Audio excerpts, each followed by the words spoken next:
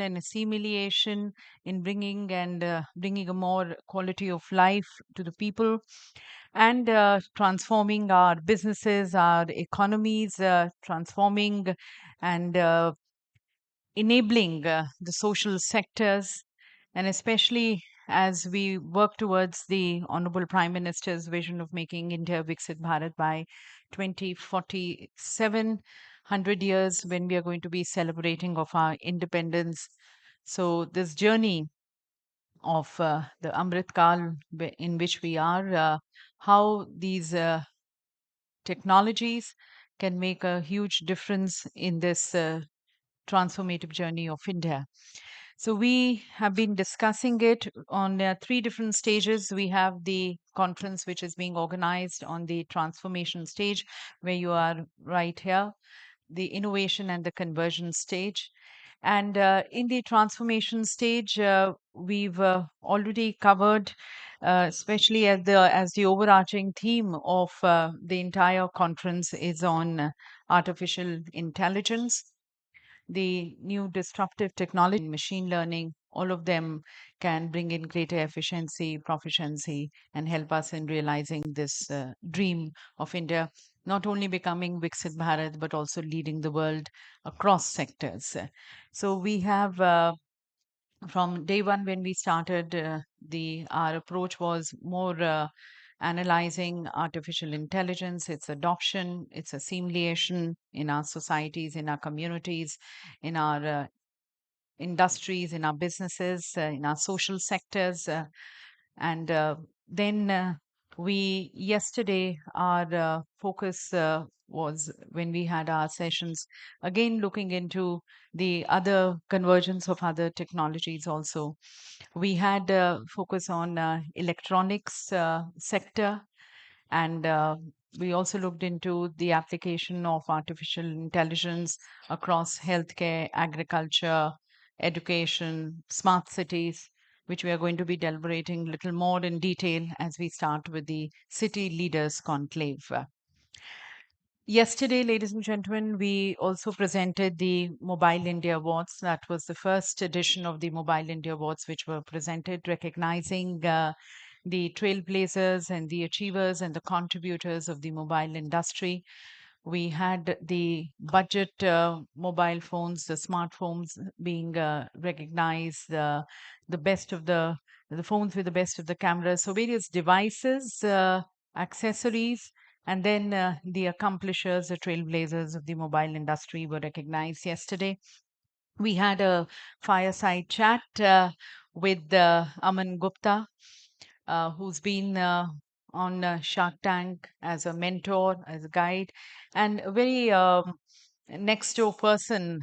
I mean, when he was in conversation, gone through all those struggles like any youngster.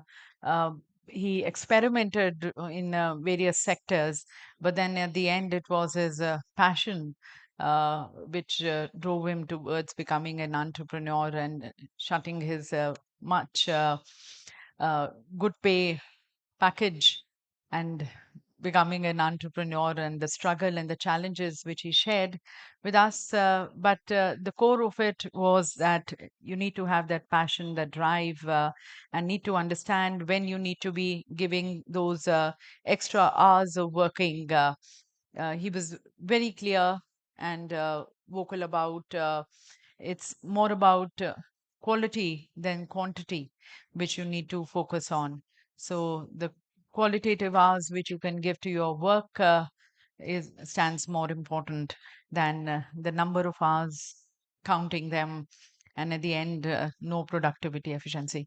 So a lot of learning from Aman Gupta, and what really touched was that it actually stands a story of our youngsters today.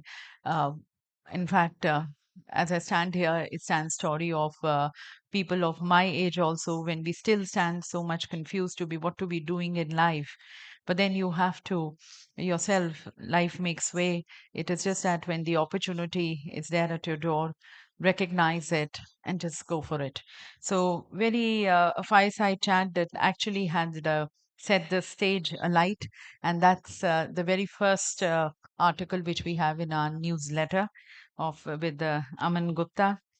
Further, you can in on the first day when we had Shri Nitin Gadkari ji, we also had our Honorable Minister for Russia joining us, and he shared with us how Russia is shaping its smart cities.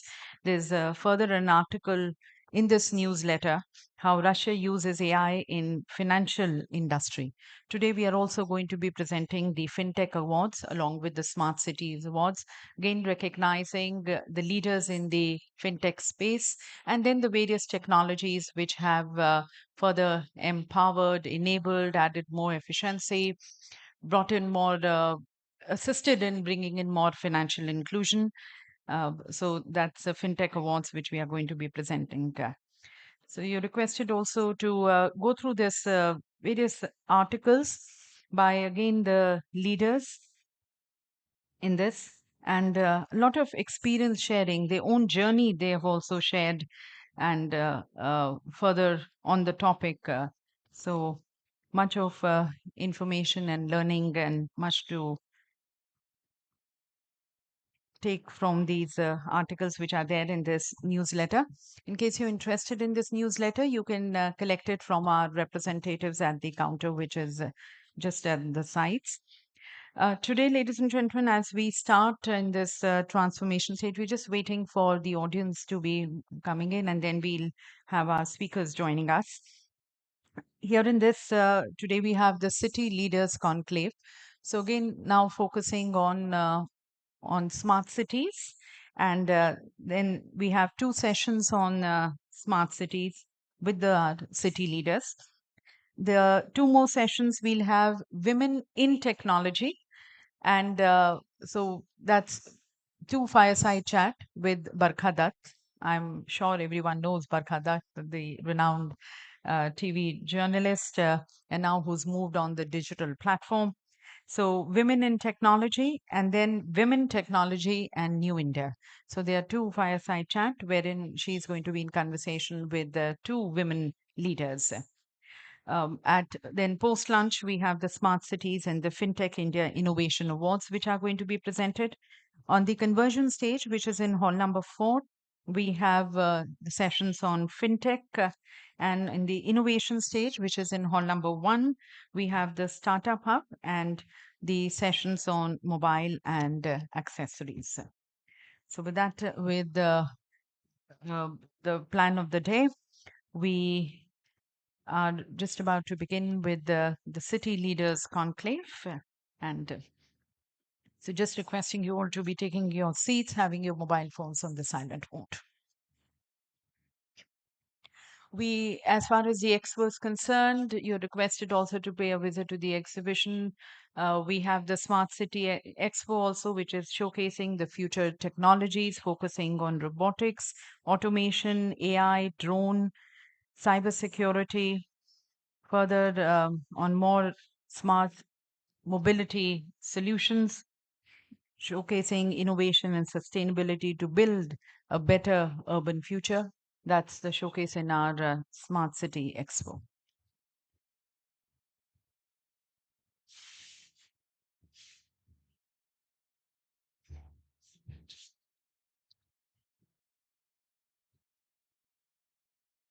So, welcome once again, ladies and gentlemen, to the day 3 and to the very first session of the day. The panel on Mission Accomplished, reflecting on the journey and scaling innovation for future ready smart cities. Now, as you're aware, the Smart Cities mission was launched on the 25th of June 2015, and it's been a decade now, 10 years. So, this session and the session further, we discuss with the city leaders the journey so far. In fact, we evaluate the journey so far, and that reminds me when this mission was launched, and Durga Shankar Mishra ji, who was supposed to join us, the former Chief Secretary of Uttar Pradesh, and that time when this mission was launched, he was the additional secretary, Ministry of Housing and Urban Affairs. And he was asked by the people that what exactly you mean by smart cities, because when this mission was launched, everyone was like defining, coming up with definitions of this. So he said there is as such no definition of smart cities. I can just say that it is not just IT, and it is about having a people centric approach. This is a people centric mission aimed at extending quality of life to our citizens. So that's the crux of these smart cities. And so in this 10 years, how we evaluate now the progress of the smart city mission, what have we been able to achieve, accomplish, the development in terms of infrastructure, sustainability, digital governance. We reflect on this journey. And so we explore the successes also, we explore the challenges, and then also discuss the road ahead. For like technologies, this mission has also evolved. And as the technologies evolve, the mission also further evolves because the technologies are giving a backbone, a framework to this entire mission. So, with this, as we dive into this session, we look into the milestone and the achievement of the Smart Cities mission, analysis of the completed projects, their impact on the urban life, the lessons which we have learned from planning to implementation, the evolving policy frameworks to sustain and expand the smart city initiatives, the governance structures that promote transparency, accountability, and citizen engagement. We also discussed the strategies to extend the smart city initiatives beyond the pilot projects, and then invite also the global perspective on the smart city innovations and further the collaborations. With that, I would like to invite our distinguished panelists to please take center stage. The moderator of the session, Mr. Amit Singh, partner E&Y. Our distinguished speakers, Mr. Venkata Subbarao Chunduru, the Director and Head India Operations, IBI Group, Mr. C.C. Lalchuang Kima, MCS, Chief Executive Officer, Aswal Smart City Limited, Mr. Vladimir Rylev, the Chief Project Manager, Logos Moscow, Russia, and Mr. Videsh Kumar, the CEO, Davanagari, Davanagari Smart City Limited. So I hand over to our moderator, Amit, for the session. You can use it as you wish. So before we actually begin onto the panel, since we were asked to talk about the smart cities and we were asked to talk about the context and whatever has been achieved till date. So I had the good fortune of being part of the smart city mission from day one. So I was working back with Ministry of Housing and Urban Affairs when this entire concept of smart city was being thought upon and what will be done. I think there are few unique outcomes, at least which we have been able to achieve as part of the smart cities. This mission was launched on 25th June 2015, and this mission provided all 35 states and union territories to identify at least one city in their jurisdiction which can dare to think beyond the traditional way of a municipal corporation.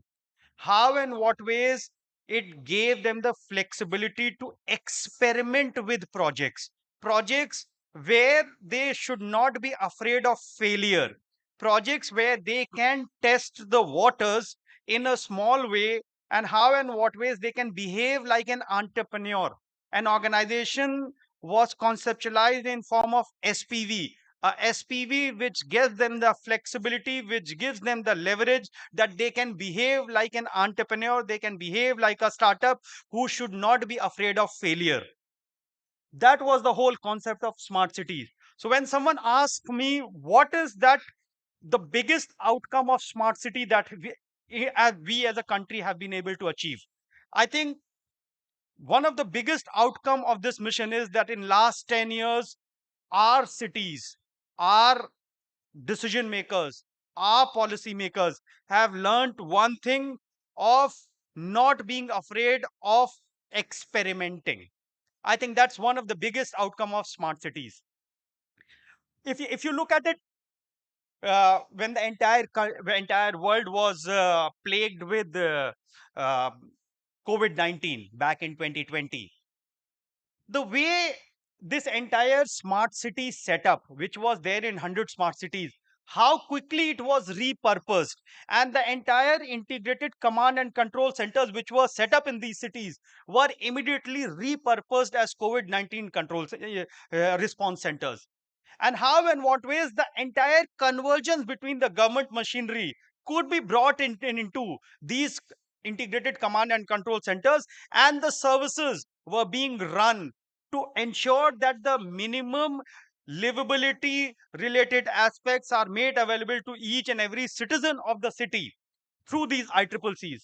I think that was the power of ICCC. That is what we learned about ICCC. Unfortunately, like most of us, we have forgotten about COVID-19, and we have also forgotten about ICCCs, how we had repurposed that. I think that's what needs to uh, be a lesson which should not be unlearned.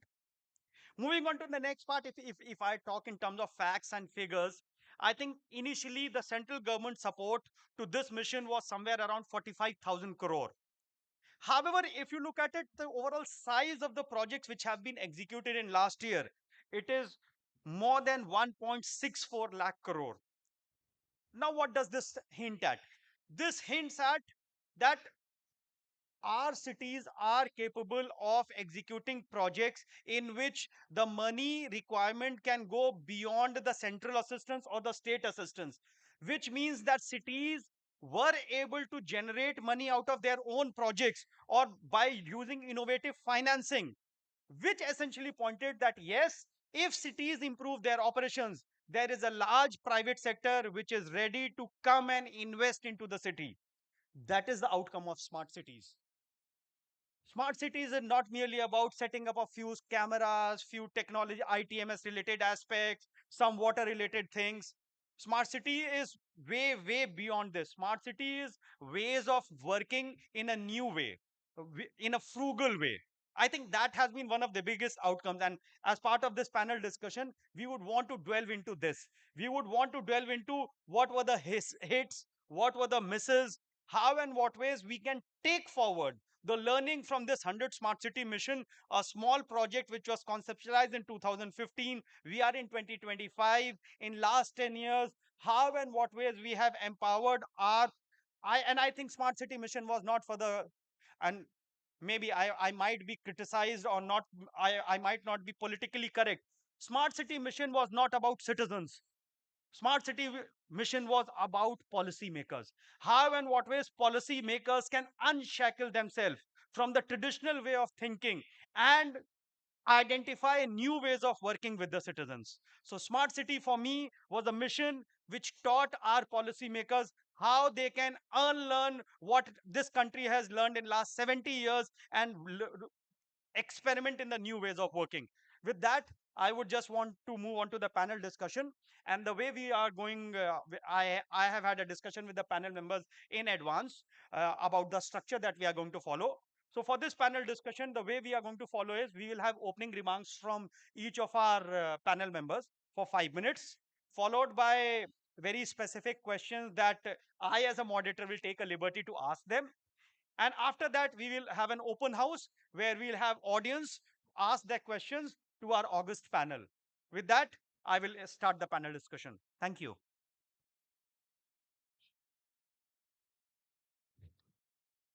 So we'll go with our first panel member. We have our guest from Russia, and very clearly, Russia, of course, is considered to be an advanced country, and there must be particular learnings that we as a country can adopt from that. Uh, so over to you for first 5 minutes of your opening remarks. Okay. Hello, everyone. First of all, I would like to say thank you for organizers and for government of Moscow for this opportunity to take part in this beautiful event. Um, and I heard your topic before, and I'm not agree with you that people is not part of smart cities. The smart cities, it's a people.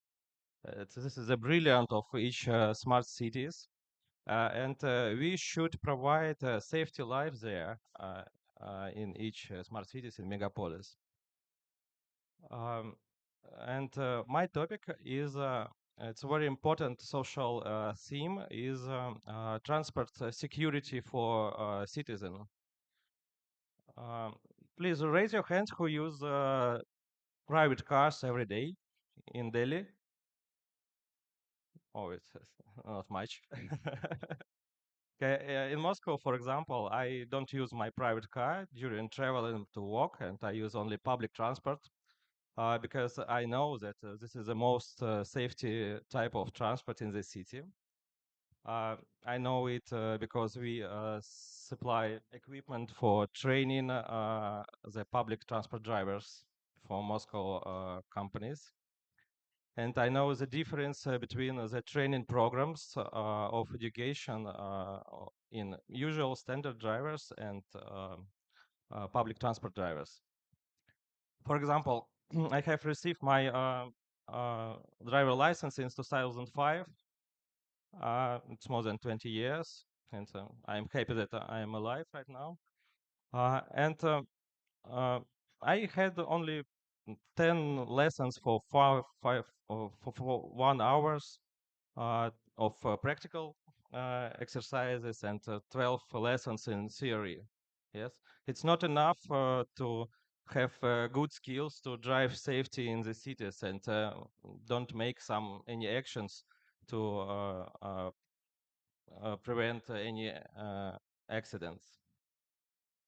But for public transport drivers, it's a very more complex training program. We use a special training center for them since 2018. The first center was established in 2014 when the situation with public transport security was terrible in Moscow. It was the most uh, dangerous type of transport in the city that year. And using these facts, we provide solution for training drivers in virtual reality in using digital twins of roads that used during real walk of the drivers. Thank you for technologies of laser scanning. This technology allows to create digital twin very fast. It's not costly, and we use the feature of our memory of every man that when we take part in some accident, yes, we will remember this accidents very long time. Okay, for example, I can um, share some accidents for you right here, but it's not very necessary because you will forget about it, about this accident and this experience of two driver who took part in these accidents will not help you. But the drivers who took part in this accident will remember this accident and will prevent some actions from there to prevent accident in future. In our trend, let me speak about training center. It's not a big building, just 10 or 12 full replica simulators based on motion platform. It's different types, 6 degree or 6 degree, uh, with a real replica cabin, and instead windshield and side shield, we install TV and load the driver to the virtual reality, and we model all accidents that happened before in these areas for many years. And we have a good effect for this because since 7 years of training, yes, this type of transport became the most secure, safest type of transport in Moscow. It's very comfortable. You spend less time because you know that the possibility of some accident is minimal. Yes, and it's this project show great effect for the city, and no, in any case, each city grows every day, and the public transport drivers become more, and we need to educate it every day. And the top secret of our project is that we don't work alone during creating these simulators. We cooperate with different departments of Moscow government to receive the lists of some the most emergency routes, the most dangerous situations that happened on real roads, and to add the situation in our virtual reality simulators, and give opportunity to the drivers to take part and remember uh, that can happen in future for a very very long time. In Moscow, it's right now it's only one training center, and it's well enough. But our government understands that the Moscow will be growth, and in next 2 years will be opened two centers additionally in different parts. And this is the technology that we developed. It's very useful and in for increased safety in the cities. And I hope that it will be very useful in India also, because you have a lot of beautiful big cities, smart cities here, and hope that this technology in cooperation with your government, Moscow government, and companies from India and Logos, we can create a new generation of training centers here that will save lives of your citizens. Thank you very much for your attention. Thank you. Thank you, Vlamadar, for your opening remarks. We will move to the our next panel member, CEO of Davangere Smart City. Sir, over to you. Thank you. A very good morning to everyone. Firstly, let me introduce myself. I am Viresh Kumar, CEO of Davangere Smart City. For the diversity of audience and for the benefit of people who have come from other country, I'm telling you, I am from Karnataka state of India, and from a place called Davangere. It is almost located in the central part of Karnataka, which is around 70 square kilometer. It's a very small city, 70 square kilometer city as per 2011 census, having population of just 4.5 lakhs. Ladies and gentlemen, as a part of Smart City mission, we have implemented 116 Smart City mission projects, out of which almost 110 are completed, and only 5 to 6 are pending to be handed over and waiting for the last minute finishings. And you for the benefit of again the audience, I'm telling you, Smart City mission is 50-50, 50 from state and 50% from Karnataka center. Total mission fund for a city is 1000 cr, and out of 1000 cr, 500 crores has to come from state and 500 crore has to come from center. Okay, and out of that 70% goes for administrative and other expenditures, and 930 cr goes for project fund. In case of Davangere, I can tell you, out of 930 projects, almost 700 to 800 crores worth of projects have been completed satisfactorily. And there might be some hiccups, 100 or 150 CR projects have not been taken, strongly in line with the smart city mission, but nevertheless, it helped our citizens very well, and people are very, receptive of the project developments which the SCM has taken forward. And As a part of this smart city mission, we have developed what we commonly called as command and control center, integrated command and control center, for which we have a very strong backbone of end-to-end fiber connectivity, not to fear of any theft of data or digital privacy. Having end-to-end fiber connectivity, we have overcome all such regular difficulties which could have occurred if we have open source ISP or open bandwidth kind of thing, wireless kind of thing. And we have also implemented a project which is almost maybe one in the country, like barrage project. A barrage project is constructing a barrage across Tungabhadra river with a cost of 72 cr 76 cr, which helps in fact augment the efforts of 24 bar 7 water supply efforts from government of India through Jalashri project. And we have other projects as well, like bringing recreational infotainment projects to city, like laser show and other open air theater kind of projects. And in terms of transportation, we have implemented almost 4 bus stations having project cost of 160 cr. And all these projects put together, we have touched almost every aspects of smart city mission. And apart from that, we have also implemented this storm water drains that comes with almost 139 cr with 66 kilometers of length.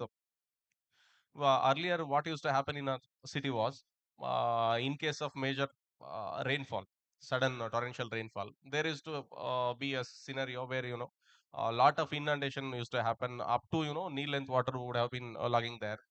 And through this, thanks to smart city again, this issue has been resolved quite well, and for which we had been recognized at the national level as well for having built a very strong major stormwater drains in the city through SCM.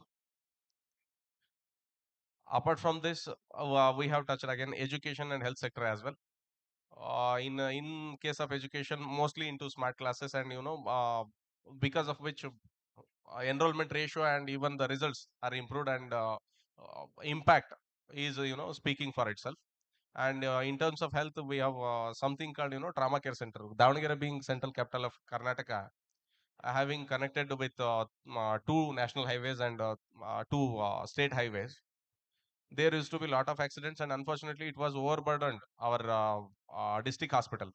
Thanks to smart city again, that issue was also resolved through construction of trauma care center, a 50-bedded hospital in Davangere. Now the patients are well taken care of, and overburdening of over that district hospital has been resolved. Like this smart city mission has given us immense potential, has this immense potential to resolve the urban issues which were either to longing for so long, because of municipality style of administration. Like our moderator said, this has helped us to think beyond the convention, beyond the conventional thinking. Yeah. Thank you. Thank you. Thank you. Thank you for your opening remarks. I think that indeed is very encouraging. And just from the facts and figures perspective, before we move on to the next panel member, I think there were more. If you look at it on an average, there are around 8,000 projects, small and big, which were conceptualized as part of this 100 smart cities. So, which essentially leads to almost on an average 80 plus projects which have been experimented by the city out to decide upon how effective their outcomes were. But yes, for the first time, the country saw cities experimenting more than 50 to 80 projects in a simultaneous manner in a city to impact the livelihood, the livability, and the overall nature of a city. So I think that's an achievement of smart city. With that, I will move on to the next panel member. We have representative from IBI. If I'm not wrong, that's what the organization is. So over to you, sir, for your opening remarks. Okay, thank you. So, good morning, everyone. So, I represent Arcadis IBI, and to see your city as how do you want to make your city a smart city, right? So that was the best part we actually saw, and we were part of the Bhubaneswar smart city proposal, and our team was actually going to every nook and corner trying to collect data. And then every city had put up wonderful proposals, and in fact we were judged as number one. Bhubaneswar smart city was given number one, and we continued to be a PMC there. And the story journey went on. So just to looking back, the smart city mission for us, I see as it has set a big motion in action, right? So it has created a movement now of urban rejuvenation or urban reimagining of urban centers. And one of the important essence of this entire mission was to actually ensure that we make urban centers as a growth engines. So they were supposed to be driving the economy of the country in one of the fastest way possible, right? So people were migrating, and we needed to give the best so that they focus on improving the efficiency. The money spent is actually is being recovered through in terms of growth. So with that mission in mind, I think it's definitely has achieved one of the primary goals of making urban centers as economic growth engines. The second important thing was engaging with the citizens. We actually see that lot of big projects, lot of much interesting projects. So for example, what was commonly quoted as Raipur's old Jawhar Bazaar, one of the way that they actually engaged with the citizens or the shopkeepers to actually rejuvenate the whole shopping complex and making it into one of the modern day commercial centers was one of the classic examples we all learned how it created an impact. Or same way, the 5 a.m. Army of Raipur, which actually made the city an open defecation free city. So these are some of the great achievements the city has smart city mission has actually brought into action. So, and also ICCC, as we have already talked about, they have become the nodal centers, and especially the way they respond, they became the response management centers during COVID and every crisis, like even when Hudhud happened as a big cyclone in on the coastal side, and how this became the emergency response centers and try to give citizens the best assistance, were remarkable stories. There's so many to go like this. So while we have so many good case studies, there are also some of the lessons that we need to carry forward. So when we go back to these smart centers today, because I've been visiting a couple of them in the recent past, I feel very bad with the momentum with which they were created, with the aspirations which were they were created. Now we are seeing slowly the thing is actually coming down. So I think it's important that we created the infrastructure, and it's important that we need to carry this legacy forward. So it's important to repurpose these things and engage people with the mission back in action. And that's one of the important things that we need to carry forward. So no doubt, this mission 1.0 was actually created to be a beacons for the future 4,000 cities and towns that India has. So they are definitely classic case studies that we have, but I think it's important to make sure that we continue this. This is not like everybody says, like excellence is not a destination, it's a journey, right? So smart city mission is not a destination. I think it's a mission for a continuous journey that need to be taken place and continued by making it not people centric, but it to be made as a process centric and citizen centric, so that it achieves its continues to deliver its outcome. So that's very important. And the other important thing that we have also learned or learning to be carried forward is also important to make sure that the technology doesn't become an end in itself. So we have set up the control center, we have set up the cameras, we have set up the sensors, we have set up a lot of new tech has actually come to place, no doubt.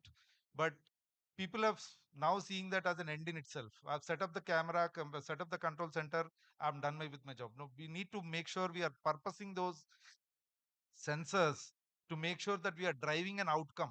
We are trying to make sure these are being used for multiple purposes, because the camera that is set on a street, while it is helping in security and surveillance, it also can help in traffic management. It also can help in ensuring that there are other governance services to be provided, also can be done. So I think it's important to make sure that the outcome or of these investment need to be reaped by making sure the cities are actually taking this data for their decision making, using this for their decision making, and making sure that this data is actually historic data that is actually coming in is made to build AI based predictive models, make sure that these are all helping us to use this historic data to make sure that we are actually getting better outcomes of these systems, making sure we are building digital twins of these cities with the data that is actually coming in. We can also repurpose and make sure that the digital twins are made, and make sure again the citizens are brought to action. That's one of the most important thing that we have seen in one of the uh, great projects that we had in this. The citizens have to be the center stage, and they need to happen, they need to come forward, and they need to start engaging with this mission. And I think with that, I think I'll leave it here, and probably we can have more discussions on this. So absolutely, absolutely. And from the point that you said, which is an important point, that now when we have introduced so much of technology into the service delivery, how and what ways cities keep on learning based upon the data that is getting generated, so as to they improve from the benchmark, because of course it's a journey, it's not a destination. So just one example that I want to tell you about how one of the smart city actually went ahead and created that learning.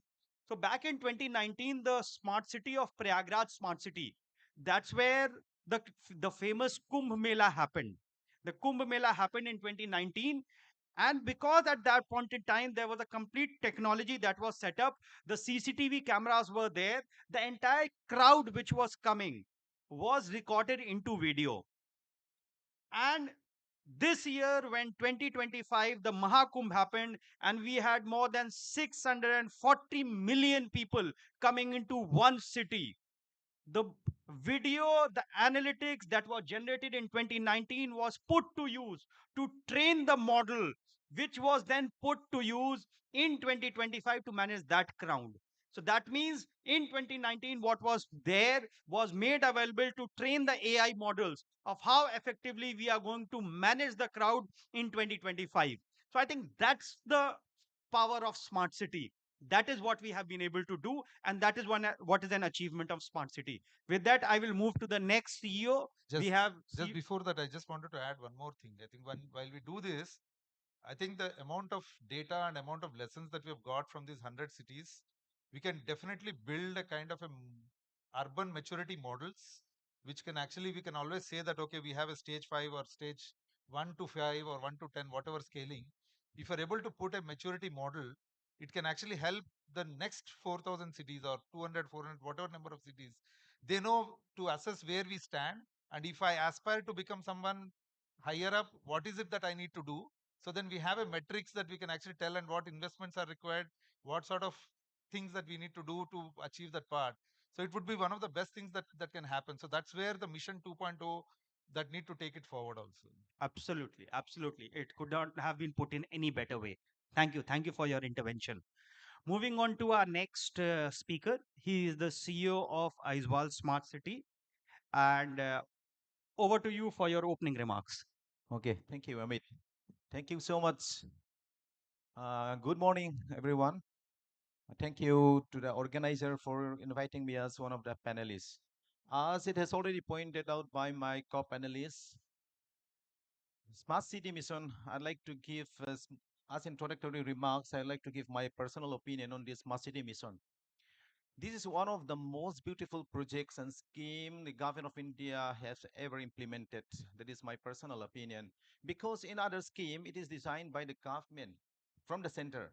But in this mission, its cities is given an opportunity to design and to fulfill their aspiration, as it has already been pointed out by my co-panelists. And this has given each city a very beautiful chance to create their own space, to create it, to create their own space and to fulfill their own aspiration. And I wish, if it is possible, I don't know whether it will be possible or not, but if the government of India can implement Smart City 2.0 for other cities, it will be a very great benefit for the country. And for me, I saw Smart City qualified in the third round, as it has already said. because in order to qualify, it is a competition. We are competing each other. And we are qualified in the third round in 2017. That may be the reason why we have some projects, incomplete project. Around 22 projects are still incomplete, but which will be completed this year.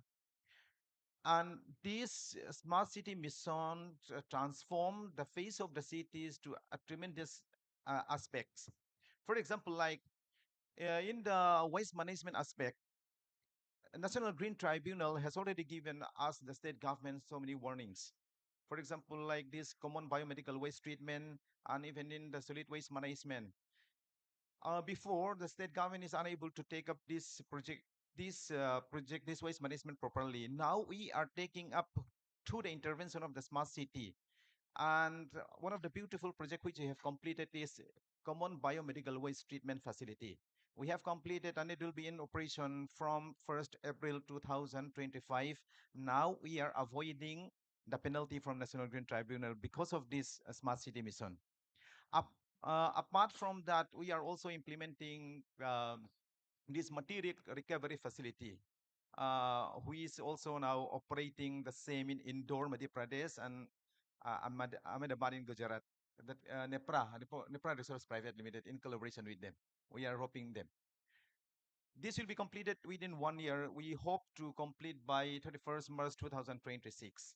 After the completion of this, I think we may be one of the best in the Northeast. So many of the audience who are coming here in this hall today might not heard or may not have seen before the notice. um, that's the beauty of this smart city mission. And apart from that, our city used to be very dark. We don't have sufficient light at night and sufficient supply of electricity. Now, with the intervention of the smart city mission, we are able to install 3,000 solar power electricity, solar power lights. And apart from that, these modern technology LED lights, we are installing around 3,000. Now, Aizawl city has become very, you see, very comfortable even at night also.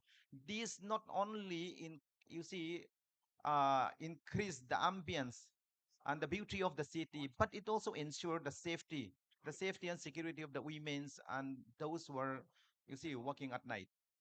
And apart from that, we are also we are also intervening in the health sector. We are improving uh, this the medical facilities in one of the most important, you see, civil hospital. And even in the education sector also, we are providing this interactive smart board to all secondary, higher secondary, and middle school level of education department. We are receiving a very huge or a very good feedback, let me say, a very good feedback from the beneficiary. Because in these days, most of the students, especially the young students, they are engaged with this electronic device at home. If the teaching is done, teaching is taken up through this two-dimensional blackboard or green board, that means the students, they are not able to study, or they are not able to learn something properly. So because of this new technology, that's why introduction of this interactive smart board in the educational classroom, this is it is found to be very, very useful and effective and significant. And this is also one of the beauty of this smart city mission. One of the, you see, one of the beautiful achievement of ISO smart city. I'd like to have so many further points, but I may take too long, so that moderator, if you have any more questions or which I can clarify later. Okay. Okay. Okay. Thank Thank you you. so much for the timing. Thank you for your opening remarks.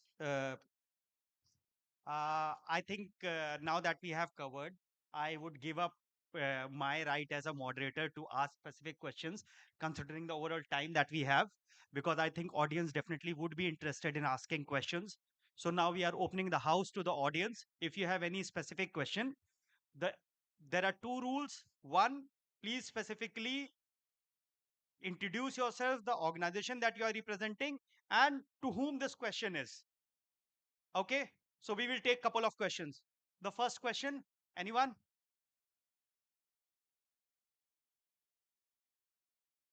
Okay, the first question over here, ma'am, over here.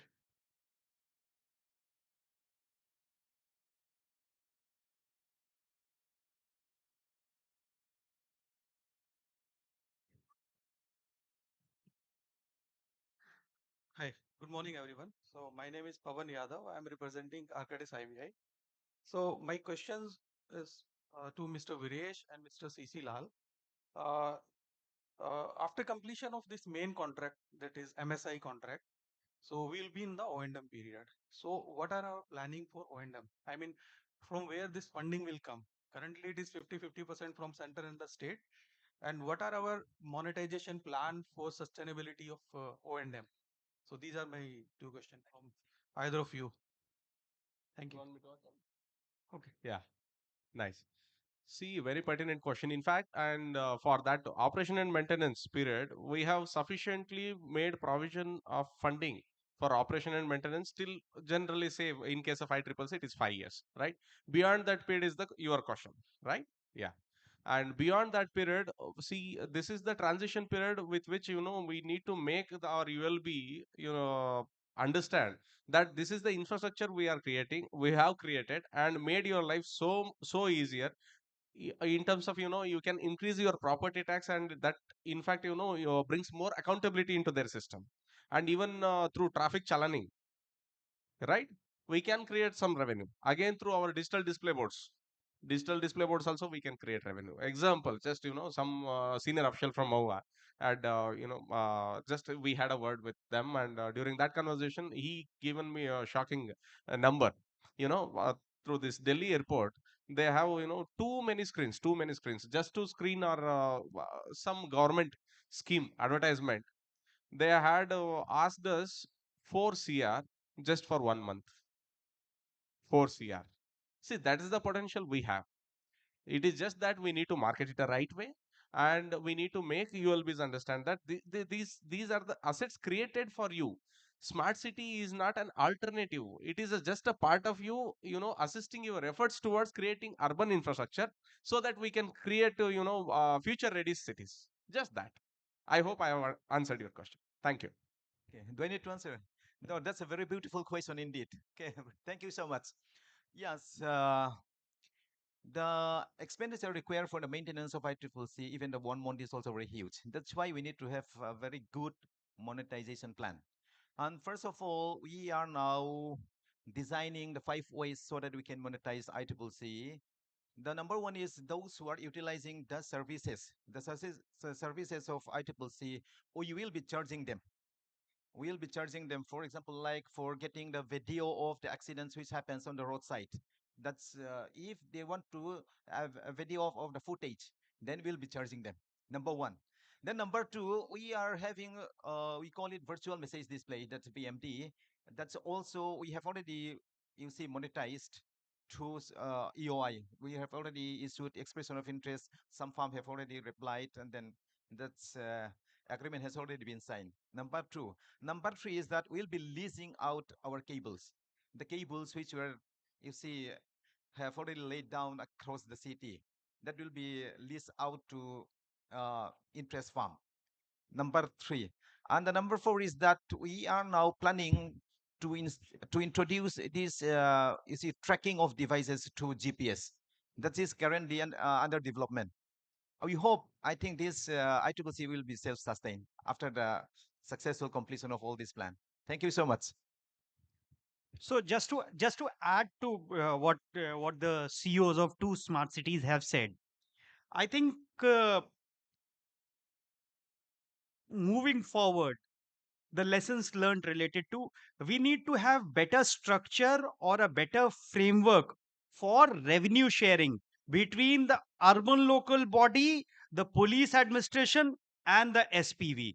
That's the moving forward. It is important that the ULBs and the police administration need to acknowledge that SPVs are there to augment their capacities rather than their competitors. Amitji, sorry to interrupt. Especially for ISO Smart City, an OM office memorandum has already been issued by the state government that any infrastructure created under the under the SPV, there will be a sharing of 30% and 70%, but up to the interest only. For example, like rupees 10,000 is generated monthly. If rupees 3,000 is spent for the maintenance, or from the remaining 30% will goes to the SPV and the 70% will be shared by that. Okay, that's office memorandum has already been issued. No, so absolutely. So that's what I'm saying. There's a lesson learned. This lesson is learned based upon the experience on the either side of the spectrum, good or bad. There are good examples as well. The entire 10 smart cities of Uttar Pradesh, the ITMS, the entire online chalans that are being generated, there's a revenue sharing between the home department and the SPV. So each challan that gets generated and gets realized, there's a 30% or 40%. If I'm not wrong, it is 30%. 30% of the revenue generated from the challan goes to the SPV. Similar thing, kind of a thing has been done by Madhya Pradesh as well. So these are incidents of brilliance which have been created by them. Now, this story needs to be taken to 4,800 urban local bodies, as you had pointed out. That what are those good things which have been created, which can be taken to the other cities now? Next question. Yeah, we have someone over there. Ma'am, can you please pass the mic over there? Thank you, sir. Good morning to all of you. Sir, this is Amit from Sidiksha Green Tech. I am a proprietorship firm owner. I just want to ask, because 100 smart cities we are discussing, at what place this small business owner proprietorship firm can participate into this? So, okay. So the question that he has is that he is a proprietor firm. So his question is that how and what ways the smart city ecosystem is enabling the proprietary firms or the startups or the new entrepreneurs to be the beneficiary of this entire system which is being generated by smart city. Am I correct? Great. You want me to answer? Yeah, Yeah, nice. please go ahead.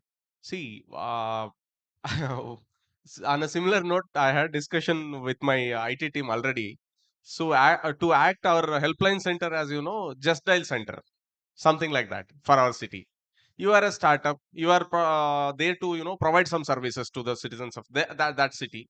If the citizen requires that, the smart city helpline or our website what we have created will act as a platform between citizen and the business people, yeah, thereby enabling you to bring more business to you and thereby helping our citizens to get the services better in an authenticated manner. Anything else you want, sir? May I add? Sorry to interrupt. Yeah, Okay. please go Please ahead. go on. Go on. Yeah, even in ISO or in the ISO Smart City also, we are constructing entrepreneurship development hub. Entrepreneurship development hub in which all the entrepreneurs and all the startups they can come together, and even the government is also you see forming entrepreneurship startup society. Now the society is giving them trainings to the youngsters or those who have the idea but do not know how to go ahead, how to go forward, and also how to avail loans from the banks or from the financial institution.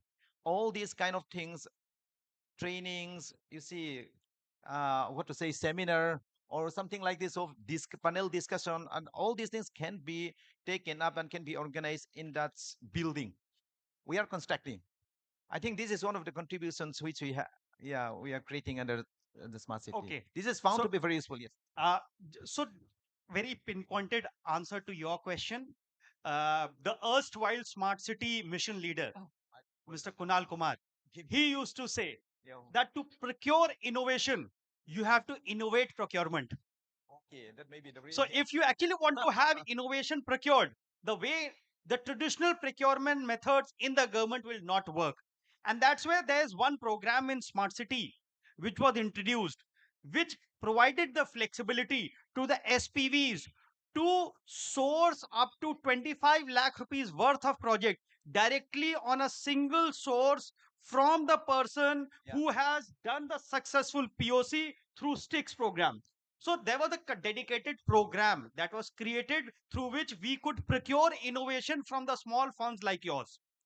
Having said that, another part which I just wanted to add, which we had the CEO of Aizwal talk about, if you look at it, there are 23 incubation centers which have been established across 100 smart cities.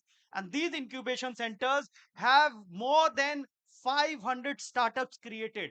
And these startups are the beneficiary of the smart city program.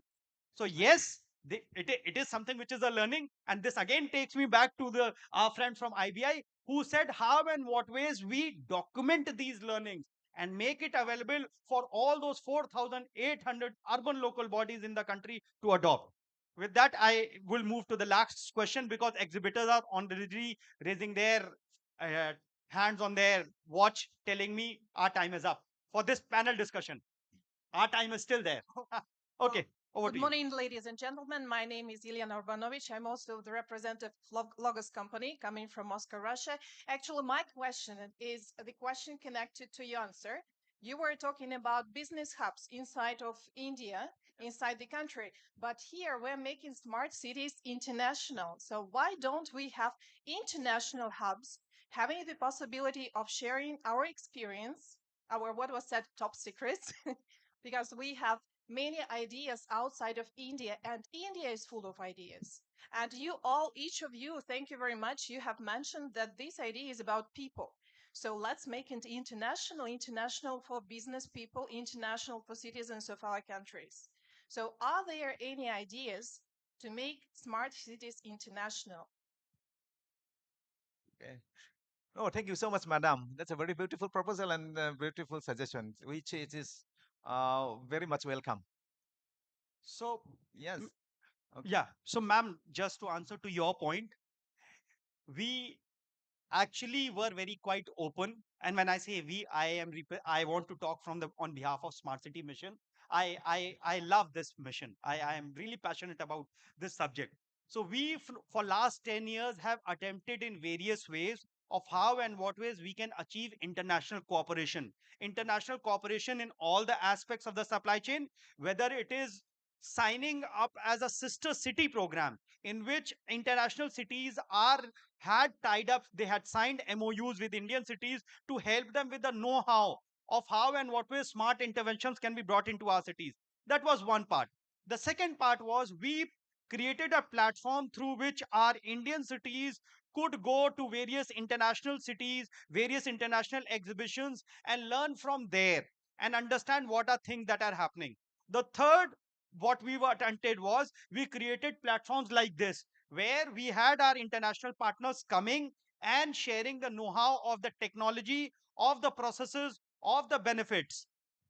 Last but not the least, going forward, I think our IFIs and our partner countries with whom Government of India is trying to work, these MOUs need to be taken further of how this technology exchange can be beneficial for the cities. With this thing, I think we would want to close. If you have any closing remark before we close.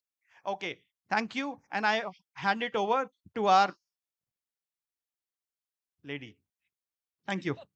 Thank you, Amit.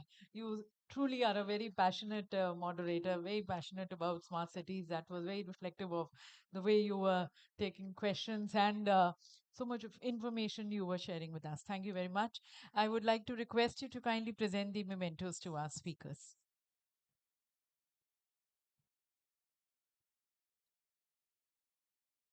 So we can thank Vladimir Riley first. Thank you.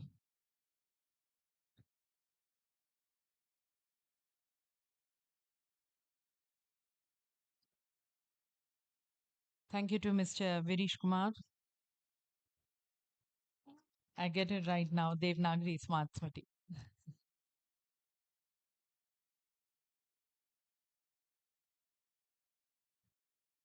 Thank you to Mr. Venkata Subbarao Chunduru.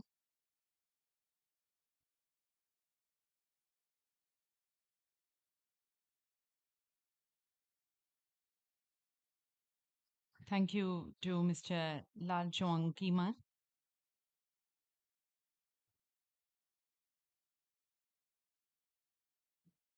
And may I request Charanjit to please join if you can present the order. And Chandrika, Ms. Chandrika Behel, the Managing Director of Exhibitions Intergroup, to be presenting the memento, thanking our moderator, Mr. Amit Singh.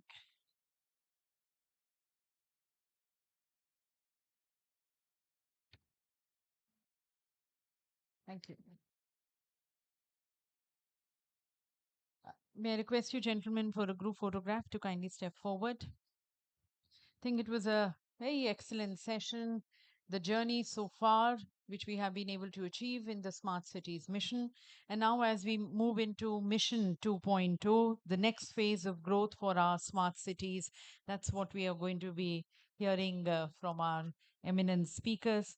And what reflected from that when the mission started, as it has been a journey in progress, and this journey continues. We've built these very progressive cities, aspirational cities, inviting also people's participation. So they have been cities which have been built with people's participation, with the ICT weaved in. And now, how do we apply the very learnings or the challenges which we had faced in Mission 1.0 as we take this Mission 2.0? So, stories of brilliance, stories of excellence, how do we escalate them and further bring about more outreach of these into other cities? So, scaling successful lessons learned from the mission and then scaling best practices to the other Indian smart cities. We're also going to be discussing in this session scaling successful international models to Indian cities, which was one of the questions in the last session, which we had from the audience. And then, as with the evolution of new technologies and their convergence, IoT, AI, ML, data driven solutions, their application now to further bringing about improvement in the urban management. So, all this we take with our speakers in this session from its ambitious inception to tangible progress. This panel exploring the impact of the key learnings of the journey so far, and now moving further towards building these future ready cities.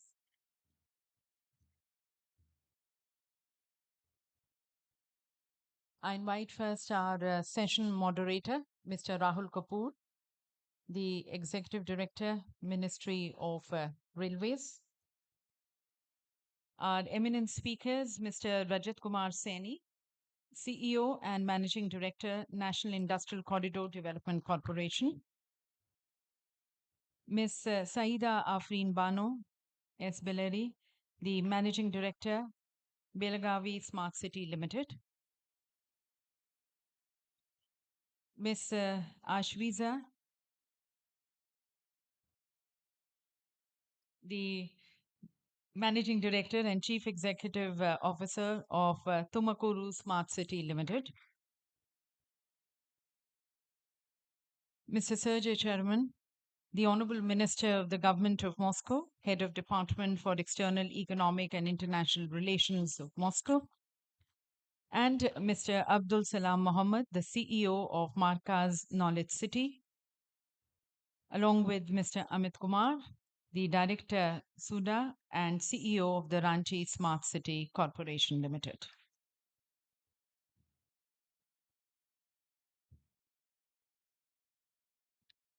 And I hand over to our moderator, Mr. Rahul Kapoor. Thank you.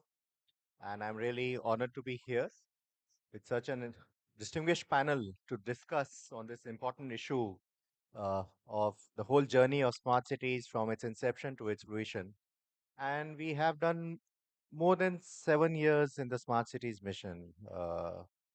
Or in fact, 2015 was when it was announced, 2016 when the first smart city was selected, 2018 when the selection process got completed, and finally, as we see today, we are in 2025, the mission is coming to a close.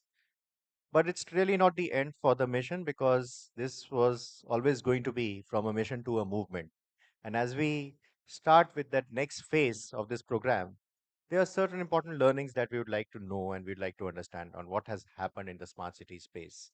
Uh, this mission, just to give you a brief, was about 100 smart cities that were selected through a challenge process in the year 2016 to 18.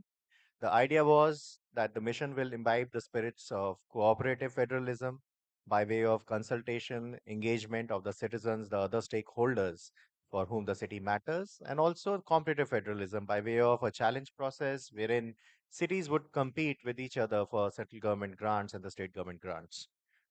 Imbibe the spirit of doing more from less. These were the core principles because bringing in efficiency on government working, and technology was never meant to be an end goal when we talk about this mission.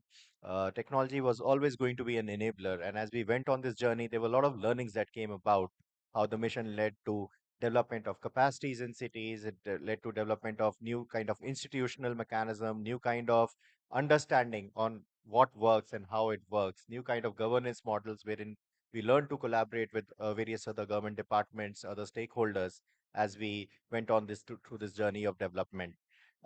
Several learnings, and I am sure today this panel will be telling us all about that on various space, how it led to inclusive development, how it led to creation of livelihoods, how it led to the built infrastructure getting more robust in cities, how it improved the quality of life, how it improved the sustainability or resilience of cities, and also led to economic growth and development. But as I was talking about, this 100 smart cities selected through a challenge process in the spirit of cooperative and competitive federalism, being multi-sectoral, this was another unique dimension for this program as such, because most of the of India program are focused on a particular sector. But here was a program that was multi-sectoral, that cut across environment, mobility, or energy, and it was a very bottom up approach wherein the selection of projects was something that was projected by the city administration in consultation with the stakeholders. So every city had its own model of development, its own journey towards becoming smart, and that's why there was no definition of what a smart city construes. So today I would like to first start with one of our panelists, uh, Mr. Amit. uh, Amit today is the CEO of Ranchi Smart City Limited. He has been associated in the urban development department for quite some time and has been a part of this journey for several years. And Ranchi embarked on a model of greenfield development. So, like I was mentioning, each smart city chose its own path. Some decided to go on the retrofitting model, some decided to go on the redevelopment model, and some went on a complete greenfield development model. Ranchi was one such city which decided to go on a greenfield development model, and land monetization, asset development was something which was very, very unique to this city. And a lot of other cities have also been able to learn and try and replicate this model of development that Ranchi had implemented for itself. I would like to ask you, Rajat, as the first speaker, to kindly share your thoughts and views on how did Ranchi implement its developmental model with regard to land. Uh, Thank you, sir, and good morning to all of you. Ranchi Smart City is one of 100 smart cities of, and it's unique because it's a greenfield project. It's a greenfield area-based development, uh, and what we have done under a smart city mission, that we have already developed the 656 acre of land as a area-based development, and in which we have already completed the integrated infrastructure development work. And in this integrated infrastructure development work, we have already developed the road with pedestrian and cycle track, all the utilities, the energy, what we have done, that the GIS power substation for sustainable energy supply, the supply of water, and the wastewater management also. All the critical infrastructure have already been developed under this mission, and that will be sufficient for 1.5 lakh population. So what we have done, that we have already created a sustainable city model, that will cater the need of 1.5 lakh population, in which the major thrust is to develop a knowledge hub, because in this 656 acre of land, auctionable land is around 350 acre of land, in which we are offering 21% of land for quality educational institutes that will cater the need of the city as well as the state. Apart from institutional land, we are offering residential land, in which 16,000 flats will be constructed for 80,000 population, and the commercial, mixed use, and the public and semi-public also, in which we have to develop the hospital, schools, medical college. So this smart city will definitely cater the need of the educational requirement, the residential requirement, and the future need also. What we have done,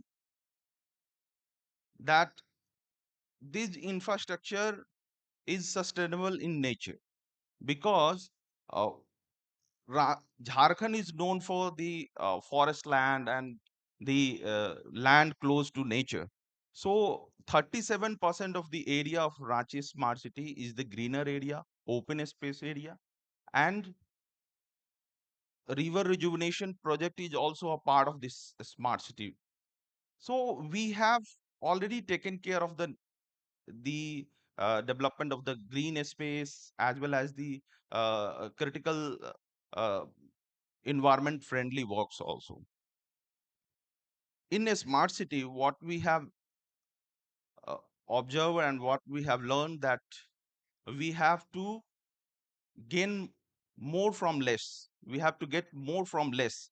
So what we have done, we have developed a sequential batch reactor of 16 mld of sewage treatment plant, in which the treated wastewater will be supplied to the each and every plot for secondary purpose of the water, like gardening, flush in flushing, and the car washing also. So we are optimizing the utilization of resources also.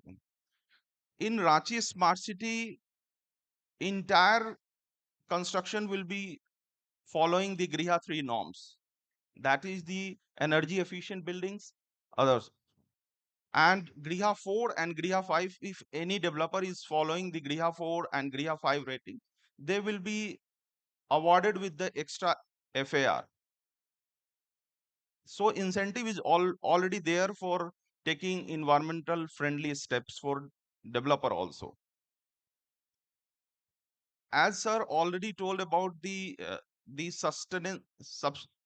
sustainable aspect of this mission and the land monetization part, I will focus upon that we have successfully conducted 4 auctions, in which we have already awarded 16 land plots to different developer, to including like medical college, technical college, this school, I think whole residential plot have been auctioned, sir. And through that only we have earned 570 crore rupees, and we have given back to the government also. So it's a win-win situation for every stakeholders, that the citizens are getting the services, that is the state of the art facilities, and government is also offering a sustainable infrastructure to every citizens of that particular ABD area. And the third, it's a economically viable options also, that in spite of all these developmental work, we are getting revenue out of it through auction of that particular 60 plot, which I have already mentioned. We will definitely collect, I think, 2,500 crore out of it, and 40,000 crore of investment will be there in Ranchi smart city. That will boost the economic development of that particular area. And I think that this smart city has given a further vision to develop other area also in different part of the state. So taking lesson from the Ranchi smart city, now we are planning to develop uh, a satellite town of the major cities like Dhanbad, Hazaribagh, Devghar, Dumka also. So now it's time to realize the benefits of that smart city work and implement it into in other part of the state. Thank you. Thank you so much, Amit. And I think you have touched upon the right points on area-based development. And recently, a study was conducted by the Smart Cities Mission with some of the top universities in five of the cities. And what they found that it was the real estate developers who had validated your point, that how the property prices in these cities have been more stable, and more than 80% of the projects are actually being implemented in the ABD areas under the smart cities mission. So ABD approach does need make more economic sense when you're looking at development. And in that same way, like you have talked about greenfield development, another major initiative of the government of India has been the industrial smart cities that were recently announced. As a smart cities mission is at a fag end for the 100 cities. But of course, like I mentioned, it's a journey that continues from mission to movement. But then again, the industrial smart cities are something that have probably taken some of the learnings from the existing smart cities. And we have the CEO of National Industrial Development Corridor Corporation, Mr. Rajat Kumar Sani, who's from the Telangana cadre of the IAS 2007 batch. I would request you to kindly share your vision on how are we going to develop these industrial smart cities, and what about the industrial development corridor that you are working on. Thank you, Rahulji. First of all, I would like to compliment you for the leadership of Smart Cities mission for almost 7 years.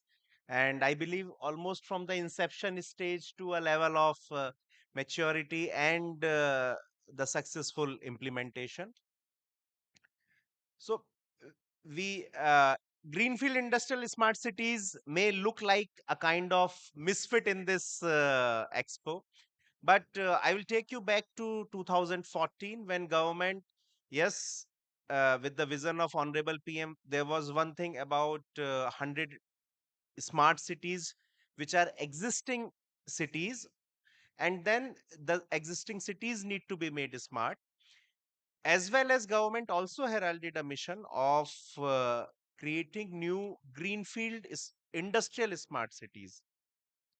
Now, all this is a part of ease of living and ease of doing business both. So, in fact, we can put all of it. If we also include jobs, then jobs are also a part of ease of living. So in that way, manufacturing and industry also becomes a part of living.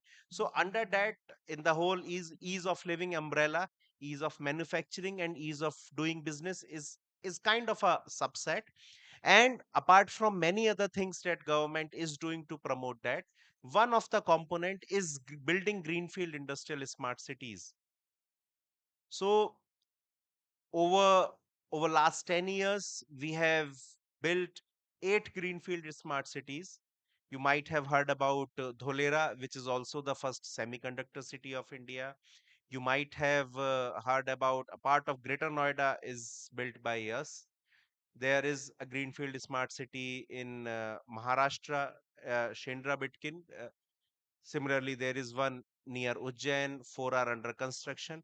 And building upon the success of this, government approved 12 new projects of industrial smart cities in last year in August.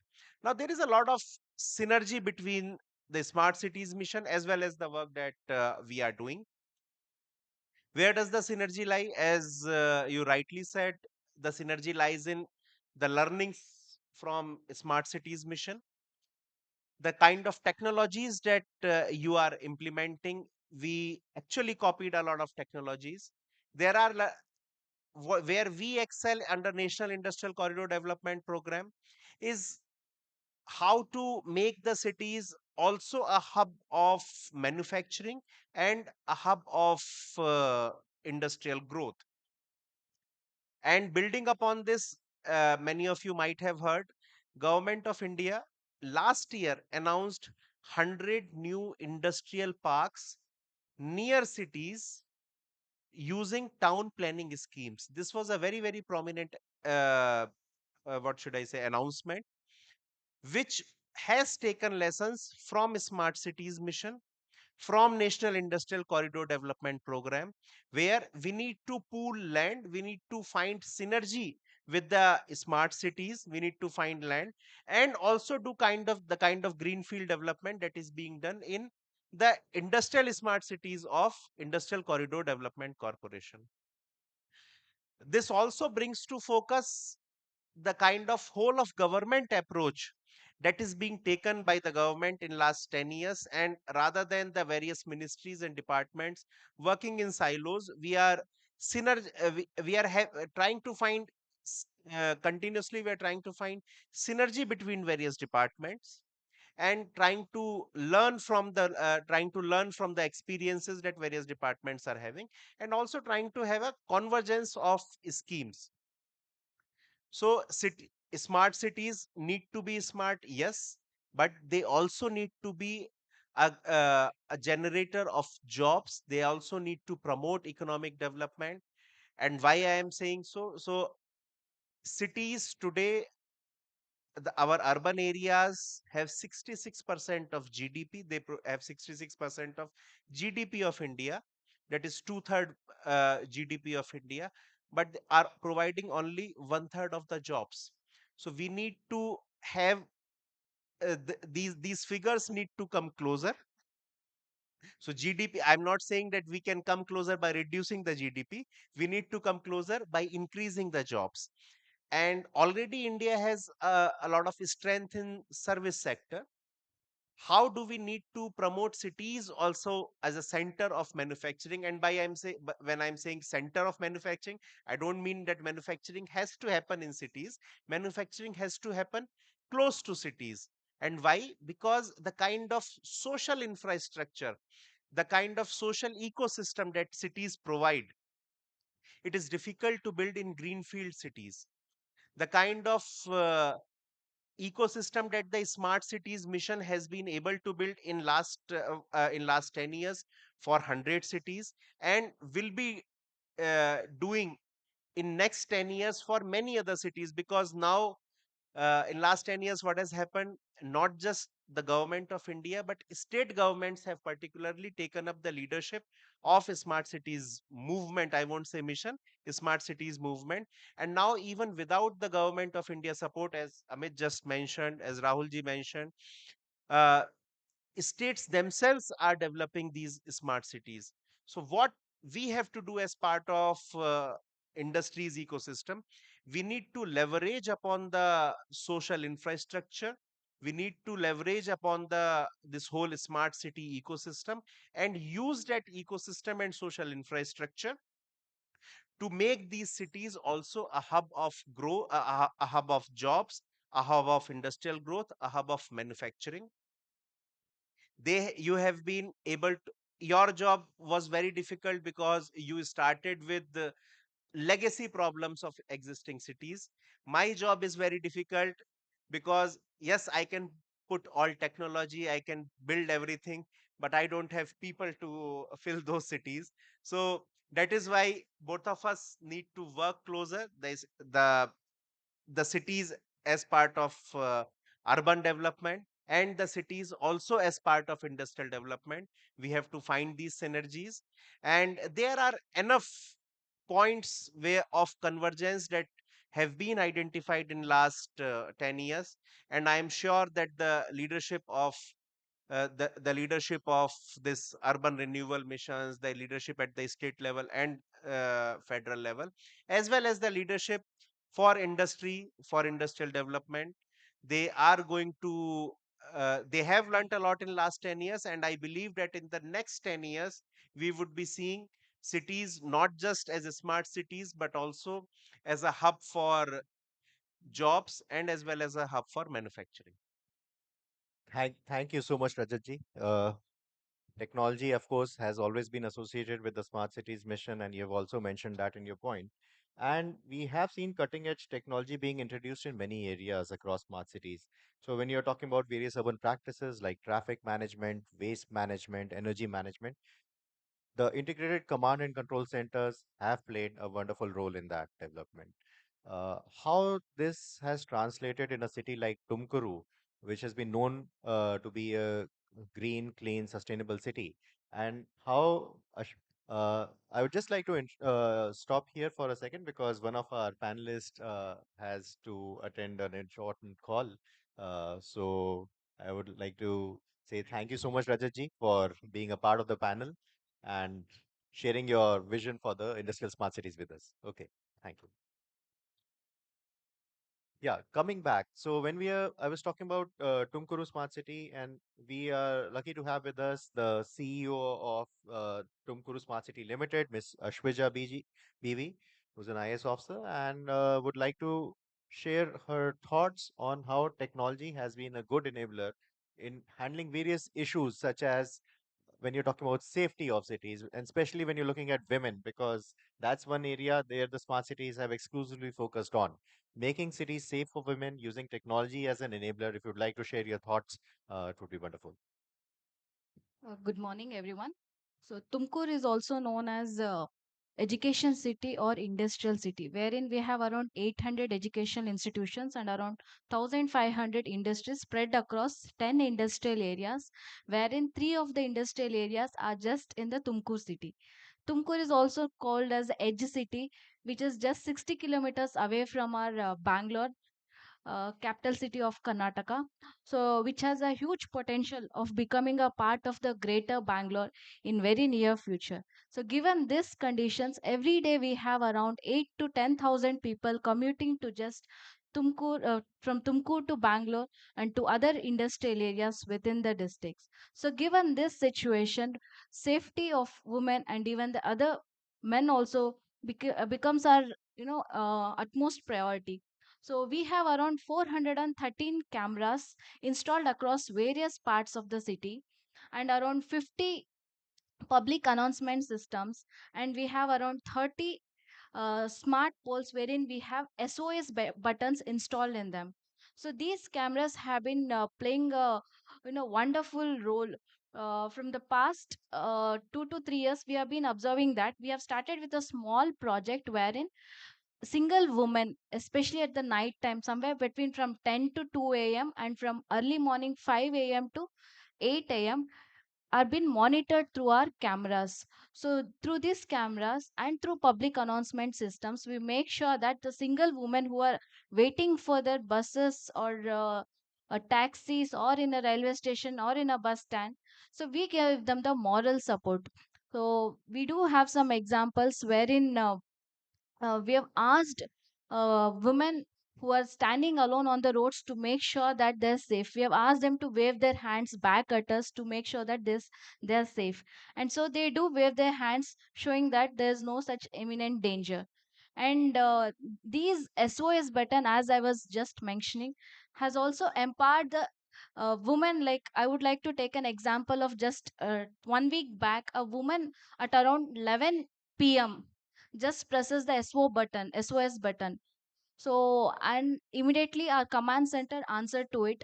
And the issue was she's an illiterate woman, and she and her 9 months old baby were thrown out of the house at 11 p.m. in the night. So she immediately comes out of the house and she presses the SOS button. And that is when our command center team, in coordination with the police, reaches the spot in just 5 minutes, and it is made sure that the woman is allowed back in the house and the case was registered against her husband. So these are the cases which gives us more power as a city. And we also had played an important role. As all you all might be knowing, there was a blast in Bangalore city in Rameshwaram cafe. So the terrorist, right after the blast, he came to Tumku city, which is just 60 kilometers from the Bangalore, and we found him roaming on the streets.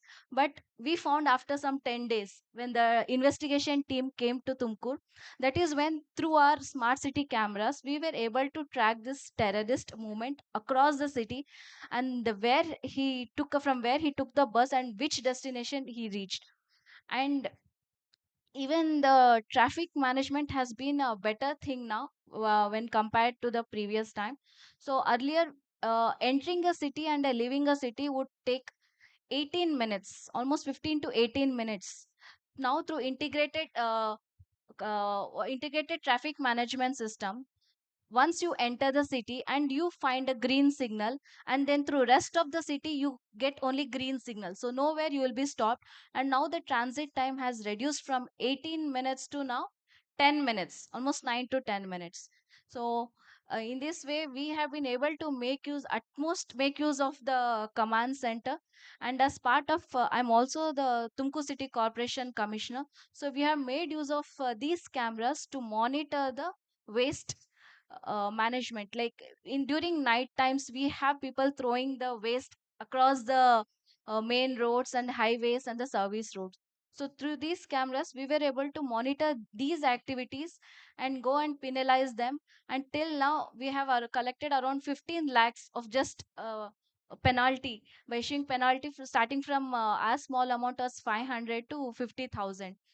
And during monsoon system, so during monsoons, especially at the night time when the people are not in the office, but our command system has center has 24 into 7 staff. So but the corporation staff, usually when we are at home during night times, during monsoons, these cameras have been very helpful, wherein the water logging areas are immediately identified and informed to the respective engineers. So these engineers immediately go and attend to these water logging areas, which through which we can avoid fatal accidents wherein people getting trapped under underways, bridges. So in this way, command centers have been used as a tool to ensure that our city is safe and secure. Thank you. Thank you so much, Ashmeja. And I think we have talked about technology, we have talked about economic growth and development, and we have talked about quality of life and livelihoods. One important part of smart cities is also making the cities more inclusive. When we are talking about accessibility and inclusion, that's a very, very important part. And some new learnings that have come about in the smart cities mission implementation, be it the development of all ability parks in several of the cities like Vishakhapatnam and the other cities as well.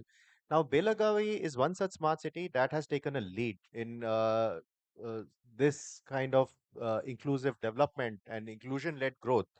Uh, when we look at today the number of projects that we have implemented, there are more than 7,700 plus projects under the smart cities mission, but a significant number of them have actually looked at the core values of inclusive city development, and accessibility is one such core area where they have worked.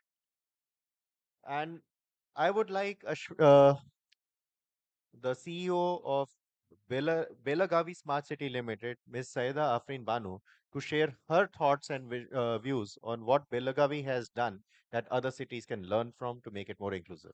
Namaste, everyone. First of all, I congratulate Mohua, headed by Rahul Kapoor sir as director and as JS also, for making the smart city mission as true fruition. As today's topic is how smart city has transformed the cities into fruition. We heard from Ranchi and we heard from Tumkuru, and now I am telling about Belgavi. It is nothing but the smart city mission which has transformed cities to fruition. The journey has started from vision. Now it has come up to fruition. Belgavi smart city is known as the second capital city of Karnataka. Every year we do the winter session in Belgavi. Though it's a small city, but it is adjoining the bordering area of Maharashtra, Goa, very accessible to many of the adjoining states. So Belgavi Smart City is known for inclusivity.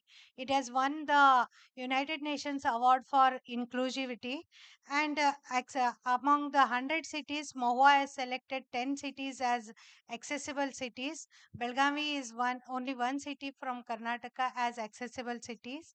I'm proud to say that some of the most of the Belgavi smart city projects are uh, um, uh, targeted to improve the quality of life and accessibility, inclusivity, and sustainability. For example, our projects are Kids Zone and Digital Library. Kids Zone and Digital Library is one of its kind where we have used AI, artificial intelligence, and where it is based on the motto that if you can't go to library, library will come to you.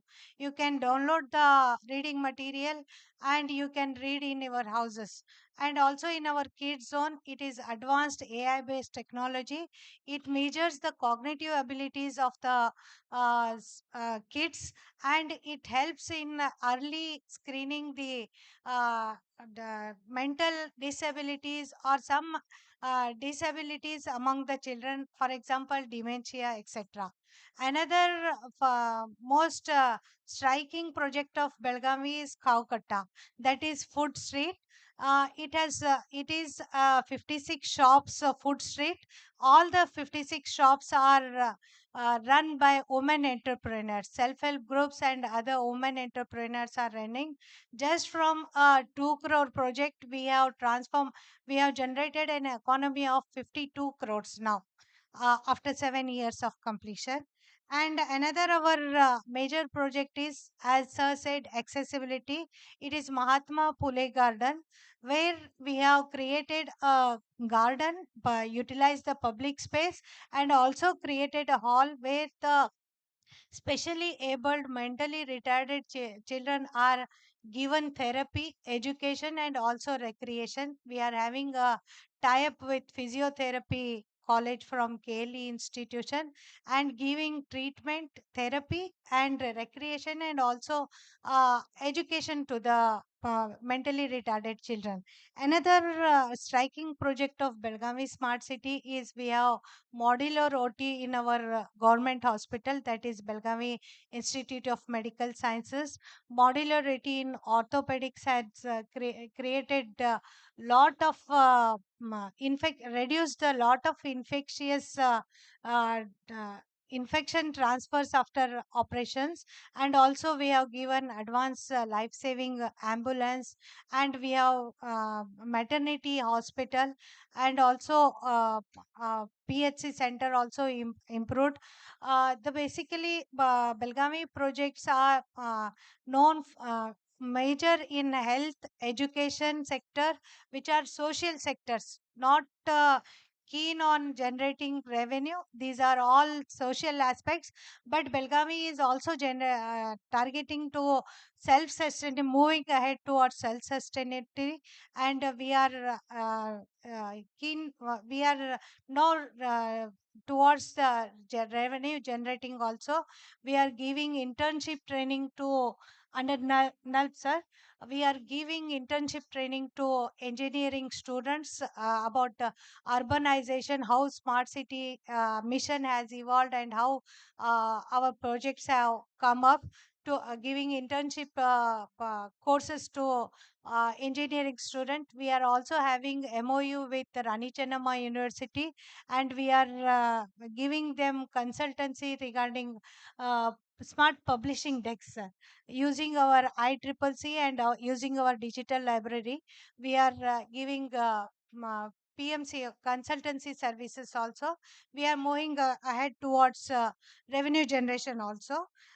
In a nutshell, I want to say that smart city mission has empowered the cities for sustainability and also livability, and made the people's life livable.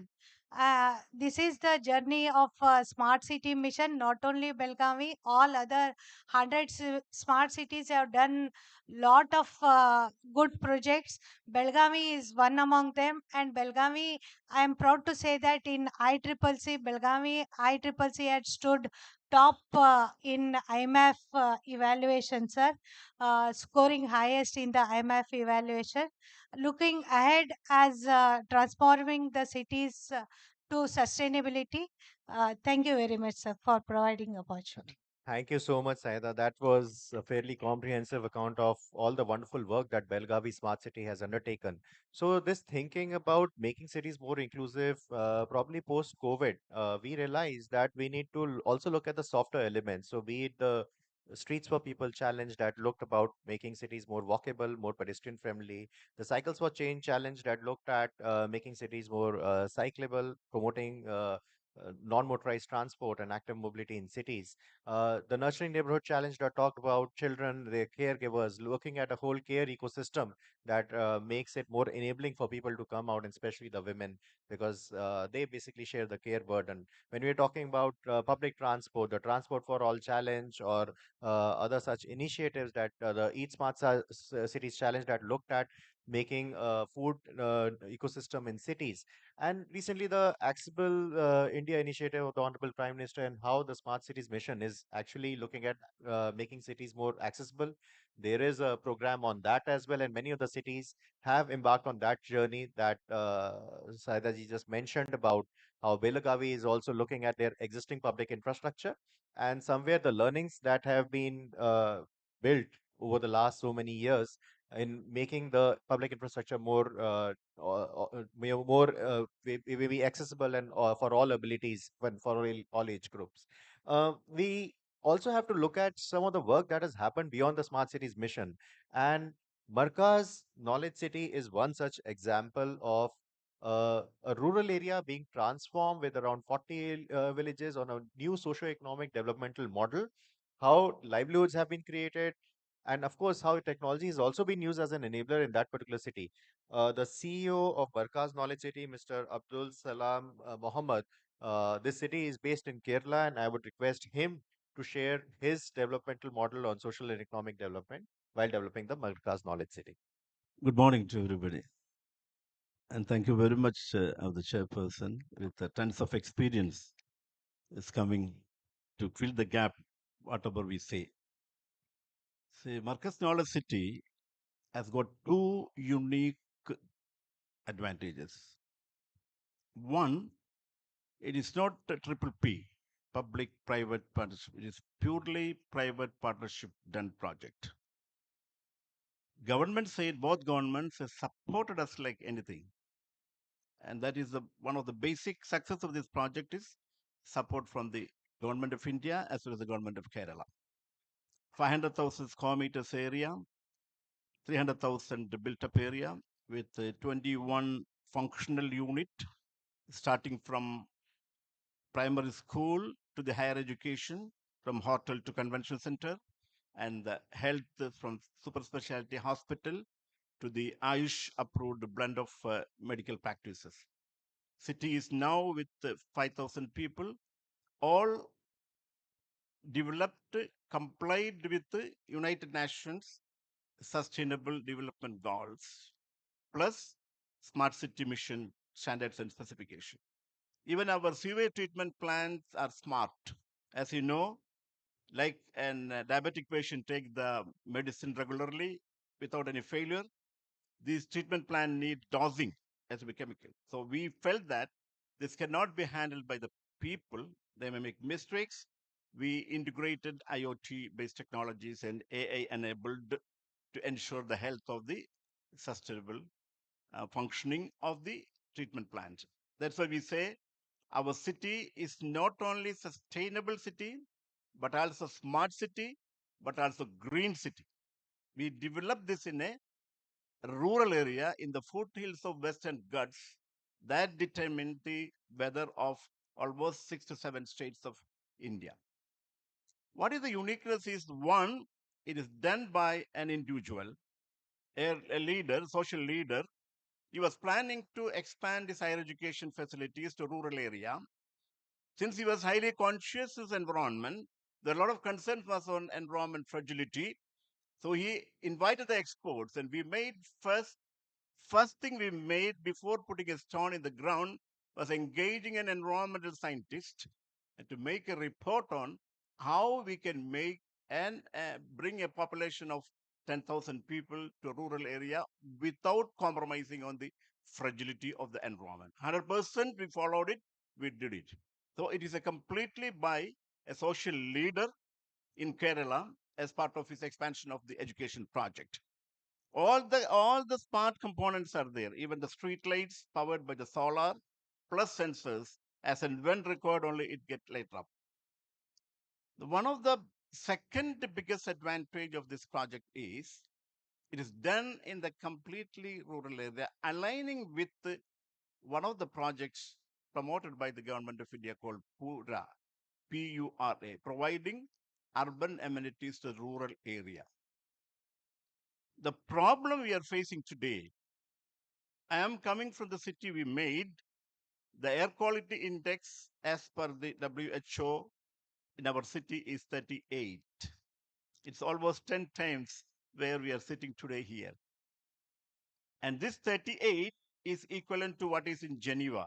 We went and presented this paper into the headquarters of UN. There, the quality of air was almost near to the quality of air what we have in the Marcus Noller city, which means that a complete urban facilities are provided to the villages, and to ensure a sustainable city is sustainable.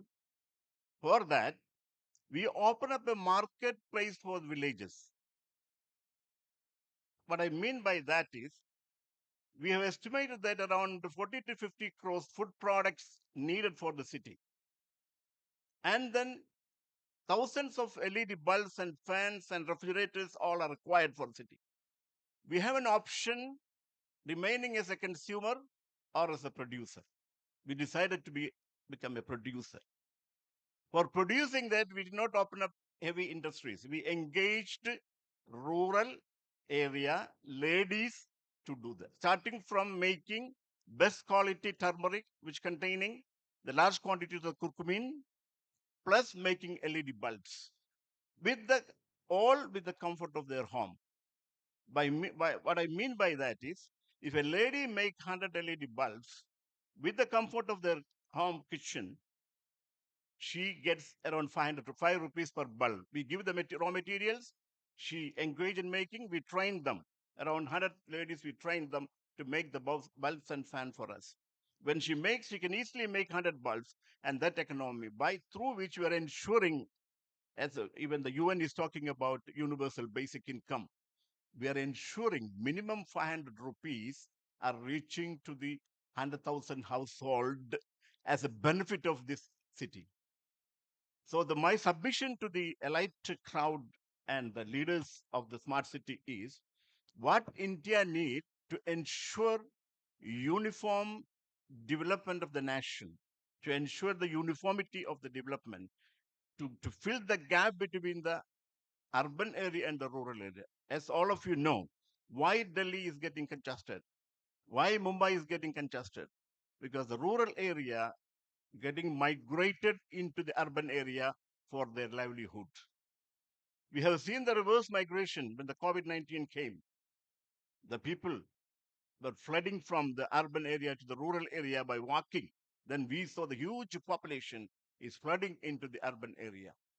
So if we can do the project like what we did in the Marcus Noller city, empowering a rural area, building an urban amenities by complying with all the sustainable development goals, specifications and standards, and the Smart City Council standards, we are ensuring an empowerment of the villages, which means that their livelihood is ensured, their education is ensured, their health is ensured. That are the primary goals of the sustainable development goals proposed by the SDG. Thank you very much for giving me this opportunity. Thank you so much, Mr. Abdul Salam Ahmed. And we have heard the smart cities of the smart cities mission. We have heard about the rural experience. We have heard about industrial smart cities. Now is the time to learn from the international experience as well. And we are very, very honored to have with us uh, the Honorable Minister of the Government of Moscow, Head of Department for External Economic and International Relations of Moscow, Mr. Sergei Sheremin. Your Excellency, Sergei Sheremin is a seasoned financial and government expert currently serving as the Minister of the Moscow City Government, and he's the head of the Foreign Economic and International Relations Department, a distinguished alumnus of Moscow State University, Institute of International Relations, and Moscow State University. He specialized in international journalism and global economic issues. Early in his career, he gained invaluable international exposure through internships and advanced training programs in the United States with a robust background in banking. And he has led various banks from 1991 to 2003 before becoming the CEO and later chairman of the Moscow Bank of Reconstruction and Development. Uh, Your Excellency, I would like you to address this August gathering on the work that the Moscow Smart Cities has done and how we can learn from the good work that Moscow has undertaken. Thank you so much. Very good morning. It's a great honor for me to share Moscow experience, how we develop safe and smart city. And nowadays, Moscow is one of the most advanced metropolises all around the globe, using all the possible means for digitalization. And we are proud that nowadays digital solutions really help city to manage all its spheres.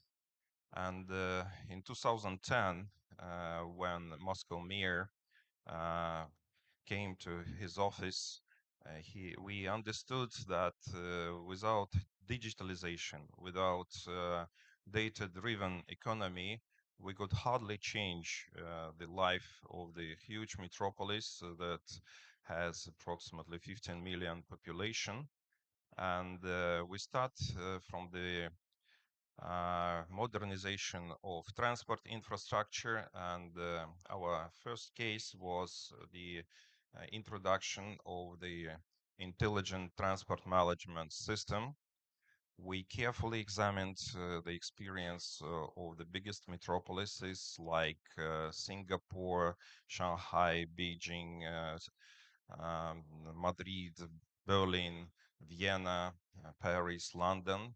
And we understood that all the solutions should be adopted to Moscow circumstances and the Moscow situation. And within a very short period of time, our own system was launched. It was a huge investment at that time, nearly $1 billion, and a lot of people were skeptical about this incredible investment. But we understood within just very short period of time that it was one of the most effective solutions. We reduced the number of car accidents dramatically. The mobility of population uh, uh, enhanced nearly 60%. We now have one of the most effective systems that controls transport management, and that comprises hundreds of thousands of video cameras, sensors, smart lights on the crossroads. We effectively use artificial intelligence to provide security on the roads. And that was the first example. Then we understand that we should go to the construction, and nowadays all the construction sites are also being controlled by video cameras. And if something happens, artificial intelligence immediately detects accidents. And nowadays we have 6.5 million square meters of new construction that is also being built according to the best ecological and energy efficient standards. And that allows us also through the command and control centers to manage the and optimize usage of water, heat in the city, electricity. We introduced one of the most updated system in healthcare that allows us to provide within a very short period of time, using artificial intelligence, diagnosis to patients in cardiology, in radiology, in pneumonia, and The system showed its efficiency during COVID time, and we were one of the most efficient metropolises that managed the COVID crisis in the world. We use also our video surveillance system to manage the city, and nowadays it comprises 250,000 cameras integrated in one system and linked to the data processing centers and video recognition, face recognition, uh, allows us to reduce dramatically the number of street crimes, nearly 90% within 90% within 1 decade, and we were first in the world who launched high-speed Wi-Fi in subway, in public areas for free. Now we widely use face pay, the biometric system, to have access to subway, to public transport, and it allows you to avoid any cash payments or banking transactions through cards. And it's very easy, and we avoid queues to subway stations. We widely use artificial intelligence and special platforms in education. Moscow Electronic School is one of the most updated educational platforms in the world. It comprises 1.5 million video contents in its library, the best lessons provided by the best teachers and professors, and it links teachers, students, and professors in one, let's say, integrated environment, and it helps to control children. You can easily find out when your child entered school, when he exited school, what was he doing, what was he eating. Uh, the parents receive online all the information about the activity of your children, and it's also showed its effectiveness during the COVID time when we had all the online education for children, and thus we think that a smart and safe city solution and data-driven economy allows us to provide most effective and strategic decisions also in urban planning. Moscow was the first city that launched the uh, digital twin of the city, and now it has more than 5,000 layers. You can, with one click, understand when this building was constructed, who was the construction company, all the layers of the building, all the communication. You can find out all the underground facilities and utilities used for water supply, for gas supply, for heat supply, and it helps you to predict how the situation is going to develop within the nearest future, and that helps us also to modernize roads, build new interchanges, new tunnels, and thus Moscow is considered as one of the most effective cities in urban planning. And in 2022, United Nations UN Habitat made the special research and checked 60 biggest metropolises of the world. And at the end, Moscow was granted first place for the best quality of infrastructure and best quality of life. That was because we really widely introduce digitalization in all the spheres. And nowadays, Moscow reached 100% of the sustainable goals. And these are the goals in uh, innovations and infrastructure, affordable and clean energy, gender equality, decent work and economic growth, quality of education, and climate action.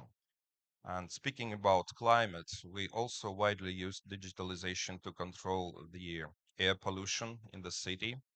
Everywhere we have sensors, and system works very effectively and helps us to reduce dramatically the emission of carbon, nearly 50% within a decade. And we think that till 2030, Moscow will be one of the most cleanest cities in the world, as we launch a lot of green energy initiatives. We continue to build subway lines. Moscow park of electric buses is the biggest fleet in Europe now. We have more than 50% of the space of the city covered with park and green spaces. So all these efforts provide very comfortable environment, and we also introduce special platforms that allows stakeholders and citizens to participate actively in the management of the city. The system is called Active Citizen. You can easily make any photo of any problematic situation in the city, the pit on the road, bad waste management, sent to the platform, and within the very short period of time, you'll receive the response that situation is was cleared and everything is perfect. So all these measures provide sustainability, and we are here for the third time at this expo. And on our booth, you can find out one very interesting project. It's the sustainable region of the cities that is being constructed from scratch. It's called Rublevo-Arkhangelskaya, and it comprises approximately 5 million square meters of ecology-friendly buildings with the best technologies, how to save energy, how to save water, and provide the most efficient management of the districts. And the waste management in the district is organized by the vacuum tubes. So you just throw it into the tube and it disappears. You won't find any car on the street that is taking the waste. So it's a very interesting project, and I'll be happy to invite you to our exposition of Moscow, and where we introduce a lot of different solutions, especially in digitalization, and they're very widely used now by the city management here. Thank you so much, Honorable Minister. And I think that address fairly covered all the dimensions that a smart city touches upon. And the city of Moscow is demonstrating that.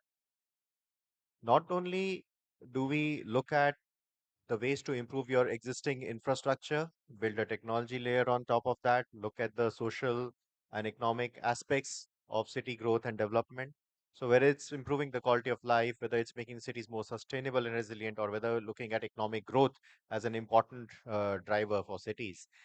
We also have to look at the emerging trends, emerging technologies, emerging issues with regard to the climate change agenda that we are all having with us, and including the city of Moscow, the kind of initiatives that they have undertaken when it comes to climate change, the resilience of a city in dealing with a pandemic like the COVID-19, and the similar kind of demonstration that happened in the 100 smart cities, wherein these cities were working on information dissemination, improved communication, better preparedness, and better management of resources. How the ICCCs, or the command and control centers, were repurposed for that. So a lot of work has happened, a lot of learnings are there within India, globally, and that's where these kind of collaborations, these kind of platforms like the 10th Smart City India Expo and this kind of discussion that we are having today is going to be very, very fruitful and will energize and catalyze all the city leaders who are here today and who will be watching us online. So with that, we will come to a closure of this panel. Unfortunately, because of paucity of time, we will not take any questions, but of course, we can have a discussion with the various panelists. And I would request the Master of Ceremonies to take over. Thank you. Thank you, Rahul ji, for excellently moderating the session and inviting insights from our panelists. Ladies and gentlemen, Rahul ji is the former Joint Secretary, MAUA, so has been involved with the Smart Cities mission. We thank him once again, and I would like to request you also to kindly present the mementos to our speakers.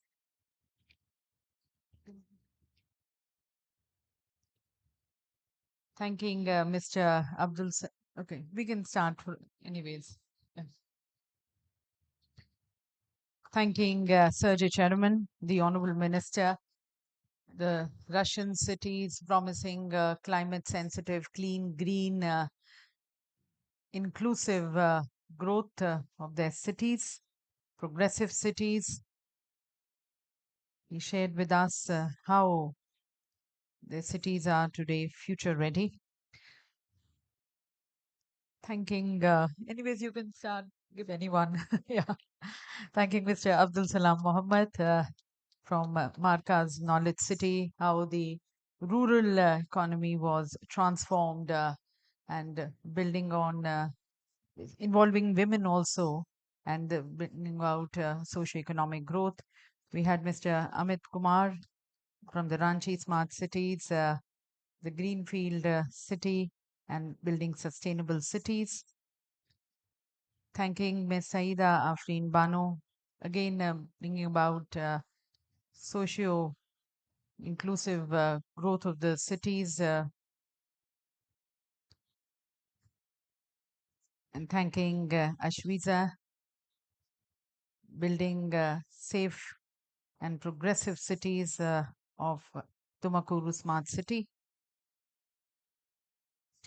May I request Charanjit from the Exhibitions India Group to kindly present the memento to our moderator, thanking Mr.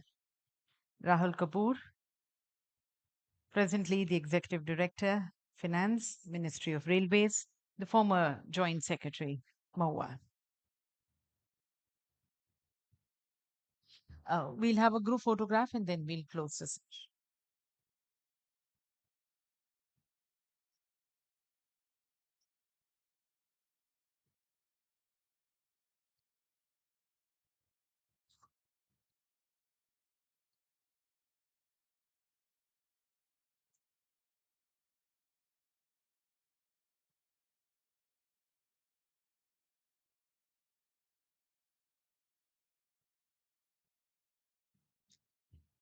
So these two sessions, ladies and gentlemen, were under the City Leaders Conclave.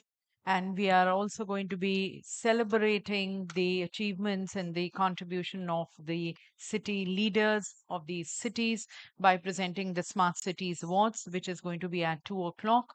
We'll also have the FinTech Awards, which are going to be presented after the Smart Cities Awards. That's a session, the award ceremony post lunch.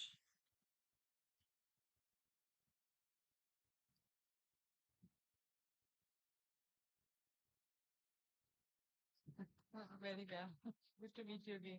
Last year. Would like to request you to remain at your respective seats for we move on to two very important sessions wherein we are going to be looking into the women in technology and then women technology shaping a new India.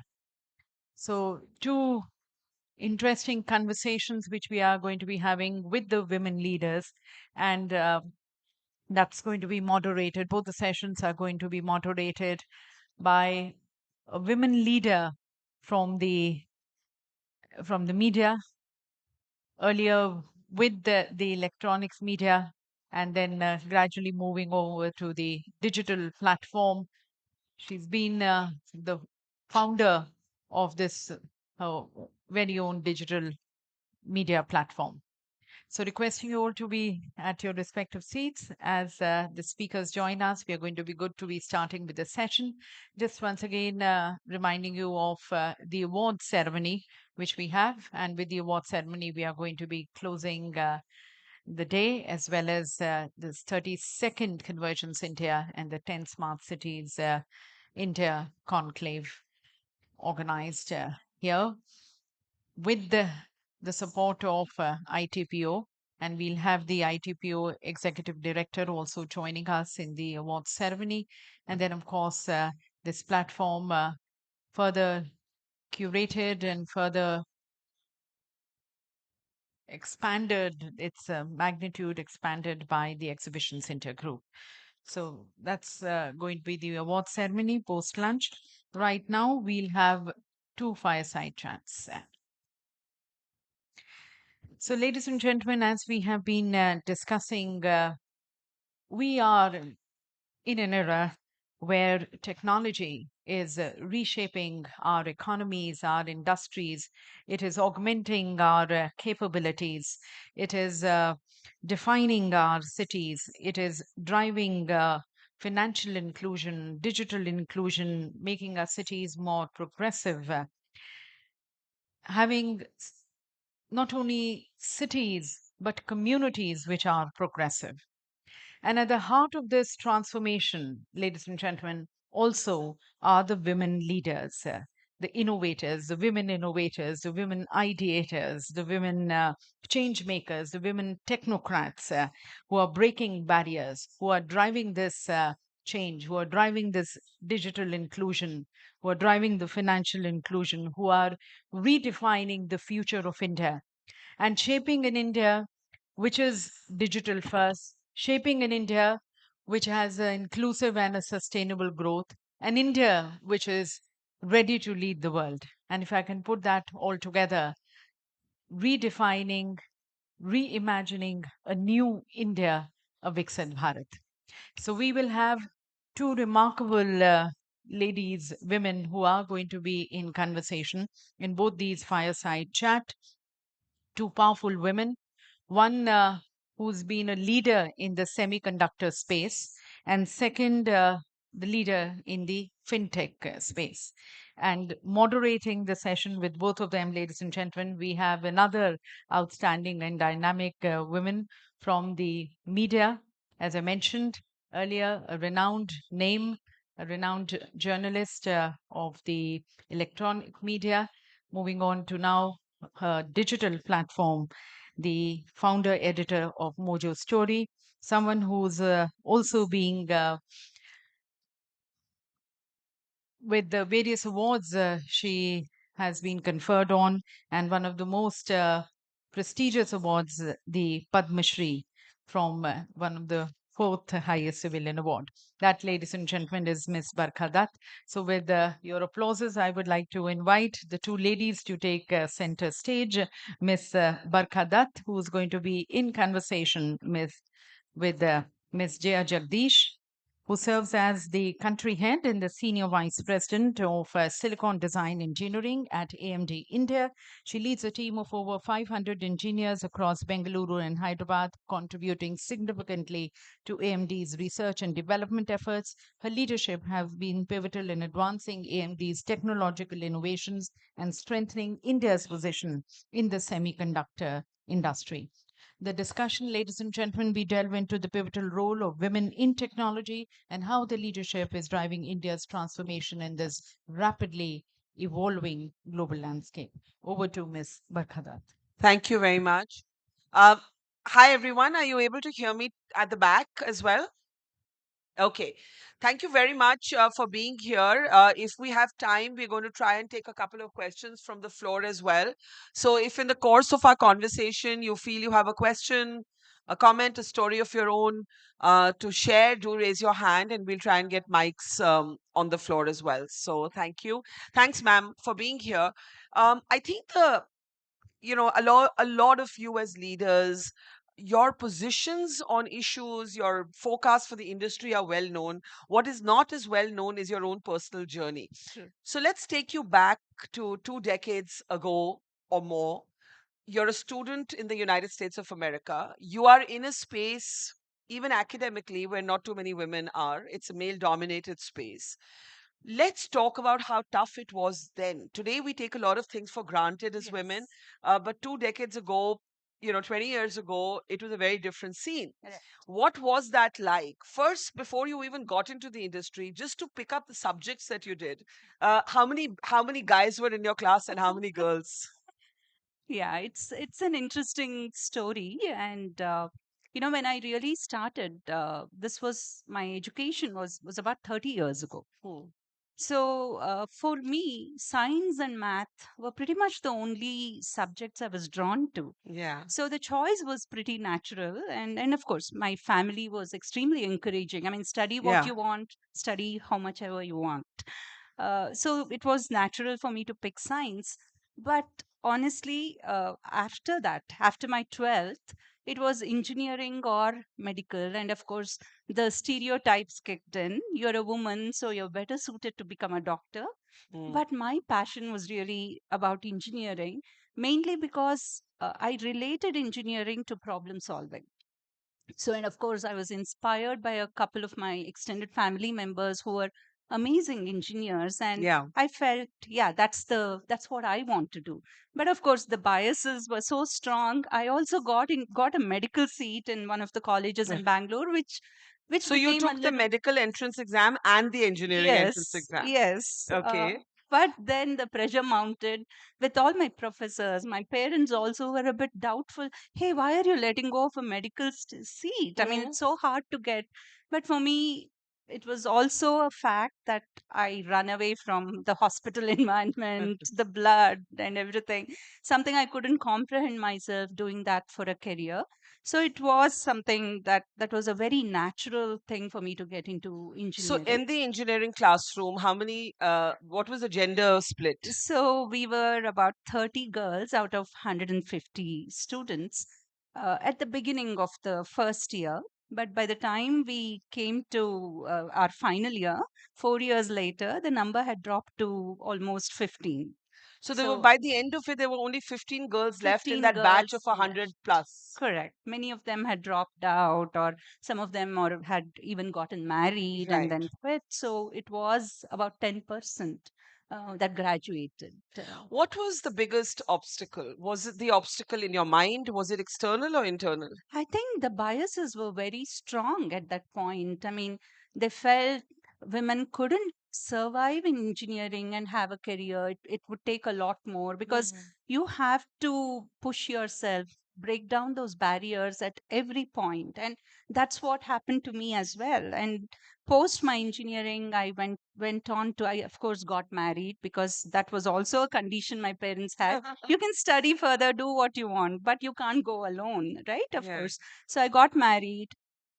So again, going to US, there again, in spite of all the progress the country has made, very few women in electrical engineering, the field that I chose to get my master's in, and most of them were actually Asian women. We Hmm. had very few, but most of them were Asian.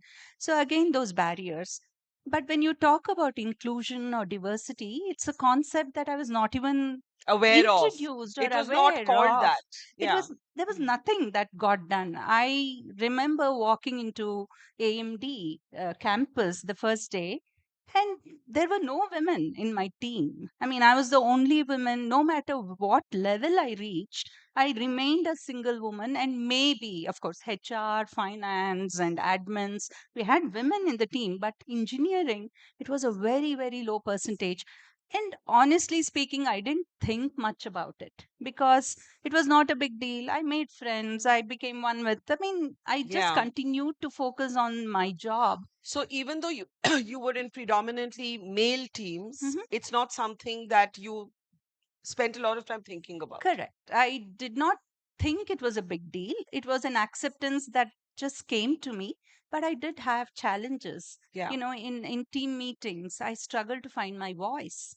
In what Right? way? In what Like way? there would be a lot of men, very vocal, very strong voiced, Aggressive. aggressive. Yeah. And there were meetings initially when I tried to make a comment, and it was only trying that happened, right? Yeah. And then I said, this is not going to work. I need Yeah. to do something, find my own solutions. So I started pre-wiring. Hey, I have a thought and I need to express this in my meeting. And so if I can get 5 minutes to talk, or I'd keep my hand raised, saying someone will notice me and give me an Yeah. opportunity. So the important part is I did not give up. I did not say this is how it's done. It's okay for me to not express myself, but I found solutions in my own way. When you To were choosing this line, electrical engineering, and as you said, by the end of your batch, there were 10% women left. Did you see it as an act of rebellion, or you just saw it as an act of passion? I think it was more passion. Yeah. That's how. Without the passion, I don't think, at least the way I'm built, passion is a requirement for me. That can sustain your interest, that can help you take on challenges and work through those. So passion is hugely important. Yeah. So before we come into how much has changed and how much hasn't changed, what makes somebody like you come back from the US to India? You know, for some reason or the other, I had a very strong sense of belonging to India. Even before I got married, I always felt India is my place. It's Yeah. my country I want to be. Yeah. And you won't believe it. Mine was an arranged marriage. And the first time my husband was already in the US doing his master's. And the only question I remember asking him was, are you sure you want to come back to India? It's okay to stay there for a few years, but eventually I don't want to live in a foreign country.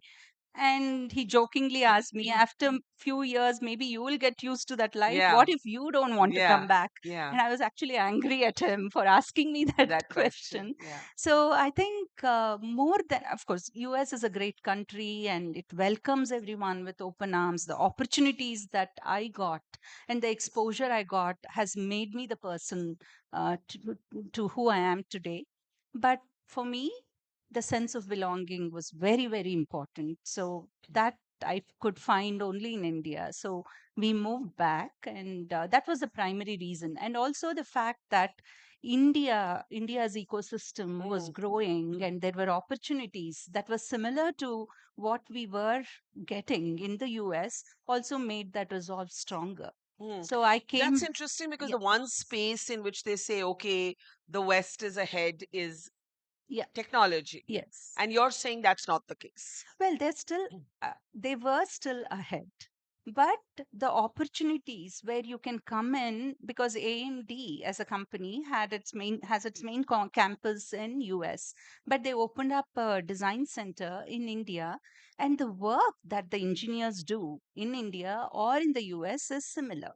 So there's no discrimination in the kind of work or in the type of engineering innovation that happens, right? Yeah. And that's what motivated me to stay back here and also make a bigger difference, because when you're in US, of course, there's a huge talent workforce and the progress is great, but the requirement of the difference, like what I can make at Yeah. my level, is much bigger in a place like India. So before we come back to your journey of leadership, what's changed, what's not changed, let's talk a little bit about the space that you're in. Semiconductors is and chips are the big hot topic globally, right? They're defining and redefining geopolitics. They're going to influence relations between nations. How do you see that space today in India? What is AMD's forecast for, let's say, the next 5 years? So, before I talk about the current state, I have to tell you the state it was in maybe 20, Sure. 25 years ago. Sure. It was a obscure, unknown industry. Yeah, if you Right? ask somebody, semiconductor, they'll be like, Semiconductor. What what is is that? I mean, I can relate to conductors. What is semiconductors, Yeah, right? yeah. And I actually used to have a hard time explaining to my own extended family what I really do. And they would club me as an IT software engineer, or I would say, no, no, no, it's not software. Oh, hardware, you must be doing some testing. Yeah. Right? So people did not comprehend Yeah. that From there to today, we've come such a long way. When the prime minister of the country uses semiconductors as, Yeah, emphasis in a national address, of course, it absolutely. creates that awareness. Absolutely. And today we have discussions in family gatherings about supply chain, you know, and what are the challenges in chip Yeah, design. yeah. So it is something, I mean, for people like me, it's a breath of fresh air, and I feel so The good mainstreaming of the about it. conversation. Yeah, Yes.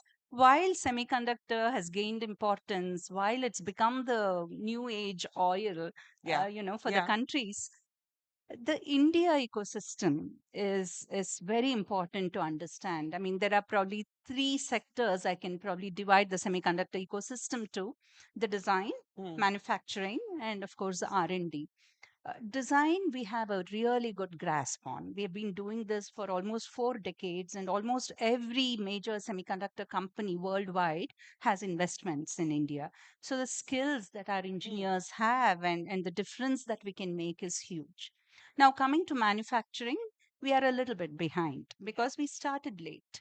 Right, it's also a highly capital intense, field, and it's not just easy to set up Yeah. fabrication fabs or even ATMPs, OSATs.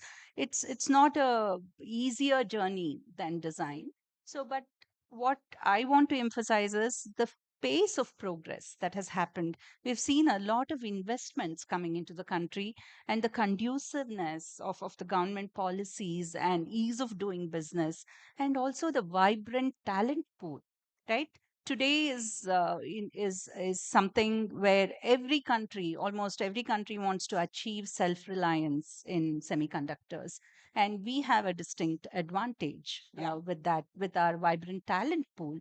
Of course, if there's a lot of work initiatives that are being done to convert the raw talent in India to skilled labor. Once we do that, I truly believe we have the capacity to supply talent to the world, not just India. And now coming to R&D. Yeah. R&D is something that becomes the backbone of any growing industry. To sustain and continue that growth, you have to invest in research and development. And with premium institutes now offering VLSI semiconductors as a major in the curriculum, and I also had the opportunity to chair the Future Skills Committee.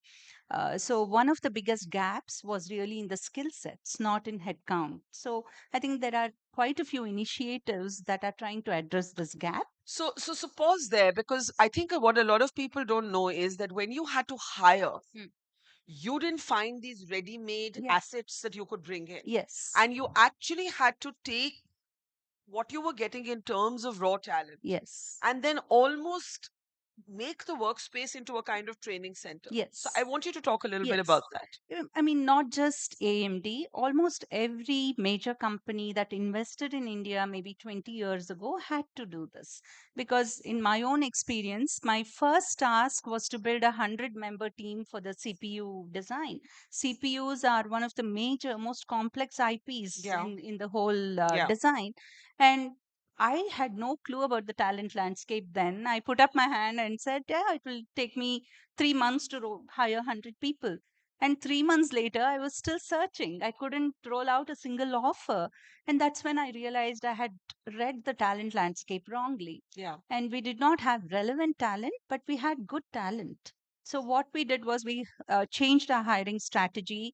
We focused on aptitude, learning ability. In fact, there are times when we called the students, gave them textbooks, and told, read chapter 5 to 8 or whatever, come back after a But week. that didn't irritate you? Like, you didn't feel like, when I'm hiring somebody, you're supposed to come to me trained?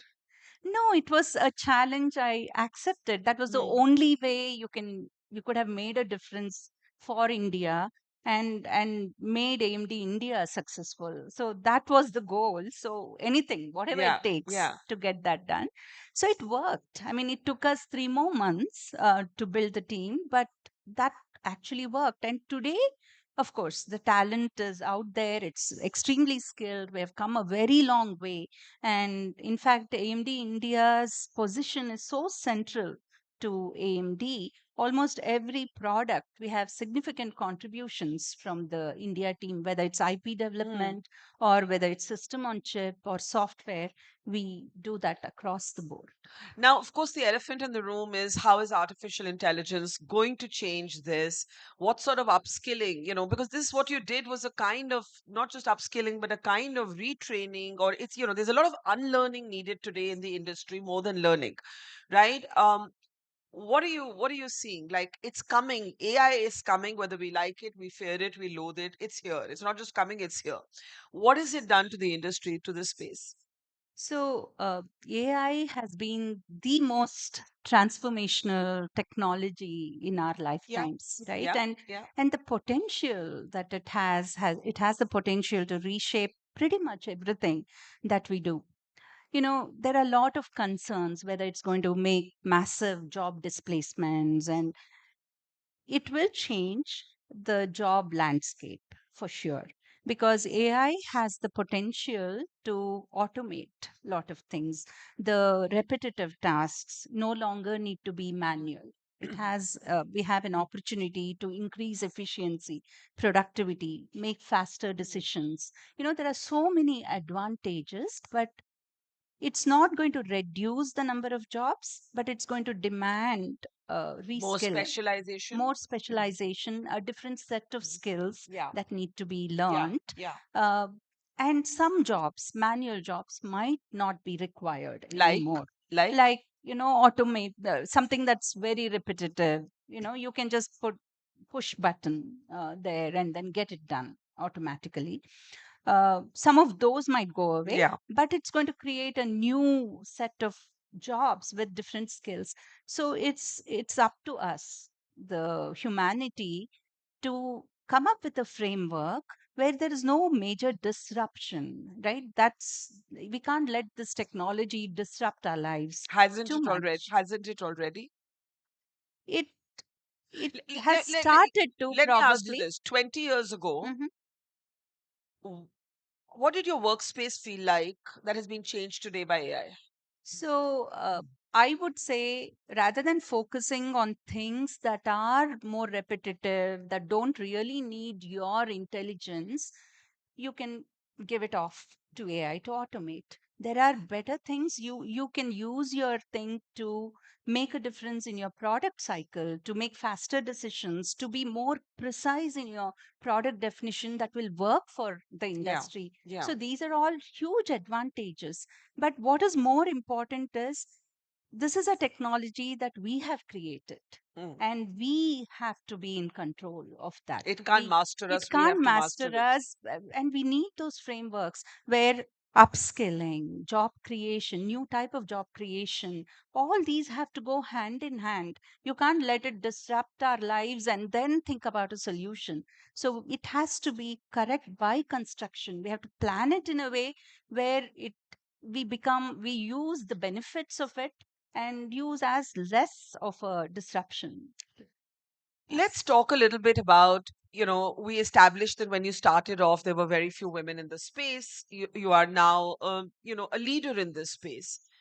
As a leader in this space, what is it that you have had to unlearn? When we're younger, we always have these assumptions about our life and about the battles we're going to have to fight. Firstly, I think as we were talking before the session, for a woman and maybe even for men, every day is some sort of fight. And I think we have to internalize that. But one of the things we don't talk about is equality at home. We talk a lot about equality at work, but we don't talk about equality at home. And one of the reasons so many women, the women who left their engineering courses to get married, but there are also women who get married, become parents, and leave the workforce. And the data shows that, right? One of the things we don't talk about often enough is without domestic equity, there can be no equality at work. So, policies that we want to be flexible for women, I would argue, need to be flexible for men as well. Absolutely, because the problems are common, right? We can't just isolate women and say this is only a woman's problem. When you talk about domestic equality or equity, there are two people involved, and the problems are similar. But what needs to change is the mindset, right? Mindset, I'm saying for individuals, for organizations, for the society, and more importantly, the mindset of women ourselves, right? For example, I have colleagues at work who are single fathers, Yeah. right? Who have 2 or 3 kids. The way they approach the work or the work life balance is very different from how a woman approaches. There is this huge guilt, a burden that we put on ourselves, saying, I'm doing something wrong by focusing on my career. Yeah. I'm doing something wrong by having someone else care for my baby.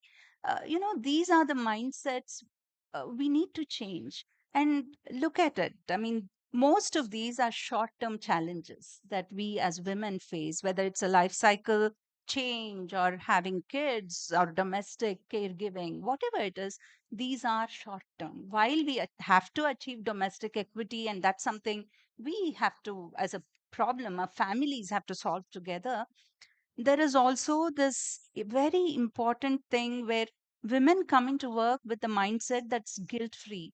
You have to take that Absolutely. onus on yourself to build your support system. At any given point, you need to have at least 5 people you can call and ask for help. But more important is the passion and a career span for at least 40 years, right? If you're I would say a life, passionate, if you're lucky, maybe all your life. all your life. Yeah. And what are these challenges? They last for maybe 5 years or 6 years till your kids go off to school. Yeah. And they don't need you 24/7. Yeah. So, hence, you have to build a career or whatever you're passionate about. Not necessarily, everyone has to enter the corporate, but don't give up your aspirations for short term challenges. These Absolutely. are long term, lifelong achievements that you can have. And equally, there was a thinking maybe 10 years ago that women needed flexi hours. For example, I would argue that, you know, maybe the single dad, your colleague, also needs flexi Absolutely. hours if the Yes. female colleague is getting it. Right. And work and life are never going to be neatly separate. Your Right. home is going to come to your work Yeah. and your work is going to go to your home. And the sooner Absolutely. you accept that, the better it'll be Yes. for everybody. It's a part of you, It's a part of right? you. I You're not mean, split into these neat my compartments. identity today is not just a mother, not just a wife. It is, I'm a leader in the tech space, and that's a big part of my identity. And why let go of that? Absolutely. Right? And I worked hard for that. Nothing has come easy to me. Yeah. And it's as important as any other aspect in life. Well said. Let's talk in the end about leadership. When you started out, in leadership roles, you had a big project and there was open skepticism about a female lead. How did you handle it? You know, open bias or skepticism is not new. Hmm. Uh, How does it it manifest? Like somebody actually came to you and said, "We have a problem. Are you No, sure you can it's handle it?" never as direct as that. It's Yes. easy to solve if people are direct, but Yes. it shows up in their behaviors Right. where they start to scrutinize a little more and they say, oh, not sure if this is going to work. Those are the things. I mean, as an example, when I moved to India, I took up management role. And I'd never managed teams in India. So for me, it was kind of something that I used to manage teams in US. I just came here. I was just very natural to it. Yeah. But I noticed there was a bit of a, I would say, skepticism. I'm going to call it skepticism, but a bit of a different behavior from a couple of male employees. I mean, they were not attending my meetings. They wouldn't bother to set up one-on-ones with me, which was important. And I saw them talking to many other men, as leaders about a lot of things, but they were never opening up to me. And then for me, it I noticed it, but I didn't do anything special. I went about doing my own, how I treat everyone in the Yeah. team. I started engaging with them, giving them their goals, doing reviews. And in the annual review came out some confessions. Hmm. Because there was a person who had not written everything that he had accomplished. And I said, hey, you have left out these things. And he just started looking at me and said, no manager until now has told me, has remembered everything that I've done and have given me a feedback like this. Yeah. And thank you. Yeah. And I'm sorry. I was one of the biased persons. I was worried I what mean, it would be like. he actually He admitted that. admitted, and I applaud him for that. Yeah, He yeah, said, yeah. I come from a background where I'm not used to working for a woman. So I was worried I would be ridiculed. I was worried what to expect from a woman leader, Yeah. right? So what helped was being myself, using my strengths and not mimicking someone artificially. I mean, that's something I strongly believe. That don't be somebody else's idea of leadership. Absolutely, you have your strengths, you have your weaknesses. It's okay to be different. So you had this big project and the client expressed a skepticism Yes. about you leading it. So what Yes. happens next? So there again, they didn't express it directly with me. Yeah. Maybe the results would have been different if they had, Yeah. because I would have become overly conscious and done something artificial. This was something they expressed to the executives at AMD. Yeah. And luckily for me, they didn't come back and make changes, or they said, no, just watch, she's going to deliver. And that's exactly what happened. I mean, there was skepticism. It was a very difficult, challenging project. But for me, it was extremely, what to say, it was refreshing for me to take on those challenges and get it done. Right? I would attend 4 a.m. meetings, talk to them, and 100% transparency. I said, I'm going to give you back every hour of the schedule I can save, but I don't want to give you a bad quality product, right? And At some point when this was happening, you went and consulted your immediate supervisor or Yes. your boss, and he said something to you, and you said that became a kind of philosophy for Yes. life. He said, use data, not emotion. Absolutely. Is it always possible to use data and not emotion? It's Especially difficult. because women are often accused of being Yeah. over emotional in their Yes, leadership style. absolutely. I found it hard initially because I felt I was put through extra scrutiny, and I was pretty upset initially. I said, why I'm as effective as anyone else? Why am I being put through this extra scrutiny? So it was an emotional kind of outburst, not in front of the Yeah. customer, but in front of my boss. And that advice really helped. So I So if just you're feeling very emotional about something, and anybody can, man or woman, do you like count to 100? What do you do? Yes, I Do you not hit actually don't send on that react. on an impetuous email? I mean, I No. say this as a very reactive person. I'm in a very different field Huh. where sometimes you have to react very quickly. Correct. But literally every decision I have made in that reactiveness has been the wrong Is one. absolutely. So talk about what happens when you're feeling reactive. Yes. So that's something sometimes I've learned a few things the hard way as well. Yeah.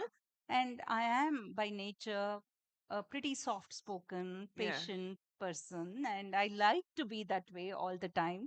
But not every situation allows you to do that. And when you are facing aggressive schedules, customer scrutiny, and you have a team of thousands of engineers who can run every other way, you have to hold them together. You have to be demanding accountability, right? And that requires courage and guts.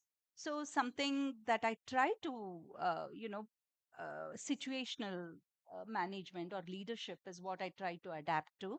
I Yeah. look at the situation and say, I have to do this. It's a conscious effort though, that I have to do it. And many times it doesn't come naturally. I have to say, okay, I need to Yeah. give this message to the team. And with emotional outbursts, I don't think I have had many, but the few I've had have taught me a lot. So when I'm upset, I don't write emails. I Yeah. don't call for meetings. I do something to calm myself down, compose myself. And you need to be stern, not boisterous or loud, Yeah. right? To pass the message. And that's the policy I Let me adapt. let me end by asking you, when we hear this phrase women in technology, each one of you who will speak on the stage today have had extraordinary individual journeys. But how do we make the words mentorship, leadership more than just words?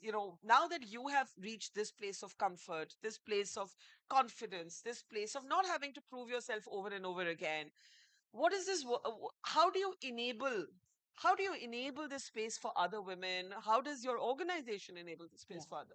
No, there's a lot of work and effort that has gone into the space, but lot more to be done, right? And role modeling Yeah. is something that's so important.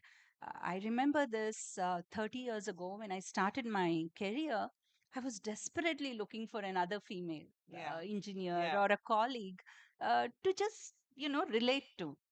Not many were there. Yeah. So today I'm one of the proud mentees of our CEO, Dr. Lisa Su.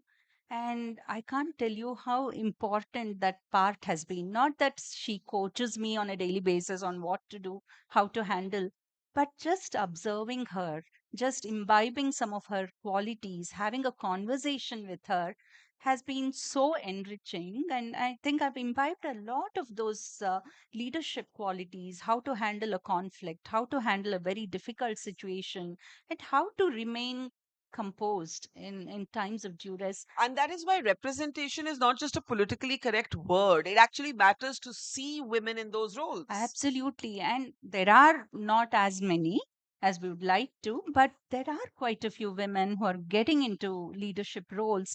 And companies also need to be very conscious, right? I mean, we have a leaky pipeline. Yes, we Although haven't we, spoken about that. Let's talk a little right. bit about this leaky pipeline. So, our representation at the start, right? We hire about 30% women. It's not bad. It's not 50%, Hmm. but it's still a decent number. Mid management, mid career, Hmm. that drops to about 10 to 12%. And leadership roles, top management, it drops to less than 5%. Yeah. There are demands of this field that are extremely challenging, but most women drop off because of life cycle changes Yeah. and domestic Yeah. Yeah. challenges. They're just not able to balance it Juggle. out. Yeah. And also, major part is the guilt, right? I mean, women feel so guilty to focus on their careers, which many times I feel sad. It Yeah. feels like a personal loss when I lose a brilliant woman Yeah, engineer from my absolutely. team. Yeah. And I tell them, no, it can be done. I'm not just preaching. I've had my own challenges. I have done crazy hours, shifts, 4 a.m. to 12 noon, just to be with my family. I've driven 100 miles for my first job each way. So while you don't have to do 100 any miles each way, because I was in a different city and I wanted to go back home to my kids, not staying away from them. I'm not saying everyone has to do something so dramatic to sustain, but have that passion within you. Don't let that go, right? And most of the time, 99% of these challenges are solvable. You talk to your family, let them know, and your own kids. They learn so much from a working mother, right? My kids are probably, they have that sense of pride, sense of Absolutely. accomplishment. I mean, that's so important to pass on to them at a very early age, And and a sense economic of, and economic autonomy. yeah, I mean, it gives you so much Yeah. access to many things that you really can't afford, Absolutely. right? So it's not a small thing. So you can make a bigger difference to the society, to your own family. You're not giving up on them. You're actually enriching them. So somewhere that understanding has to be deeper, internalized by every woman who has that potential. Well, I will only say in the end that, you started out looking for role models in your space, and today you are a role model. Thank you. And in that leadership role, it is incredible for so many young women Thank and you. men. It's not just that only women have to be role models just for other women, they can also be role models for young men. Let's have a big round of applause for Jaya Jagdish. It's Thank been a you. fascinating conversation. A bigger round of applause at the back. How about that? Let's show her some love. Thank you so much, ma'am. Thank you. It's wonderful conversation. Thank you so very much, ma'am, for sharing your such an incredible journey of yours and truly inspirational for many here. And in fact, yesterday we had Aman Gupta here. And it's so remarkable that people coming here on the stage and sharing their journey, what you spoke about, being passionate and being yourself. The same, Aman. So when we talk about equity, understanding the heart and mind of a woman, the same goes for a man there. Absolutely. So thank you so very much for Thank that. you. I Thank would you. like to invite another remarkable woman to be presenting the memento to our speaker, Miss Jaya Jagdish, Miss Chandrika Behel, the managing director of Exhibitions India Group, who stepped into her father-in-law's shoes and Exhibitions India, making it big empire in the exhibitions and conference space. Uh, I think, okay, we'll have Barkha also. Barkha is going to be there with us for the next discussion, also, next fireside chat. Thank you so very much. So interesting, the conversation from the roots, the family, the social taboos, moving into uh, a world of where her passion was into the engineering world, semiconductor ecosystem she shared with us, AI, and that again, not AI dominate you or being your master ruler, it has to be an enabler, augmenting our capabilities, and then moving on to domestic equity. So, beautiful conversation which we had this with Miss Jaya Jagdish. And truly, as she was speaking, there's so much in simplicity. Thank you very much, ma'am. And the next fireside chat, ladies and gentlemen, once again being moderated by Ms. Barkha.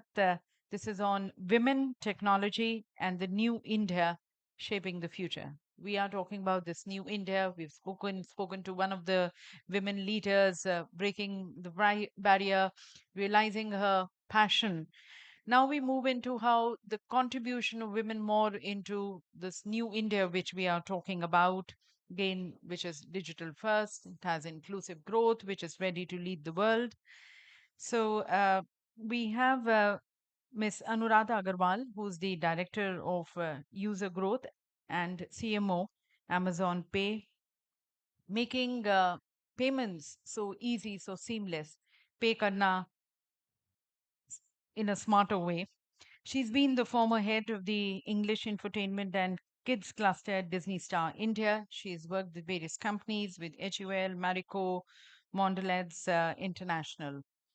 Bringing in a lot of experience in hand, we are going to be in conversation with her.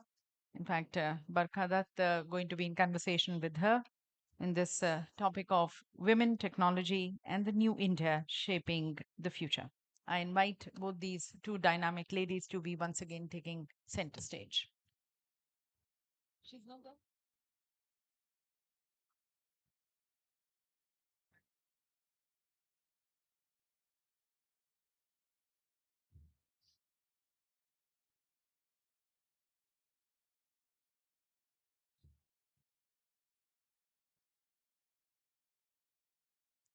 So just a little recap of the conversation which we had.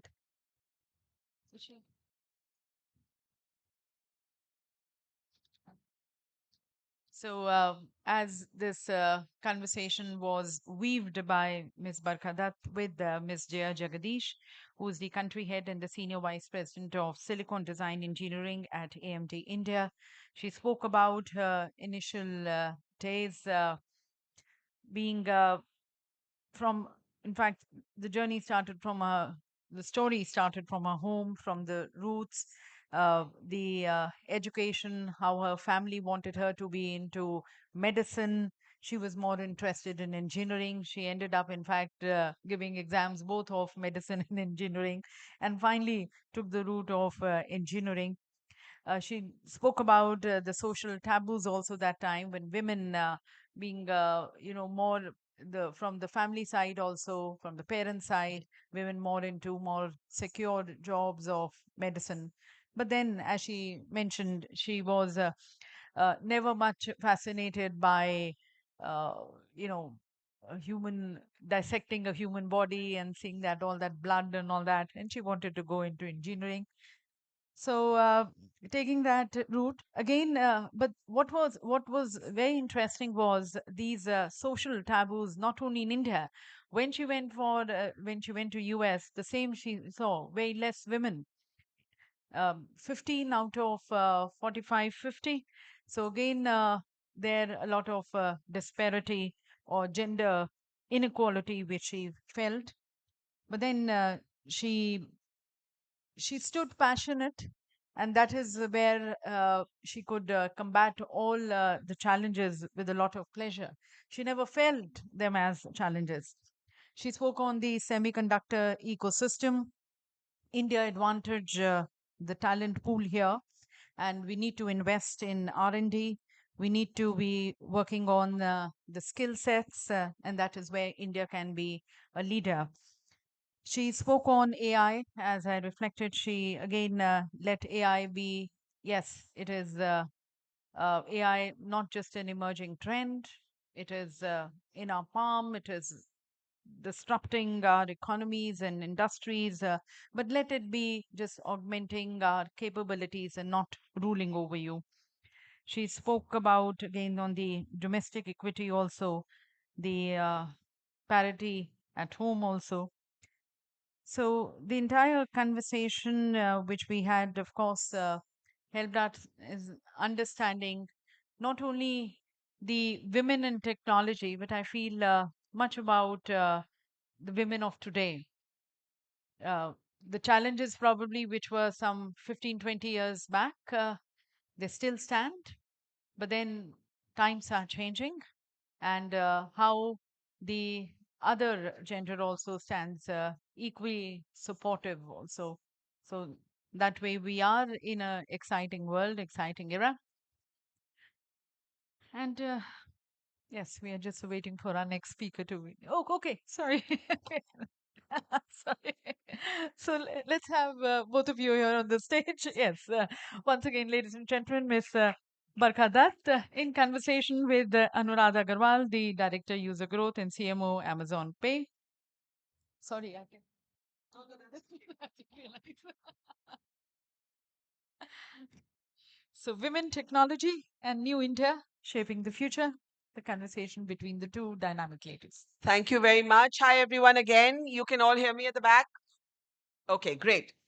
So, I think this is going to be a fascinating conversation because our guest today has actually had a varied set of professional experiences. You've been in what, 5 different professional experiences before your current role at Amazon Pay.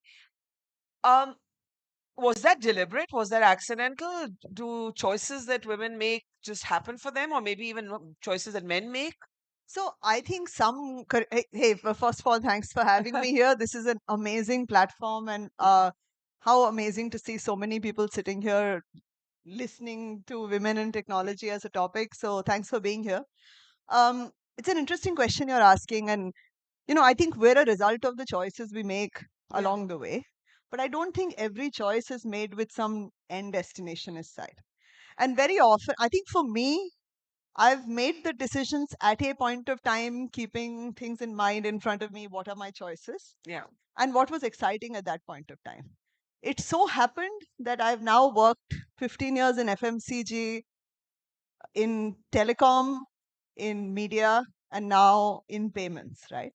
So one often wonders what's common between us, right? And for me, what's common is just that they're all serving consumers and they're businesses which keep consumer needs in the center. So yeah, I mean, I don't think I made choices thinking that I'm going to do 5 industries or 5 companies. I found this common red line or thread between them, which is first principle. The same first principles apply because customer obsession is true for all. These are great organizations to work for, and I will learn something new in all of them. So, how difficult was it to break into any of these spaces, and were some less welcoming of women than others? Um, see, I started my journey 26 years ago. Yeah. I was like the first woman sales manager in Uttar Pradesh. So I think everyone was trying 25, 26 years to try and welcome women into the corporate world and some organizations more so than others. In the last 25 years, at least the places I've been in, I've seen organizations become very open to women. In fact, they all have an agenda for diversity. They want to have women both at entry levels as well as leadership levels. But the industry that you're in does matter because some industries and some jobs they say are women's jobs. Like let's say advertising and marketing are women's jobs. And I used to keep saying I'm doing this job despite the fact that I'm a woman and not because I'm a woman. Yeah. So yes, some industries are more male dominated because women have entered some industries earlier, but I think that is equalizing as we go. As What do you remember as being your toughest professional moment, and how did you emerge from it? um, my toughest professional moment was when I decided to step out of a really tough interface with a senior.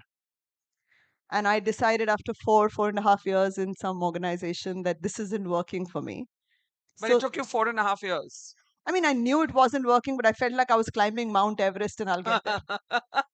I actually used to say this to my friends and family that, this is my Everest. I will climb it. I will get to the top. And then I'll say I never again. Yeah. And then I'll say that, it was all worth it. Yeah. But somewhere along the way, maybe at the Hillary Cliff, I decided that I wasn't going to make it.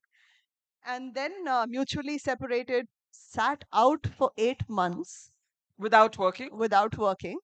For the first time in 24 years. I hadn't done that when I had 2 children. I hadn't done it when there was other challenges in the family.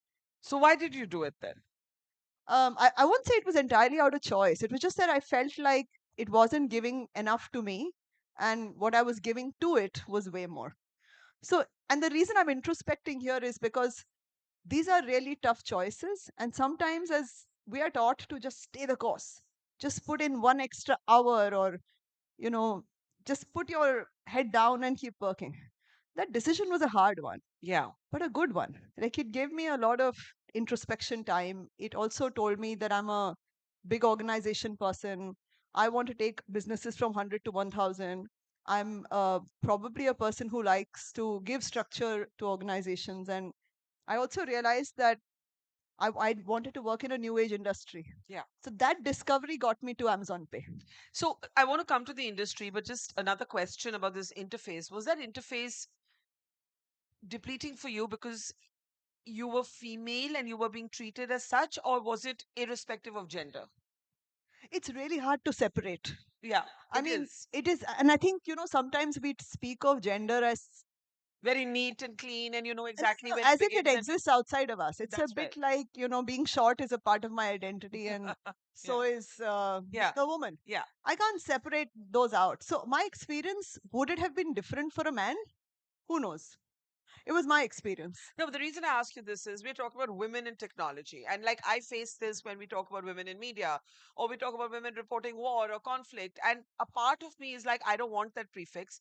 A part of me in my 50s is that prefix has been part of my journey. And if you took that prefix away from me, I would have had it easier. It would have been different in some ways.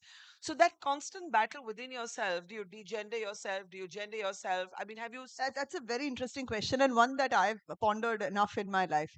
So I'll give you 2 examples. I was at Vodafone, and the global CEO was very diversity focused. And I asked him this question, saying, you're putting women in the spotlight. Yeah. And the spotlight makes us feel like we're different. Yeah. Maybe sometimes special, but also as if we have to do something different and something more than what other people have to do. But don't we? We have to do more, but it doesn't mean we have to deliver more. No, we have to work harder. We have to work harder to deliver the same. Correct. We have to deal with a different set of environments. His answer to me was, yes, I don't disagree with anything, but you are blazing a trail. And for a long time, the women who will come into the corporate world will continue to blaze this trail. So maybe you're the tip of the spear. Yeah. You will create a hole. Some 10 more people will follow. They'll all feel like they're in the spotlight. And that spotlight is necessary because only then does the spotlight grow. Maybe it will become 50-50 at some point of time. So in that sense, gender as an identity and in the workplace and difficulties that come with it are very much part of the journey, and one has to live with it. And like I said, I've always told people that I'm here despite the fact that I'm a woman, not because I am one. Sometimes you feel like people are given jobs because, oh, I want a diversity candidate, or I want a girl in or a woman in this job. But I feel like no one's going to put an ineffective person in a job. And you don't last if you're not going to do a good job. So you may have worked very hard to get there, you'll still have to deliver what you have to deliver. But we were talking earlier before you came about this as well. Enabling environments today for equity, the conversation needs to go a bit deeper in the sense that we keep talking about work as if it's separate from home. I think I was saying this earlier, you take your home to your work and you take your work to your home, and that's just the way it is. Now, if that's just the way it is for women, it's also that way for men.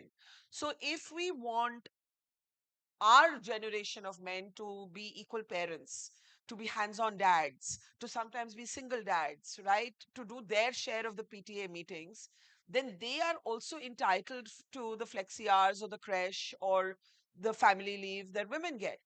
But have we reached that mindset? Have we embraced that? Are we too caught in an old version of enabling environments? I think it's a continuum. And yes, we're reaching there. So, I mean, some organizations and like Amazon that we work for do have leave for similar leave for men and women. They have childcare leave, they have paternity leave. We have the ability to take a break, whether you're a man or a woman. So I think a certain amount of reaching parity, like what they say, equal opportunity, is happening. Yeah. Is it happening in a large scale? I think that, like I said, it's a continuum. Some people will form like the early adopters and some others will follow. But the larger problem is a societal mindset, right? I think I've always believed that sons of working moms, wives of working mothers, husbands of working mothers, Yeah. they tend to be greater allies of this. 100%. 100%. And in that allyship, they create an environment which is more equal opportunity for men and for women, not just for women, but also this ability to say, my kid is sick. I have a team member who messaged me in the morning, yeah, saying he's got 2 young children, and every time his kid is sick, he's the one who takes leave. And I never asked the question of why are you taking leave? Why can't your wife take care of it? It's the same way that it shouldn't be asked of the woman or expected That's of a right. woman. I think when you reach that place is where it begins to become And where it's a equal, little more organic. where it's more organic. But let's take you back to how this all starts for you. When you're starting out, do you face problems? Yeah, of course. And I mean, I started, like I said, at a time when, Yeah, but the there sales weren't, manager role yeah, in yeah, UP, that, where are you in UP? What happens? Tell us more. that's very interesting. So I started off as a management trainee in Andhra Pradesh, actually. I didn't know the language. I mean, I'm married to an Andhraite now. I didn't know anything about Andhra at that time. And when I went there, the experiences that I had are, I mean, worth writing a book about. But Yeah. interestingly, what I came across was intrigue, curiosity, sometimes disbelief that there's a woman on like doing sales. I've been asked questions like, "Can't your father afford to feed you?" What do you mean? Why were you asked that? Because why are you on the street selling soap? I was with Unilever. I was selling soap. So why are you in the wholesale market selling soap? Um, Down to one interesting experience in a really small town in Andhra Pradesh called Miryalguda, where I was breaking for lunch while the salesman went for lunch home. Yeah. So I sat in a restaurant, and they had these booths like trains. I don't know whether you've seen them. They're like, Of course. and then they have these There's this curtains that little close. yeah. So this guy came and he put 2 glasses of water in front of me, closed the curtain, and went away. So like 7 minutes later, I was like, "Where is this guy?" And I peeped out, and he looked at me and said, "Gents." So I was like, "No, I don't want gents. I want food." So he says, "Gents." Then I realized he was asking me that, "Are you, no gents are coming to eat with you?" So then I said, "No gents, only food," and then somehow figured out how to tell him I wanted to eat. So I'm saying, I think a lot of my experiences at that time were societal, Right. not professional. Right, but societal spills over into professional or no? It does. It spills over in making you feel like this also will come your way. So maybe the guy wouldn't have had to have this experience. Maybe the experiences they would have is slightly different. Like I remember being in the sales team and my amazing sales force, all men, 40, mostly 40 plus, trying really hard to take care of me because we would be on the road from Ghaziabad to Meerut to Bareilly to Eta, and they wouldn't find a single washroom that I could use, right? I mean, these are very practical things. When you start working for blue chip companies, big organizations, technology organizations, you don't even realize that there is a part of the workforce who's still struggling with all this. So I'm going back to a time where there was a man's loo on every floor of the office, but a woman's loo only on the every second floor. So I think those things luckily have passed. Organizations have realized that they have enough representation, so they have to have equal facilities. Now we're talking much greater equality in that sense. But my initial days were full of experiences where it was like, oh my God, what am I doing here? They were full of these, like, What was like? Do you have that one moment where you were like, let me just leave? Yeah, I mean, it's the same sales example. I was very young. I was 23 or 24 years old. And at that time, I was still very much out of my parental home into a college, from college to the first job. And I happened to be in a really, again, very small town where the car broke down, luckily near a motel. And I had to stay in a shady motel on the side of the road in UP. It was 42 degrees. It was really hot and no air conditioning. Just I was literally taking buckets of water, wetting my bed and sleeping on it, right? Yeah. And I was sitting inside saying, what have I educated myself for? Like, what am I doing here? Yeah. Right? And there were people walking outside my door, people knocking around on the door. The guy who dropped me, my driver, said, don't open the door. Yeah. Anything you do, till Don't I come open in the morning, don't open the door. I didn't know what kind of establishment I was in. So these are, like I said, it's what I can write a book. Yeah. But I think I went through that. It's like a chrysalis. You come out to the other side feeling like you can do anything, right? I mean, we talk a lot about safety. I have to give a lot of kudos to my parents for having not corseted you in corseted chains. me Yeah. after I did all this. And they were like, okay, I trust you and I trust the organization you're working for. So fine, you can go alone at 5 a.m. in the morning with this fog in the car to Bareilly or Meerut or whatever.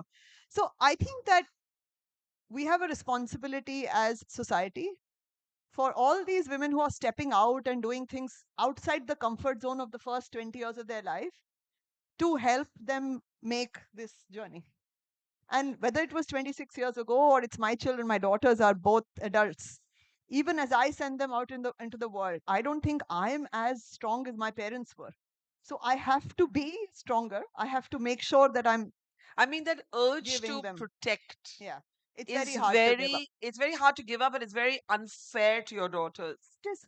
And this is a constant discussion we're having, saying it's the same restrictions don't apply to the guys, so why do they apply to us? And I try very hard to have a sense of equality, but the safety, the urge to protect, the desire. So the only thing I tell them is, listen, every parent wants life 360 or some find my phone sort of application to find out where you are. So I want it too.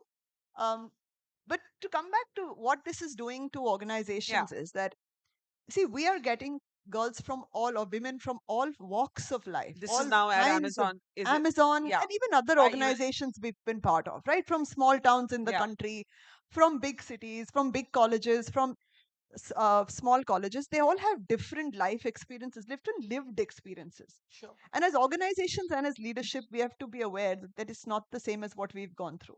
So some people are all ready to lean in, raise their hand, and say, you know what, I want the next job. Whereas some other women or some other girls are still being diffident, saying, the fact that I'm here itself is good enough. And do I really want to do more? I have so much responsibility at home. I'm not getting equal partnership. Yeah. So I'm going back to this question of, is gender important? I think gender is important to say that it's not one mass. It's actually a heterogeneous sort of mass. Even all women who are in the world, apart from education, I don't think their lived experiences are all the same. So organizations and leaders have to realize, almost situationally, saying this woman requires this kind of help, whereas another one requires a different kind of. So how do you apply that at Amazon Pay? How do you apply this learning, and what have you had to unlearn? I think the biggest unlearning for me is that this is not a homogeneous mass. All men are not the same. All women are not the same. We don't all do the same things. We don't all think the same things. So there is an element of, like I said, this person in my team is very family oriented, wants a break for every family event, and takes care of his daughters. And I'm very proud of that. But that doesn't mean I go light on him when I need delivery, right? On the other hand, I have some women in my team who are so driven. They have this thing of, I will manage my life, leave that to me. You tell me what my next career objective is. So for me, the way I deal with it is that I deal with them at an individual level when I've understood that. That needs emotional energy for which Yeah. there isn't always time available in a role like yours. But if you're a leader, you have to have this emotional energy. And if anything, I've had the good fortune of having mentors through my life, male and less female. I didn't have too many female mentors. Because the space was like that, They or weren't, because no, they weren't in there leadership weren't any. roles? Like whether no, there weren't women who. Did you have role models? Was there somebody who influenced you, man or woman? Yeah, definitely a lot of men. A lot of men that I worked with, a lot of men who were leading my organizations. Like I gave this example of the CEO of Vodafone globally, Vittorio, correct. Yeah. very important. Yeah. Nitin Paranjpe at Unilever, very important for how I think of work and what is important at work. From a women perspective, I keep saying my mother was my role model because she did her PhD when I was 13 years old, and she had 3 children, and she went to the US to present it. And it's not like she had some huge amount of family support in the house. So I think being able to see these role models in the world is very important for young girls to say, I'll get there. I can do it too. I'll get there. I mean, it's possible. It's not like when I keep telling people I have 2 children, they're like, how do you manage it? I say, see, it'll happen.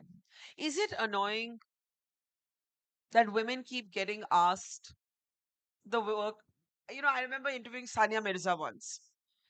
And she said, I said, what's the one question you're really bored of being asked? And she said, I'm really bored of being asked about work life balance because nobody asks men this question.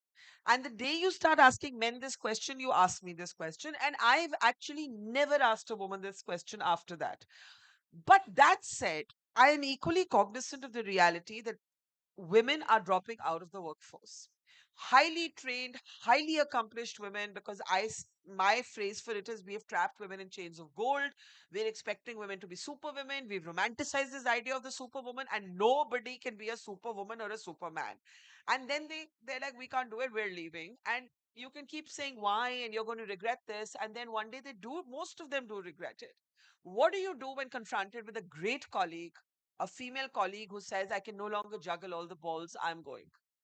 See, my simple answer, which I tell myself, I tell my children, and I tell all the people I mentor, is this Gita statement that people talk about. The dharma. This too shall pass. Yes. It's true, right? True. It's like I would write it in big bold letters in my life saying, when I'm feeling super happy, I know it'll pass. Yeah. When I'm really feeling stressed, it'll pass. And it sounds very jnani, but that's the reality. So when you're not feeling motivated, Yeah. Is that what you tell yourself? Yeah, I do. I mean, that don't take a decision based on this sentiment? Exactly. Right now, this is just the now. It's not your continuity. Yeah. It's not your future. It hasn't even been your past. And I think as you age, as you do more experiences, you can find the spaces where, oh, this happened to you 7 years ago, and now you're okay. Yeah. Right? So I think I do this for my sister. She's a managing principal in a consulting organization, and she's much younger. And I'm constantly coaching her. So finding a mentor or a coach who's invested in you in some fashion, I think really helps. And it doesn't have to be the same gender. It doesn't have to be the same gender at all. I mean, very often my family says my husband is my coach. I mean, we are batchmates. We grew up together. We met when we were very young. But when I'm going through like this traffic snafu that I had, for calm, I called him. Yeah. So I think having a person in your life who can look at your reality from a distance and call you out for what you're feeling, and call out the BS. It's the BS that's going on in your head, right? Yeah. It's the self-talk. Yeah. So I've been saying to people that sometimes you have to stop and stand in the balcony and watch yourself. It's called balcony behavior, right? And my kids have learned it. They'll be throwing a tantrum, and they're not really kids anymore. Yeah. But I'll be like, okay, go to the balcony for a while. I'm not dealing with this. Yeah. Go to the balcony for a while. I think it helps if someone else is in the balcony with you, and looking down at the problem and saying, Yeah. So I mean, it's not easy. People keep talking about networking as if it's a bad thing. I think for me, networking has been the joy of What is working. networking? Getting to know people, just knowing people, getting to know their motivations, having them invested in your career, your success, your life. For me, that's networking. If I get to know people, and I like even the questions you and I are talking about, tell us about each each other, yes. and I think that helps to form connections which are lifelong. Agreed. But women, because of conditioning, are often not out there in the way that men are. We sometimes I don't, but we as a collective come from the mindset that our work will speak for itself. We are worried about appearing too aggressive, ambitious. Again, I'm not. But I'm saying many women are. But I think that's the stereotype. It's amazing how You don't think that's the case? You don't think that happens? I think it happens, but it happens to men also. Agreed. Right? There are kinds of men And and there there are are kinds kinds. of women. I really believe it because people keep stereotyping women as, oh, they won't raise their hand. And I was like, all the women, I have a really good set of girlfriends who are all CEOs, CXOs. And always raise their hand They're first. all always raising their hand. So, it's not like, and we have been the people who've been called bossy as kids or called aggressive as young people. Correct. So, and we are friends. It's not, we're not competing. Yeah. So I think there are women in there who feel diffident. That's the point I was making. You come from a different environment where you were asked to keep quiet and sit in a corner. You will take some time to lean in and raise your hand. But there are enough people in there who are raising their hand and yet not necessarily getting the opportunities. Yeah. So being able to identify the ones who are willing to come out of the comfort zone is the leader's job. That's really important. Being able to see people who are doing a really good job but are holding back because of personality, not because of opportunities, is also the leaders. But you haven't told me what you'd say to a woman dropping out of the workforce, because that statistically is way more common than a man dropping out of the That's true. workforce. Actually, I'm from one of the IMs, and we have a really large community of women from the IMs. And you'll be amazed at how many of them are sitting outside the workforce. But that's crazy. That's crazy, right? We all worked so hard to get that degree, to get into. So I think that conversation has to be judgment free, because it is being made in the cauldron of stress. It's not like you want to do it. It's just that you can't manage your life or environment at that time. So for me, and I've had these conversations a few times, saying, okay, let's decide, let's say that it's fine to go. So first put the guilt of leaving a job and leaving a career aside. Actually, I keep telling people guilt is the one emotion in our life that we should bury and not for men and women both. For men and women both, because guilt does us no good, right? Yeah. It doesn't. Regret and guilt have no value in life. It's hindsight. But if you put the guilt aside, I think the question is, you have to really dig deep to say, what do you want? I think half the problem is we don't know what we women want. don't know what they want. Like, it's funny, the 8 months that I spent at home, I realized that for me, being productive is a really important value. I didn't realize it till the 8 months. So just to give you an example, I've painted furniture, I've done DIY, I've done craft, I've learned a language. In those 8 months, I've done consulting. I started learning Kathak. I learned for 5 years. I needed to be productive in that time, while of course looking for what I wanted to do next. That discovery of self and staying in that discomfort of self is necessary. I mean, it sounds like psychobabble, but being able to find what you want to do. For me, I had the clarity of, I will be a terrible mom if I don't work. I've said this to my children when they were. It's true. I keep telling women, you have to first be happy to be anything else to anybody else. So my 5-year-old once told her teacher in school, saying, my mother has to work, otherwise she'll be a very bad mommy. She has to go to office. So I say this to people, saying, I know this about myself, and I must say this about my mom as well. My mom, when I was going through these various tough situations of, I can't manage this, I have 2 children, I have no help, you're not here, you're working, she'd be like, listen, imagine this life without work in it, right? And imagine this life with work and stress in it, and choose. Work and stress. Work and stress every anytime. time. Yeah. So I think that choice is very personal. It's very hard for me to say what I would tell a person. If I realize that the stress is overwhelming you, Take a break. It's okay. Well, why does that stress exist? You see, the point that we're not going deep enough into is that stress exists more for women than it does for men. Oh, yeah, sure. Absolutely. Although the reverse patriarchy is that the role of man is provider, key earner. It's not easy for a man to leave a job even if he wants to. No, you're right. And I think this is a very complex topic, but in the sense that um, if the woman is leaving because of a structural support system being missing, then I tell people that the one thing you have to do in your life, and that's networking again, you have to create a support system. Like I lived in Bombay all my life. I have no family in Bombay, none. My in-laws passed away early. My mom's been working till very recently. I couldn't call parents to take care of my kids, right? My network of women friends, from school, from college, from building, from university, were my village, were my community, right?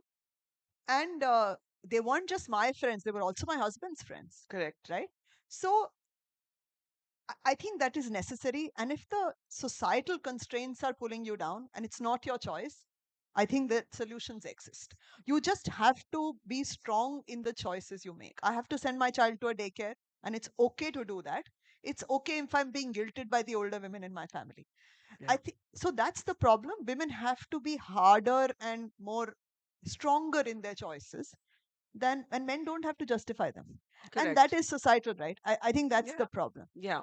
I mean, if a man wants to step out and not work, my husband was doing the same thing for 8, 9 months, and he's the one who gave me the strength to take my 8 months. Yeah. So I think there is an element of societal differences, judgment differently for men and women. And if a woman is stepping out because she doesn't have a support system, I mean, I keep saying choose your partner carefully. You know, if you're going to have a family, if you're going to have a superstructure, if you're going to have children, please choose your partner carefully. I say this to the working man, I say it to the working woman. It's true. It's like, because, you know, this desire to change people, to bring them into, to mold them. Yeah, all this doesn't happen. I don't believe it happens. I keep telling mothers of boys, please imagine if this boy was the one you will be married to, and make that, you know, what would you want there? Yeah. So I think there's a lot of societal change that needs to happen before women in the corporate world start feeling like, you know, this is as equal a playing field. So let's end with, how do we go beyond these phrases, these catchphrases that have come to define these conversations? Diversity, inclusion today are not even phrases that everybody agrees on. We live in they become hot potato nomenclatures. Representation, inclusion, leadership, mentorship. What is, if you as a leader, if you were to break this down and say, I want to lead my team in a way where these words actually mean something real, they're not just jargon out of management school, what does it mean for you personally? What does a day in your life look like, with all the human dimensions added in? That sometimes you will be irritated, sometimes you will get lost on the way to an event, you will get angry, you will get upset, there'll be something on your mind won't be fully at work, etc., etc. How do you make these words mean something?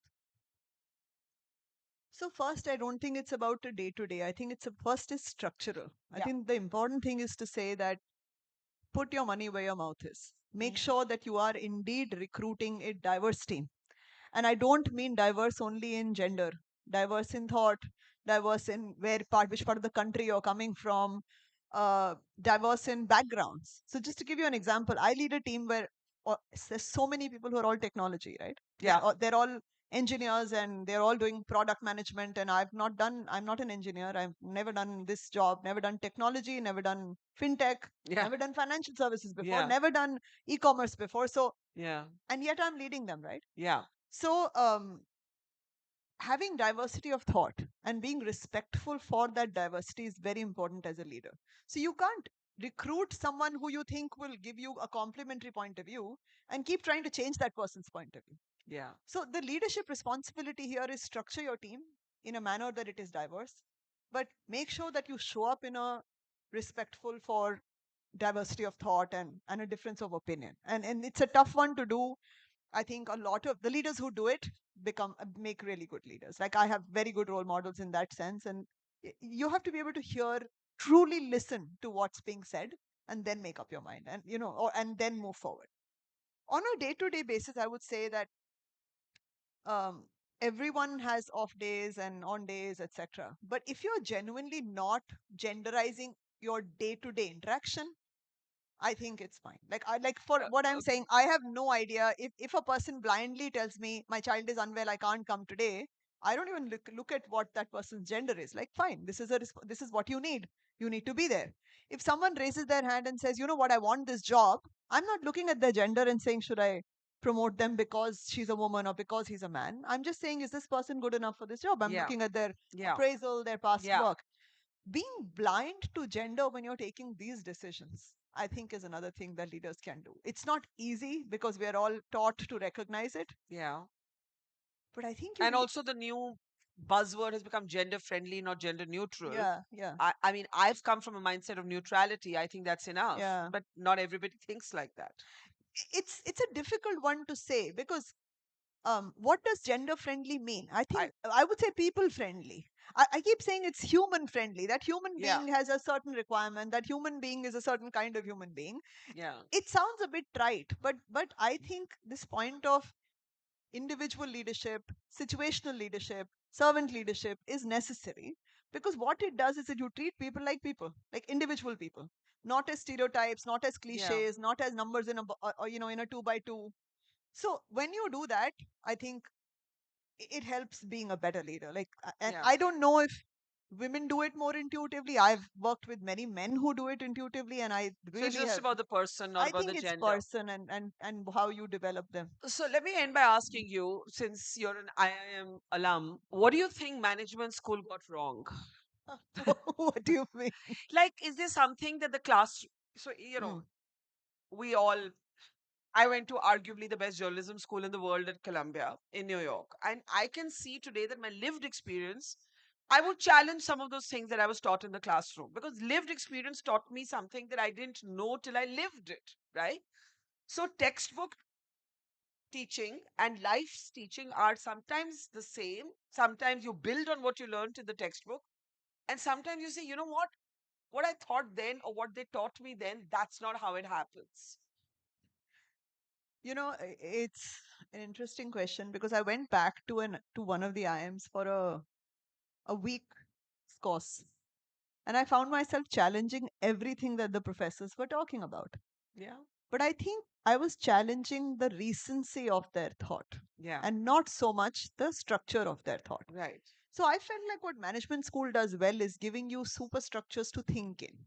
They allow you Framework to for organizing your thoughts. organizing your thoughts, picking up the information and putting them in some sort of, like a structure to consume, to Yeah. communicate. Let's say they give you like a universal translator language, right? So Yeah. everyone, and I think that's what fundamentally they're able to do. What I feel like they're not doing enough of, and some are really trying, is being current, because this world is changing so so fast. Yeah. And the professor, I mean, I go and meet the professors now, and they're really young. They're younger than me. And I'm looking at the fact that, if you haven't been in the industry and you're coming back and teaching, have you had this experience? So the industry education partnership becomes really critical. And whoever is doing that well is maybe making more strides forward. So there's recognition, like I'm saying, there's recognition that they need to do a lot Yeah. more. But I don't think the industry has the time to go back and teach. Yeah. So it's a combination of that. I think management schools definitely need to be more current, more skill oriented, more tech oriented, like, with the. So from that sales manager who was selling soap in wherever, Meerut or Ghaziabad or Aligarh or wherever, to today at Amazon Pay, what's the one thing that you think is the biggest change? I don't mean mobile phone, AI, whatever, but in like that you couldn't have imagined and that you think is going to change more and more and more, and then one has to be ready for it. It's a very personal question. Yeah. So I think I'm more secure in who I am, Yeah. right? Yeah. And I think that comes with age and gray hair and experiences and all Yeah, that. But it's also the fact that you feel with time you have lesser to prove That's right. about who you are and what you can do. You have more the desire to make a difference, because that's what you will leave behind. It might be age related, it could be experience related, but that's where I'm at. I think I got recruited because I was this maybe insecure overachiever, or Type very A. hardworking type A Type A person. personality. I don't Yeah. think I've changed too much as far as that's concerned, but I think I've reached a place where I'm saying that I'm only as good as the people I'm working with. And it, again, I'm hearing myself say it and it sounds like I'm giving like some trite gyan, but the reality is that I can't do it by myself. And it's not about me. It's about the outcomes. It's about what you leave behind. And so, yeah, I think that's the biggest change. It's not for me alone that I would. Great. Thank you. That was a great conversation. Let's have a big round of applause, maybe louder at the back. And thank you so much. Great It conversation. was a lovely conversation. Thank You made you. me think a lot. Thank you. Thank you so much once again for this lovely conversation. I would like to invite, in fact, Ms. Chandrika Bahl to kindly give the memento. Uh, Once again, I feel when we're talking about this new India, this is a new India where you have your passion, your talent, your aspirations, your ambitions, and more importantly, being yourself, which is taking precedence over gender. So remarkable. Thank you so very much. Sharing her journey and sharing her thoughts also as a mother, as a boss, as a wife, from the eyes of her children. Again, something we all relate to. And I really like the Gita Gyan, again an inspiration कि जो आज है वो कल नहीं था और कल भी नहीं होगा. So live in the moment. Thank you. Thank you, Radhika. Thank you. So thank you to all of you. Hope you benefited from these two talks. A lot to learn, to talk to, lot to take away, not only in your professional life, but also in your professional life and as a person growing and evolving. Thank you. So we now, ladies and gentlemen, we are going to be breaking for a short break of 20 minutes. 2 o'clock is when we are starting with our awards. We have the Smart City Awards and the FinTech Awards, the 10th Smart City Awards, which are going to be presented. As chief guest, as a presenter of awards, we are going to be joined by Ms. A. Dhanalakshmi. She's the Joint Secretary, Science and Technology. She was with us yesterday in one of the panel discussions. We also have Mr. Premjit Lal, the Executive Director of ITPO, and alongside, as we present the uh, Smart City Awards, some of the city leaders are also going to be joining. Our jury members are going to be joining and presenting the awards. And then we are going to be moving to the FinTech Awards. We are also going to be joined once again by the Honorable Minister of Russia, Mr. Sergey Cherman, joining in presenting the awards. So looking forward to having you back at 2 o'clock. A short break, 15-20 minutes, and then we resume with the last leg of this 3-day conference and exhibition, wherein we have the Smart City Awards and the FinTech Awards. Thank you.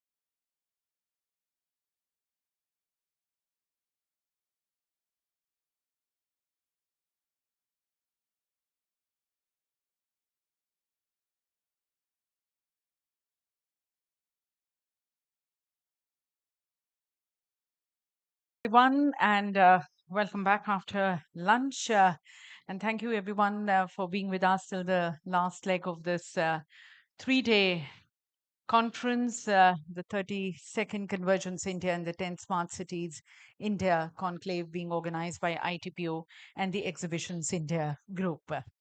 And I think these 3 days have been really remarkable in terms of knowledge sharing, knowledge imbibing, looking into the aspirations and the vision of New India, of the other countries collaborating with us, contributing in the success of India. How and we've discussed in these 3 days from technology to cities to businesses to economies to women to people, and how each one of them is shaping this Viksit Bharat, the target of 2047, which our Honorable Prime Minister has given. And in fact, people who were there in our last two sessions, which we had, in which we had the women leaders speaking, it was so much about being your own personal growth, you as a person, moving away from the gender inequalities. In fact, as both our speakers, the women leaders, spoke, New India moving into that era where gender no more takes precedence. It's more about, it's not about a man or a woman, it is about that person adding value. And each of them reflected that. In fact, yesterday when we had Aman Gupta also talking to us, the same, the struggles, if you see, not differently as a man, the struggle of a man or a woman in the working space, struggles remain the same, but how each one of them followed their passion and they could achieve, and they are what they are today. Same when we were speaking to the city leaders also, though each one of them sharing their journey of contributing towards making their cities more inclusive, more smart, imbibing technologies. Again, the struggles which they encountered, and how, with people's participation, involving more people, they build cities which are, again, people centric, people focused, extending the good quality of life. So, as we start in a while from now, we are going to be celebrating the city leaders. We are going to be celebrating these cities.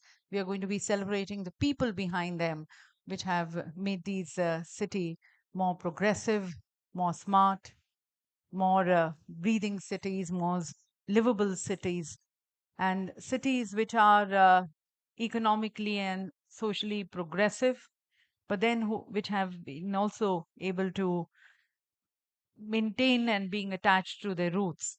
In India, as we say, जहाँ पर विकास भी है और विरासत भी है. You have your heritage also, and you have the progress also.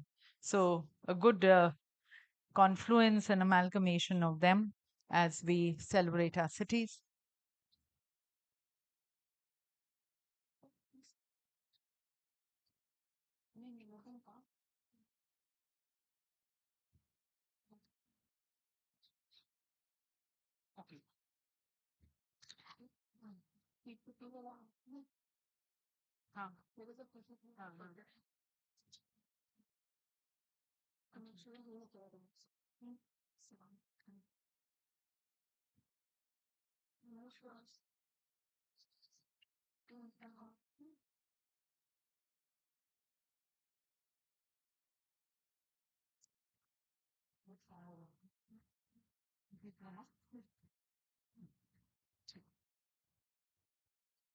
So, ladies and gentlemen, we already have our distinguished guest of honor, Mr. Sergey Cherubin, who's also going to be joining us in presenting the awards. We're just waiting for Shrimati A. Dhanalakshmi, the Joint Secretary, Science and Technology, joining us. Also, Shri Premjeet Lal, the Executive Director of ITPO, who are going to be joining us in doing the honors.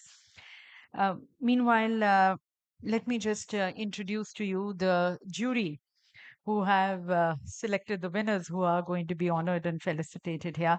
Just to mention, we received almost 600 nominations from the cities and companies working on the smart city mission and making this mission a success, showcasing some of the very remarkable projects and innovations. That's the jury, ladies and gentlemen.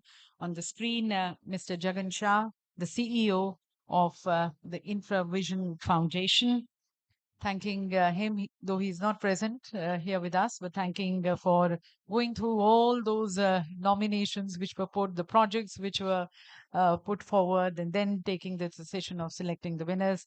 Mr. Rajiv Chadda, the former Joint Director of Finance, National Capital Region Planning Board under the Ministry of Housing and Urban Affairs. He's present with us. We can all put our hands together, thanking him and welcoming him here. Thank you, sir. And then we have Ms. Sheila Shri Prakash. She's also present with us, the founder and the chief architect, Shilpa Architects, Planners, Designers Private Limited. And Mr. ARKS Srinivas, CEO of IITK Foundation for Advanced Consulting Education and Training, that is IFACET, IIT Kanpur. Thanking him also in absentia. Thanking. So these awards, ladies and gentlemen, are the 10th Smart Cities Awards. In fact, it's been 10 years also for the Smart Cities mission. And in our first two sessions, we did discuss on the journey so far, the Smart City Mission 1.0. And now as we take it forward in 2.0, the next phase of growth for our cities, especially with the new technologies, how do we leverage on these new technologies and then the convergence of these different technologies, IoT, AI, ML, other smart solutions, and then plan for more sustainable and more resilient cities, more progressive cities. So those were the discussions which we have in these, and even I'm sure the jury, as you were going through the various projects, you felt how the various city leaders or the other corporations have been able to contribute towards these future-ready cities. So we recognize here in these 10 Smart Cities Awards with the Smart City Mission. Our awards have also graduated to being the 10th in the 10th edition.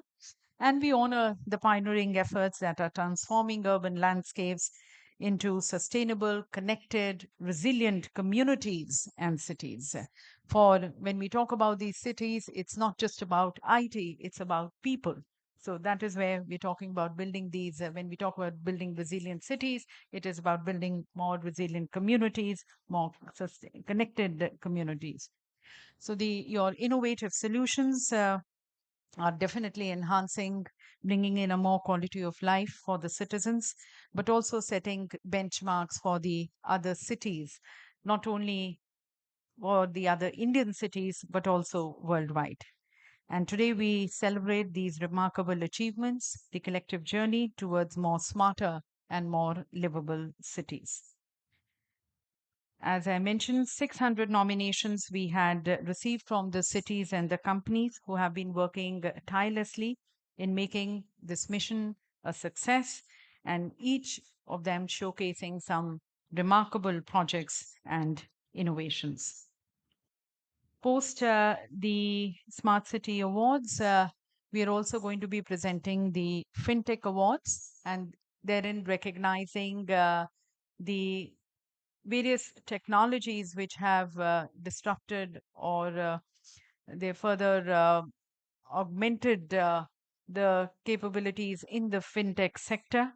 So again, recognizing the remarkable achievements and some groundbreaking innovations and technologies that are transforming the financial landscape. So that's the FinTech Awards also, which are going to be presented after the Smart Cities Awards.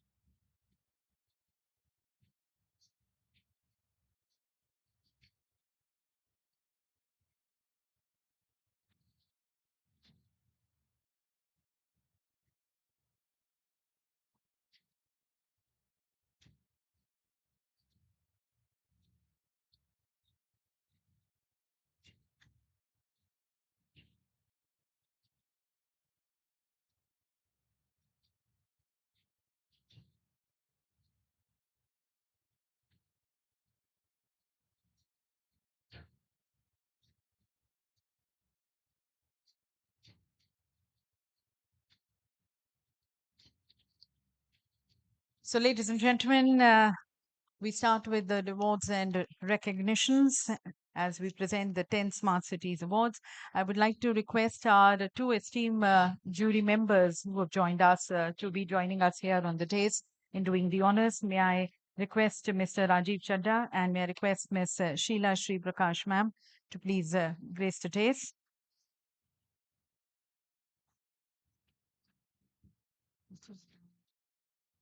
Ladies and gentlemen, our two esteemed jury members, Mr. Rajiv Chadda, the former Joint Director Finance, National Capital Region Planning Board, Ministry of Housing and Urban Affairs, and Ms. Sheila Sriprakash, the founder and the Chief Architect, Shilpa Architects, Planners, Designers Private Limited.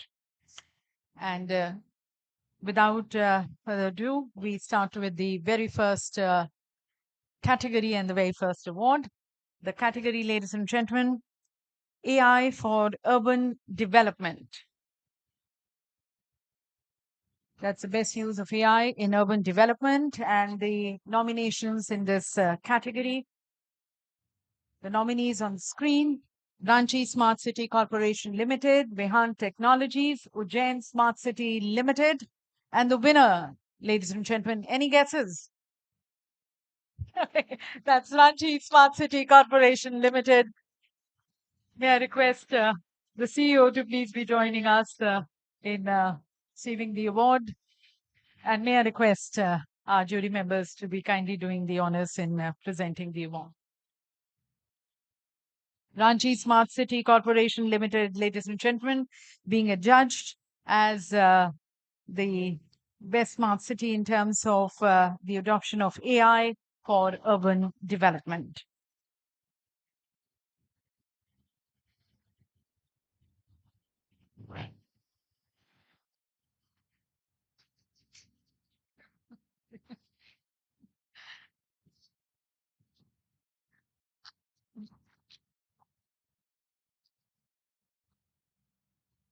Many congratulations to Ranchi, how they have been able to leverage on AI and build those sustainable cities and greenfield cities. Congratulations. Moving on to the next category, that's the best cultural innovation. Best cultural innovation and the nominees in this category. Tumakuru Smart City Limited, Ujjain Smart City Limited, and Satapati. And the winner is that's Ujjain Smart City Limited. Many congratulations to them. If we have the CEO of the team joining us here from Ujjain Smart City.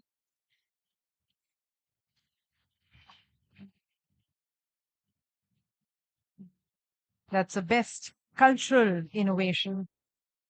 How we see the Mahakal and how they have been able to preserve the culture. And once again, as I say, Virasat, heritage, our history, along with progress. That's the Best Cultural Innovation Award being presented to Ujjain Smart City Limited. The next category, ladies and gentlemen, the Best Smart Energy Solution. The Best Smart Energy Solution Award. And the nominees in this category, Jhansi Smart City Limited, Smart City Thiruvananthapuram, and Oswald Smart City. And among the three, the winner is that's Oswald Smart City Limited. If we have the CEO or anyone, okay, sir. Congratulations, sir. He was with us in one of the panel discussions also, and we heard from him how they have been able to transform as well into a smart city and the best smart energy solutions they have been able to imbibe, absorb. Spoke about how earlier the streets there used to be darkness, how they have been able to, with the smart energy solutions, lit up streets, ensuring more safety and security also of the people there. and other smart solutions, energy solutions, which they have been able to introduce. Moving on to the next category, that's the best smart water management. Best smart water management, and under this, the nominees are Dehradun Smart City Limited, Nashik Smart City Limited, Raipur Smart City Limited. And the winner is Dehradun Smart City Limited. Best smart water management coming from Dehradun, a hill city,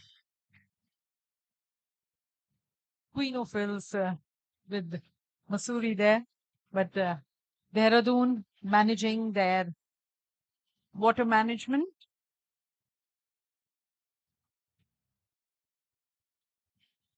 Being recognized as the best smart water management city.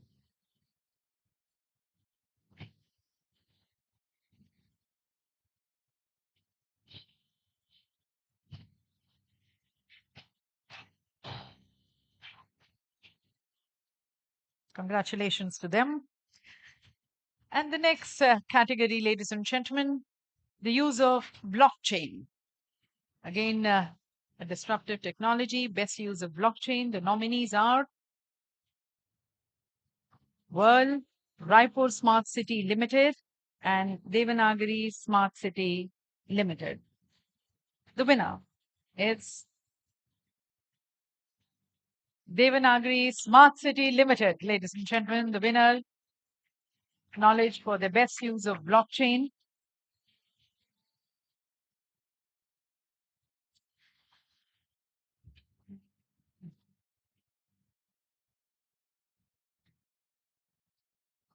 And you can see on the screen also.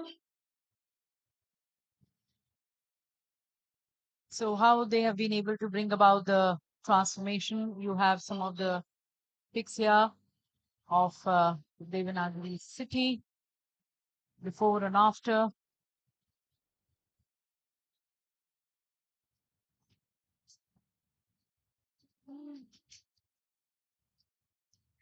The next category is cyber security and data protection. And under this, the nominees on your screen.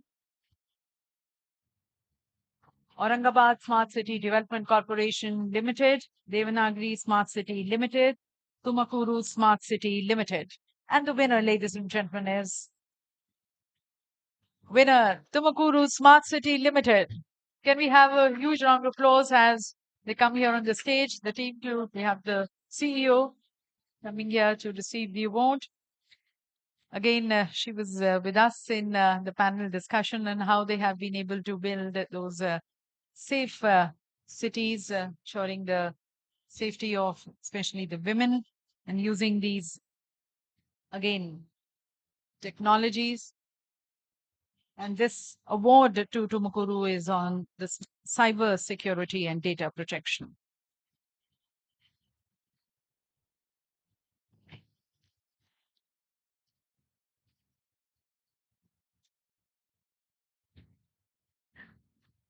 Congratulations.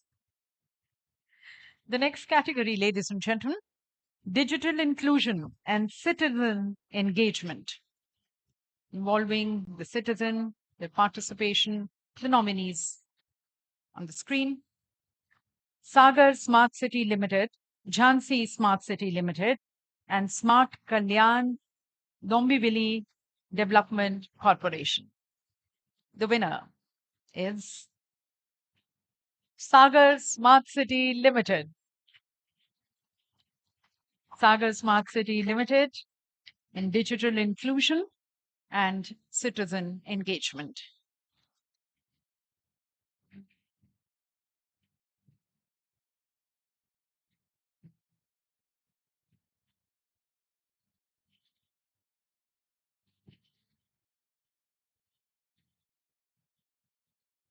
So, a trophy and a certificate being awarded to all the winners.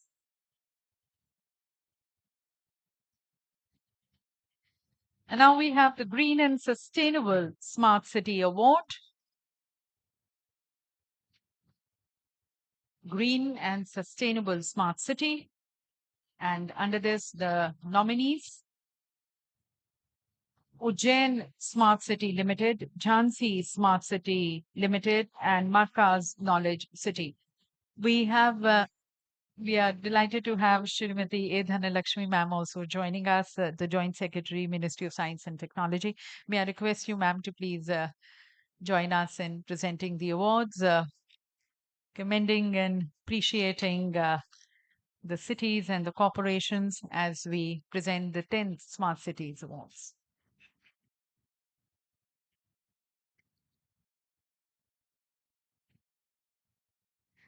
So we are in the Green and Sustainable Smart City Award. The nominations you saw on the screen: Ujjain Smart City, Jhansi Smart City, and Markaz Knowledge City.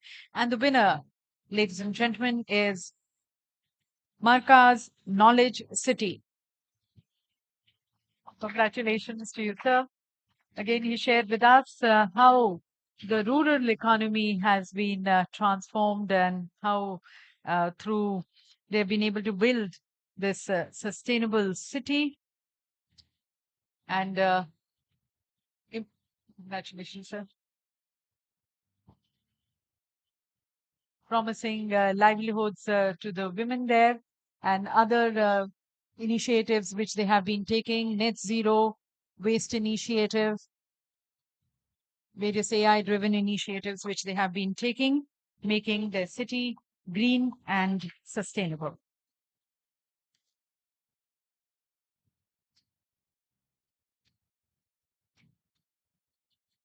The next category, ladies and gentlemen, the outstanding public-private partnership. Under this, the nominees are Raipur Smart City Limited, Belagavi Smart City Limited, Jhansi Smart City Limited, and the winner among them is Jhansi Smart City Limited. Congratulations to Jhansi.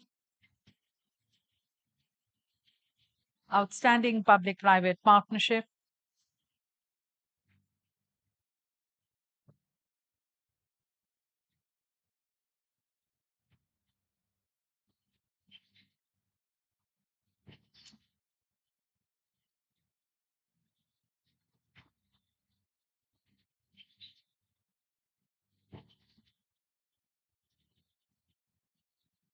So 600 nominations which we had received for these Smart Cities Awards, and now the winners being recognized across categories, the work, the achievements which they have been able to make, the difference which they have been able to make, you are seeing on the screens. The next category, ladies and gentlemen, the Innovative IoT Deployment Award. The Internet of Things, deployment of that, leveraging on IoT, and the nominees are Ujjain Smart City Limited, Amnex Info Technologies Private Limited, Prutech Solution Private Limited. Ladies and gentlemen, before we announce the winner, I think we can have the claps also for the nominees. They've come that way to be under the top three. And the winner, ladies and gentlemen, is Amnex Info Technologies Private Limited.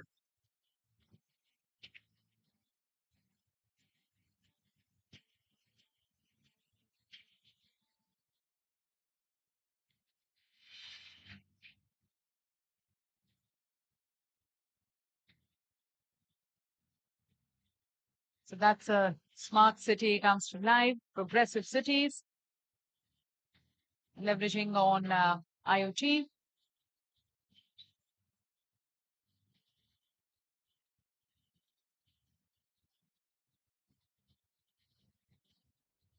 Safe, secure, resilient waste management by Amnex Info Technologies Private Limited. Moving on to the next category, innovation in urban mobility. And the nominees in this category: Shimla Smart City Limited, Design Forum International, and Bengaluru Traffic Police and Arcadis. The winner, ladies and gentlemen, innovations in urban mobility, Shimla Smart City Limited. For urban mobility,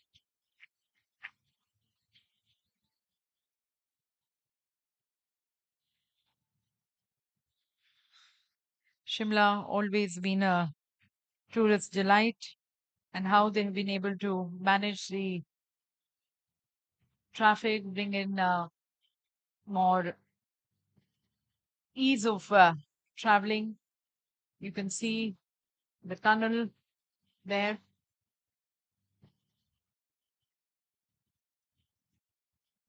Smart urban mobility, ease of movement, ease of mobility in the city.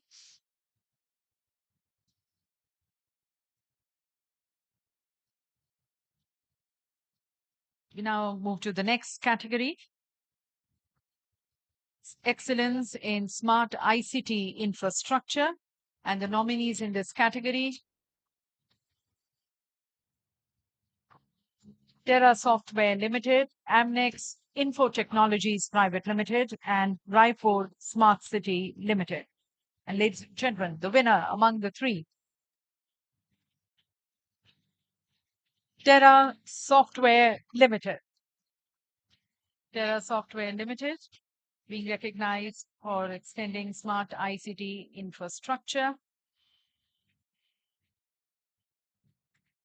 That was in at Devanagari city.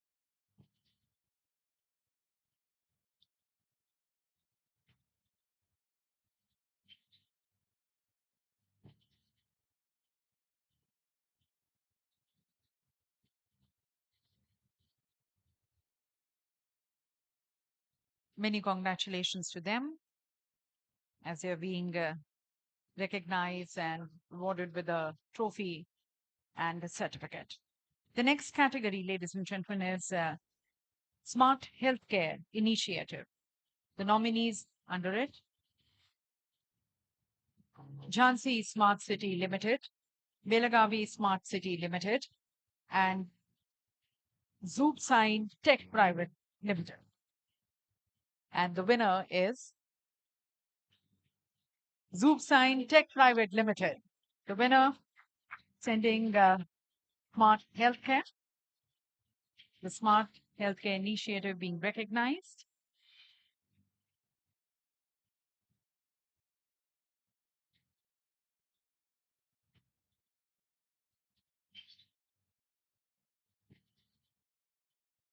As you can see, the compliant and secure systems for healthcare,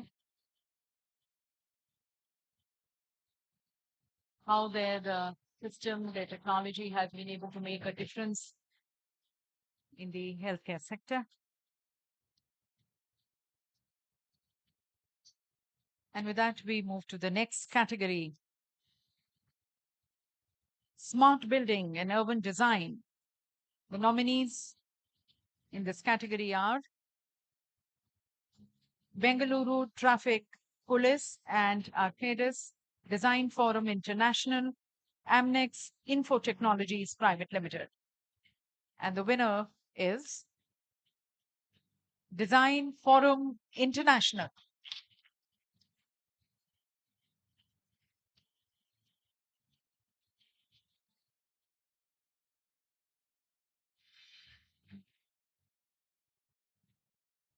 So you can see they're at Noida, at Vanijya Bhavan,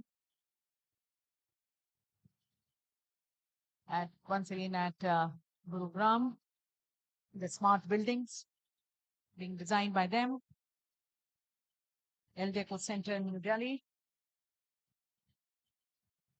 Once again at Gurugram, the smart buildings. Delhi High Court, some of the creations by them. Congratulations. And moving to the next category, that's the Best City Leader of the Year. And the nominees: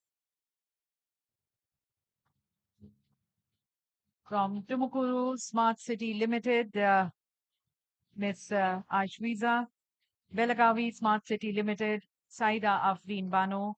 From Devanagari Smart City Limited, Virish Kumar. And the winner, ladies and gentlemen, is this is the city leader being recognized from Belagavi Smart City Limited, Saida Afreen Bano. The Best City Leader Award being conferred on her.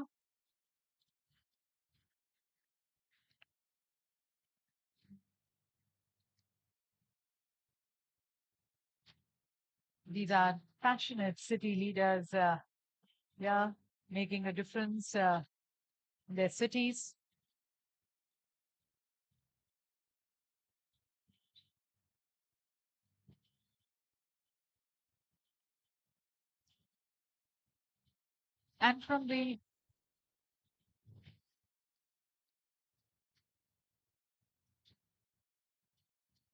And from the best city leader, we move on to the best smart city now. So the next category, the best smart city of the year. The nominees, ladies and gentlemen. Tumakuru Smart City Limited, Smart City Thiruvananthapuram Limited, Gandhinagar Smart City Limited. And the winner is Smart City Thiruvananthapuram Limited, the best smart city of the year.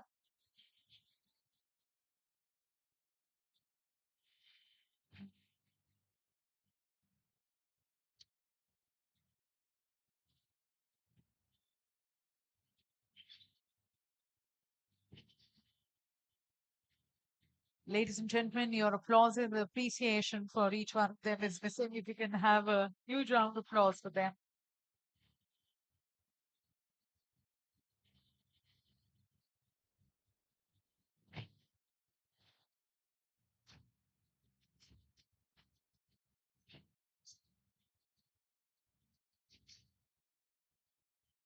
The next award, ladies and gentlemen, is Innovative Transportation Solution Award.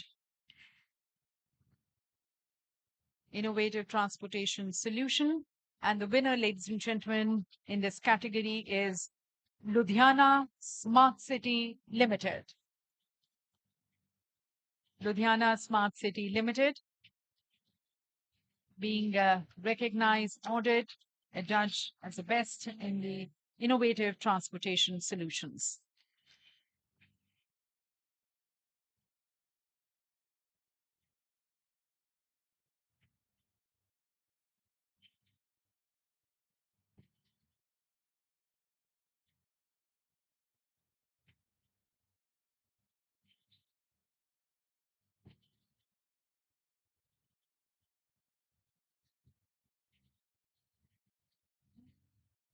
Many congratulations to Ludhiana Smart City Limited. The next category, ladies and gentlemen, Sustainable Solution. Sustainable Solution Award this is, and appreciation recognition to Saharanpur Smart City Limited. Sustainable Solution Award, Saharanpur being recognized.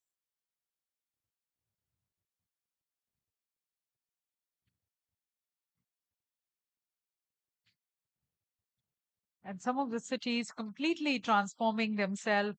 I remember when almost 10 years back, almost 12 years back, when we used to travel through Saharanpur, we actually felt a little unsafe. But now, how the efforts of the team, the efforts of the CEO, the efforts of the city leaders have completely transformed the city, and they're being recognized here under the sustainable solution which they have been extending. The next category, ladies and gentlemen, is developing best greenfield, smart, and sustainable industrial cities. So the organization which has been developing this best greenfield, smart, and industrial cities, cities which are economically progressive. That's, ladies and gentlemen, recognition to National Industrial Corridor Development Corporation Limited. National Industrial Corridor Development Corporation Limited. Thanking them, appreciating them for developing best greenfield, smart, and sustainable industrial cities.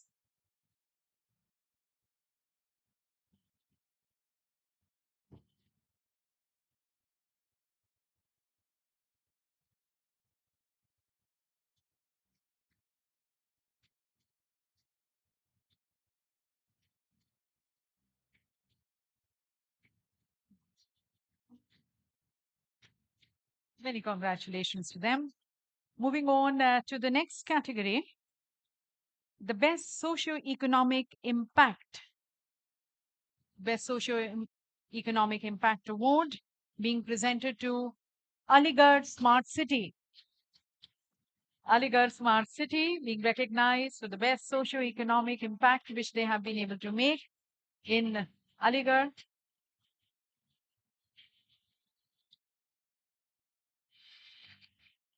The efforts of each one of them who's walking here on the stage in transforming Aligarh, making it a smart city, and the socio-economic development, growth, transformation which they have been able to make with their smart solutions in Aligarh. They being appreciated, recognized here. You can see some of the visuals here on the screen.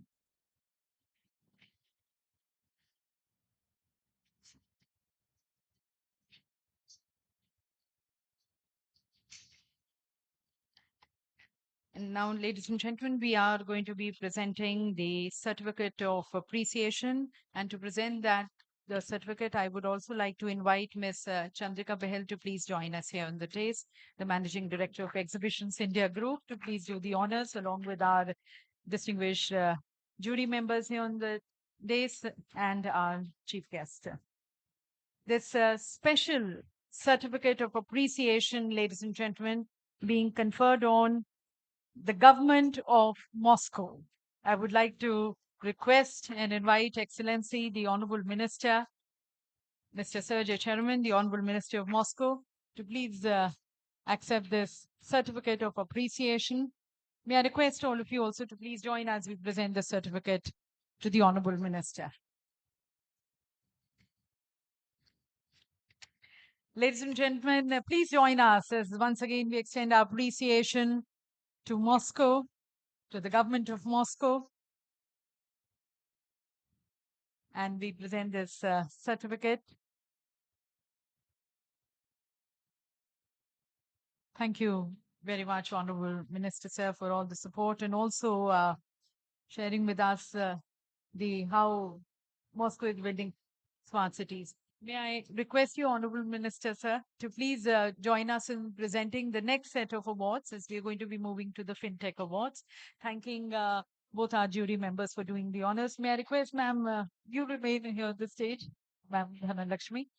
Both of you, Mr. Rajiv Chadda and Ms. Sheila, the jury members of the Smart City Awards, ladies and gentlemen, let's put our hands together once again, thanking them. As I said, 600 nominations, out of them selecting the winners here. Thank you, ma'am. Thank you. So we now have the FinTech Awards, and herein we now come together to celebrate the remarkable achievements and groundbreaking innovations and technologies that are transforming the financial landscape. We are going to be recognizing once again the trailblazers in the financial sector who are shaping the next era of financial innovation. We would also like to express our heartfelt gratitude, appreciation to the jury of FinTech Awards. If you can, that's a jury here on the screen, Mr. Vikas Kunungo, the Senior AI and Digital Transformation Consultant, World Bank, Ms. Sugandh Saxena, CEO of FinTech Association for Consumer Empowerment, and Mr. Prasanna Lohar, the CEO, Blockstock. The jury members, thanking them. We can put our hands together, thanking them and expressing our gratitude. Thank you so very much. With that, we move to the very first category in the FinTech Award, the best global use of FinTech. ladies and gentlemen, the best global use of AI in fintech. And the winner is Alpha Bank. Alpha Bank being recognized for the best use of AI in fintech. And this is the global use of AI in fintech. To Alpha Bank.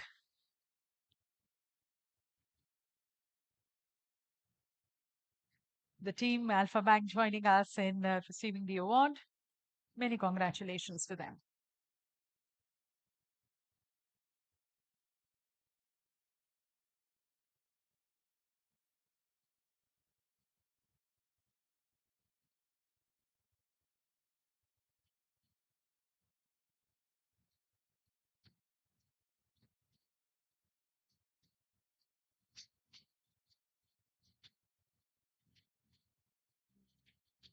Many congratulations.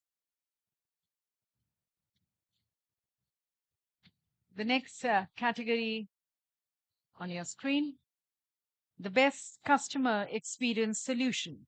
Under this, the nominees are Cashrish, Kotak Cherry, and Jepal.ai.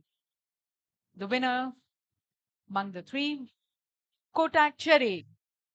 Kotak Cherry, ladies and gentlemen, and the elated, excited team members joining us here of Kotak Cherry, recognized in the category of Best Customer Experience Solution.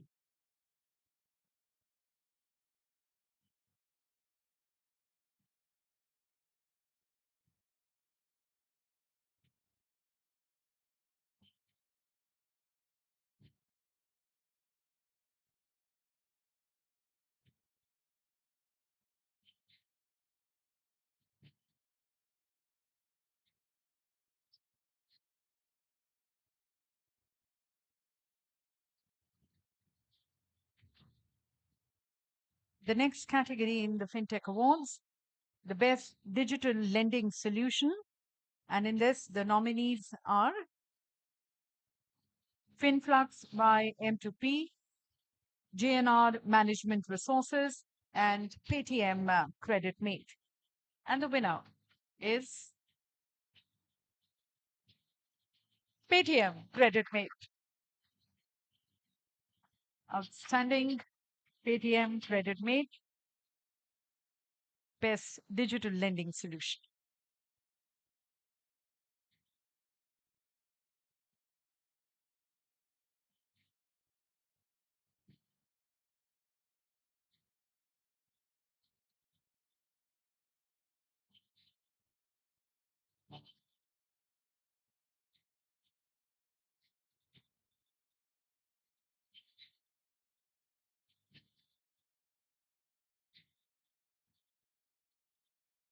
Congratulations to Paytm CreditMate, the best digital lending solution. And the next category is Inspiring FinTech Company of the Year. So the three nominees, Credgenics, Roynet Solution, Kotak Cherry. And the winner, Credgenics, ladies and gentlemen, the winner, Inspiring FinTech Company of the Year.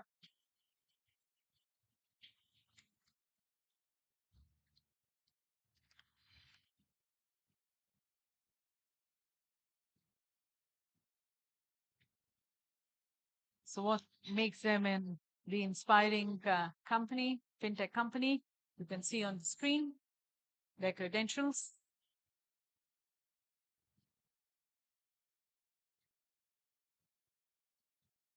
The next category is Best FinTech Startup. And among them in this category, the three nominees, Dhan, CredOrbit Technologies, and Finara. And the winner is Finara. Finara, ladies and gentlemen, being adjudged as the best FinTech startup.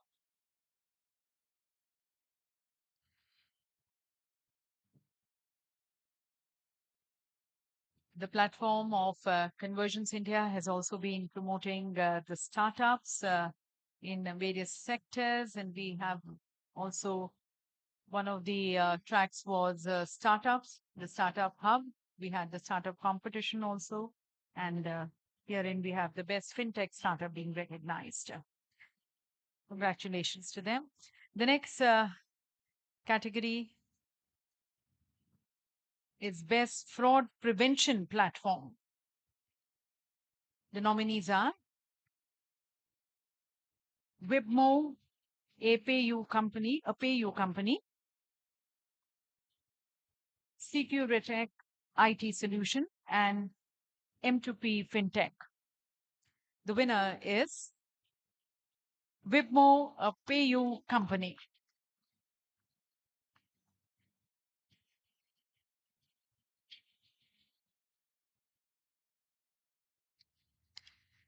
So we have the young budding entrepreneurs joining us here, receiving the award.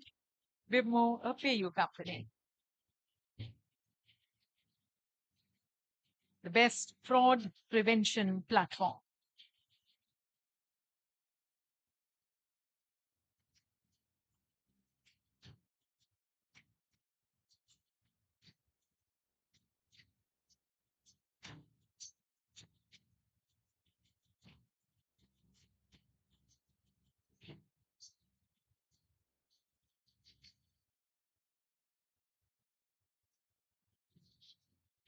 Congratulations to the team. The next category, ladies and gentlemen, is the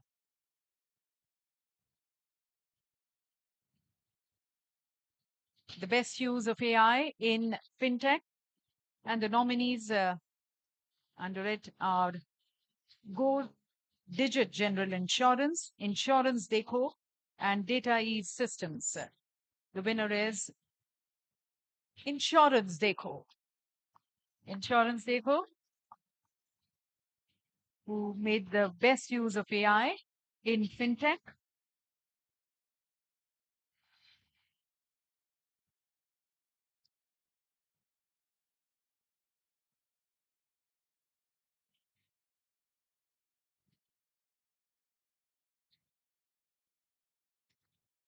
Congratulations. And now, another disruptive technology in fintech, the best use of blockchain in fintech. That's the next category. And the nominees under it are Time Chain Labs, Verismart.ai, and World. And the winner is World, making the best use of blockchain in fintech.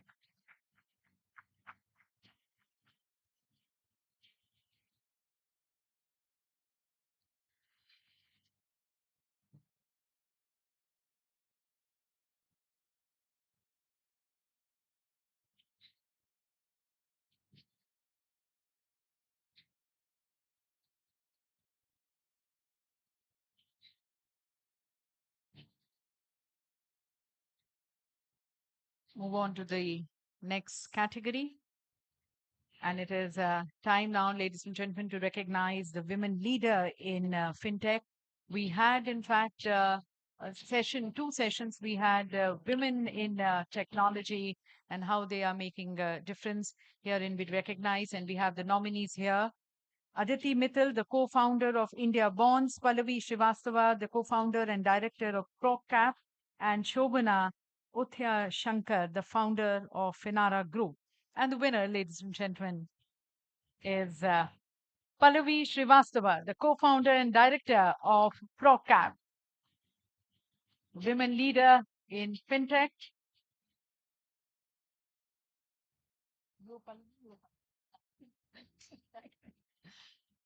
So Pallavi is not been able to join, but we have two of them collecting the award on behalf of Pallavi. We can have a big round of applause so that Pallavi, wherever she is, she can also hear the applauses. Congratulations to Pallavi. Moving on to the next category. Next award, Excellence in InsurTech. And the nominees under it Bima Plan, Go Digit General Insurance, and Insurance Deco. And the winner among the three, Go Digit General Insurance. Excellence in InsurTech.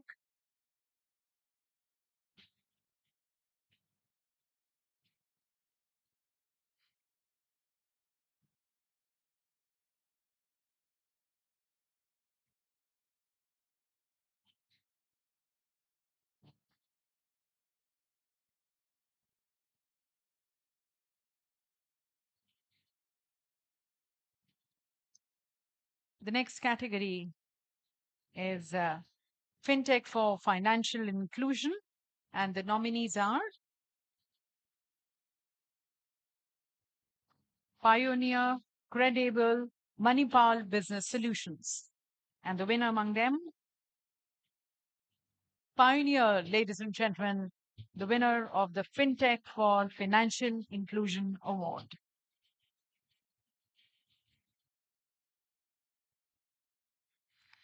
Congratulations to Pioneer being recognized for financial inclusion.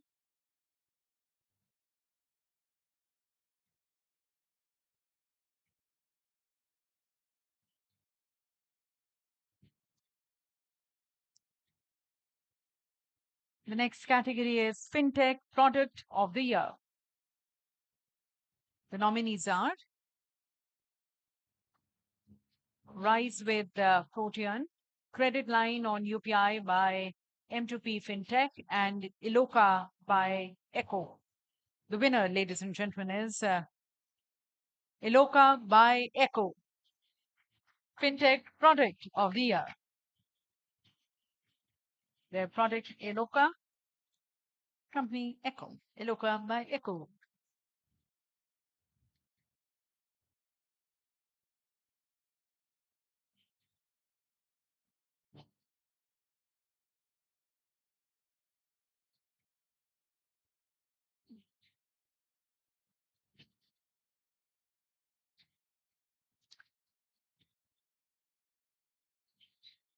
The next category, ladies and gentlemen, time to be recognizing the best FinTech leader and the nominees. Sameer Mathur, the Managing Director and Co-founder of Roynet Solution Private Limited. Suresh Sethi, the Managing Director and CEO of Protean eGov Technologies Limited. And Mr. Madhusudanar, the co-founder of M2P FinTech. Three outstanding people. A round of applause for them before I invite the winner here. And the winner, ladies and gentlemen, is Sameer Mathur, Managing Director and Co-founder of Roynet Solution Private Limited.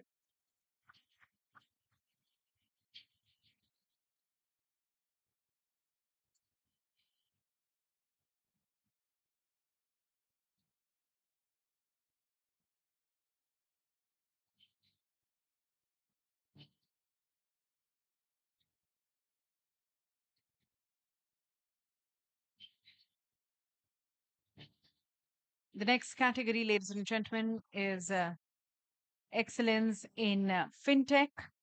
And the winner here is Act 21 Software Private Limited. Act 21 Software Private Limited.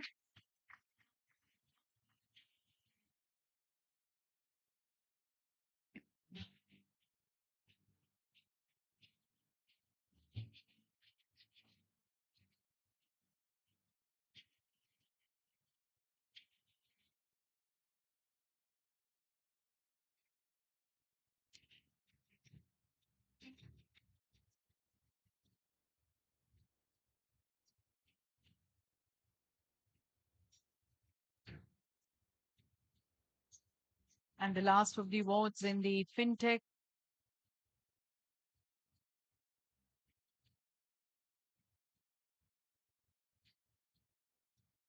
we have the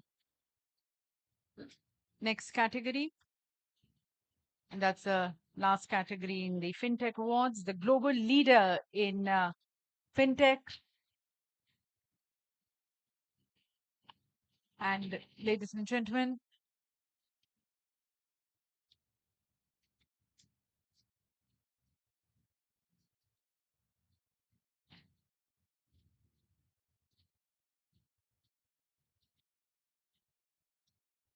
now before we announce the winner, I would like to thank Mr. Sergio Chairman for doing the honors of presenting the awards.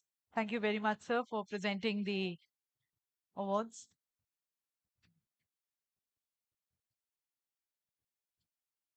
Thank you.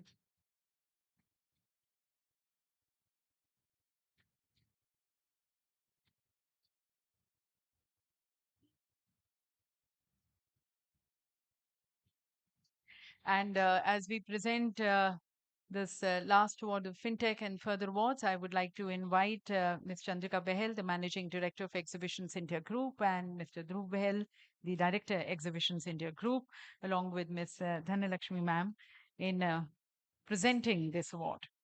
So, ladies and gentlemen, the global leader in FinTech is Alpha Bank.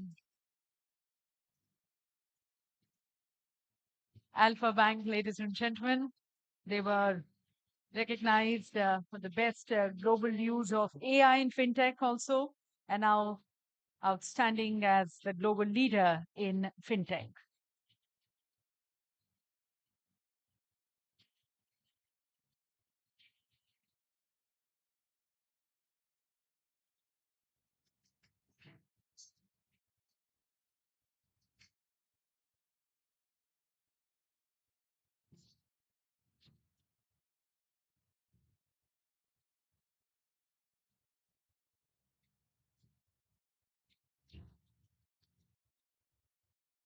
And ladies and gentlemen, we would like to extend a special appreciation by presenting the special certificate of appreciation to Russian Export Center. Russian Export Center, if we have the yes. Russian Export Center being presented this special certificate of appreciation.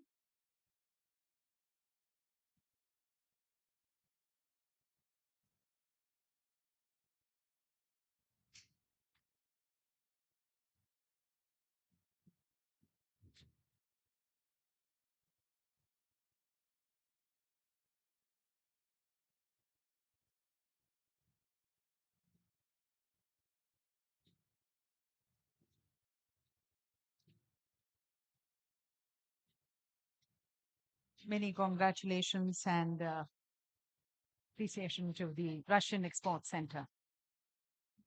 And ladies and gentlemen, the last of the award, this is an award which is so very dear to the EI group for their emotions which are attached to this. For it is instituted in the name of the founder of EI Group, who has given such a strong foundation and taking his legacy forward have been Mr. Dhruv Behel and Chandrika Behel. That's the Prem Behel Excellence Award, instituted in the honor and the memory of late chairman of EI Group, Shri Prem Behel, who always championed innovation and entrepreneurial spirit. So, as I said, this award stands very dear to us, and the winner, ladies and gentlemen, is. Okay. You want to announce? Yeah. So, good evening, ladies and gentlemen. Thank you for joining us. As our wonderful host said, our late chairman, whose award this is in memory of, believed in the entrepreneurial spirit. And I had the opportunity earlier today of having a conversation with the very innovative entrepreneur behind the award today, or the winner of the award today. And it gives me great pleasure to announce Fuselage Innovation as the winner of the Prem Behel Excellence Award.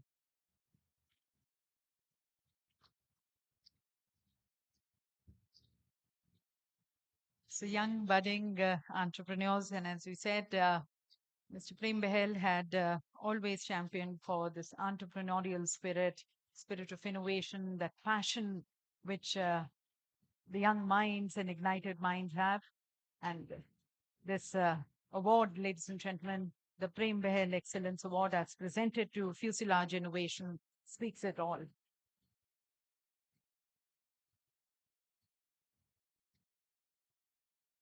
Many congratulations.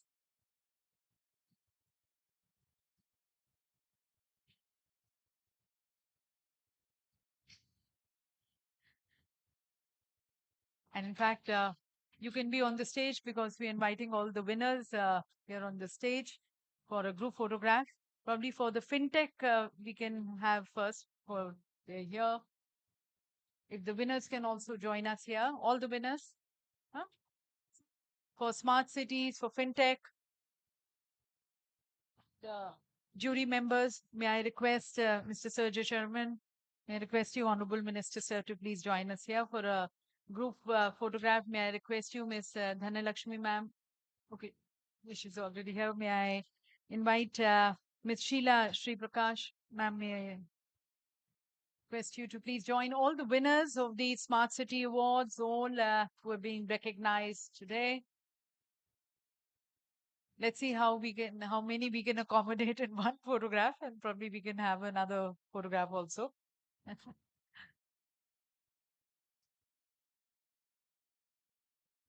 Anyways,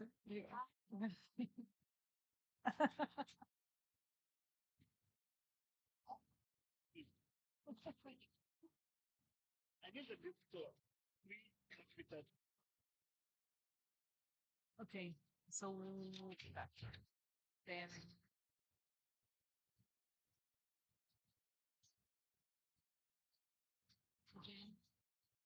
all the winners. Yeah, yeah, yeah, both all together.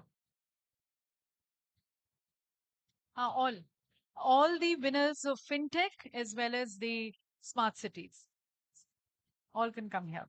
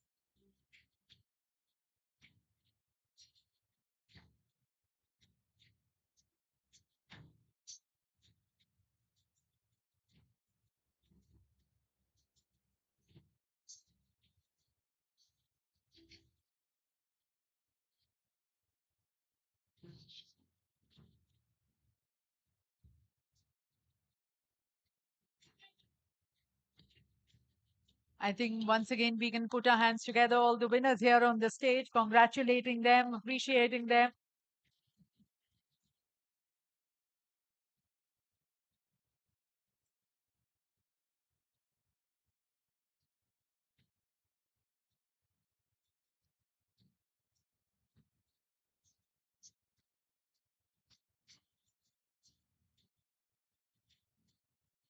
And thank you to all the delegates, the participants who have been with us, not only here at the transformation stage, but on the innovation and conversion stage in the exhibition area. As like in smart cities, it is the people who make any exhibition or conference. Of course, we have the technologies all around, but you are the one who are bringing forth those products, those technologies, those services which are being exhibited here, and you're bringing your knowledge, your ideas, your information, sharing with everyone as we all grow together, mature together. So thank you, everyone. And with that, let's we conclude the conference part. The exhibition is going to be on for some more time. So please utilize this time in going around, visiting the exhibition. And as for the stage, it's we don't say goodbye. We always say we are going to be meeting again. So look forward to be meeting you again in the next edition next year. Till then, keep growing, keep rising, keep yourself safe, healthy, strong, and yes, prosperous.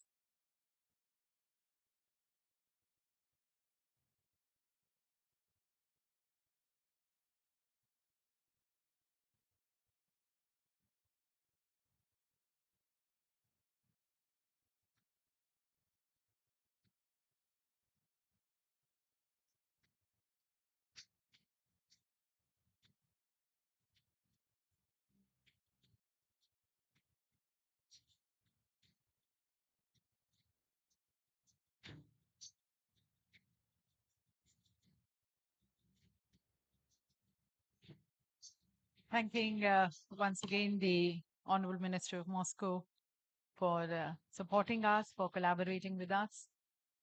Congratulations once again to all the winners. So wishing you once again the best of and healthy minds and heart, and keep innovating, keep creating. Thank you to Ma'am Dhanilakshmi Ma'am. Thank you, Ma'am.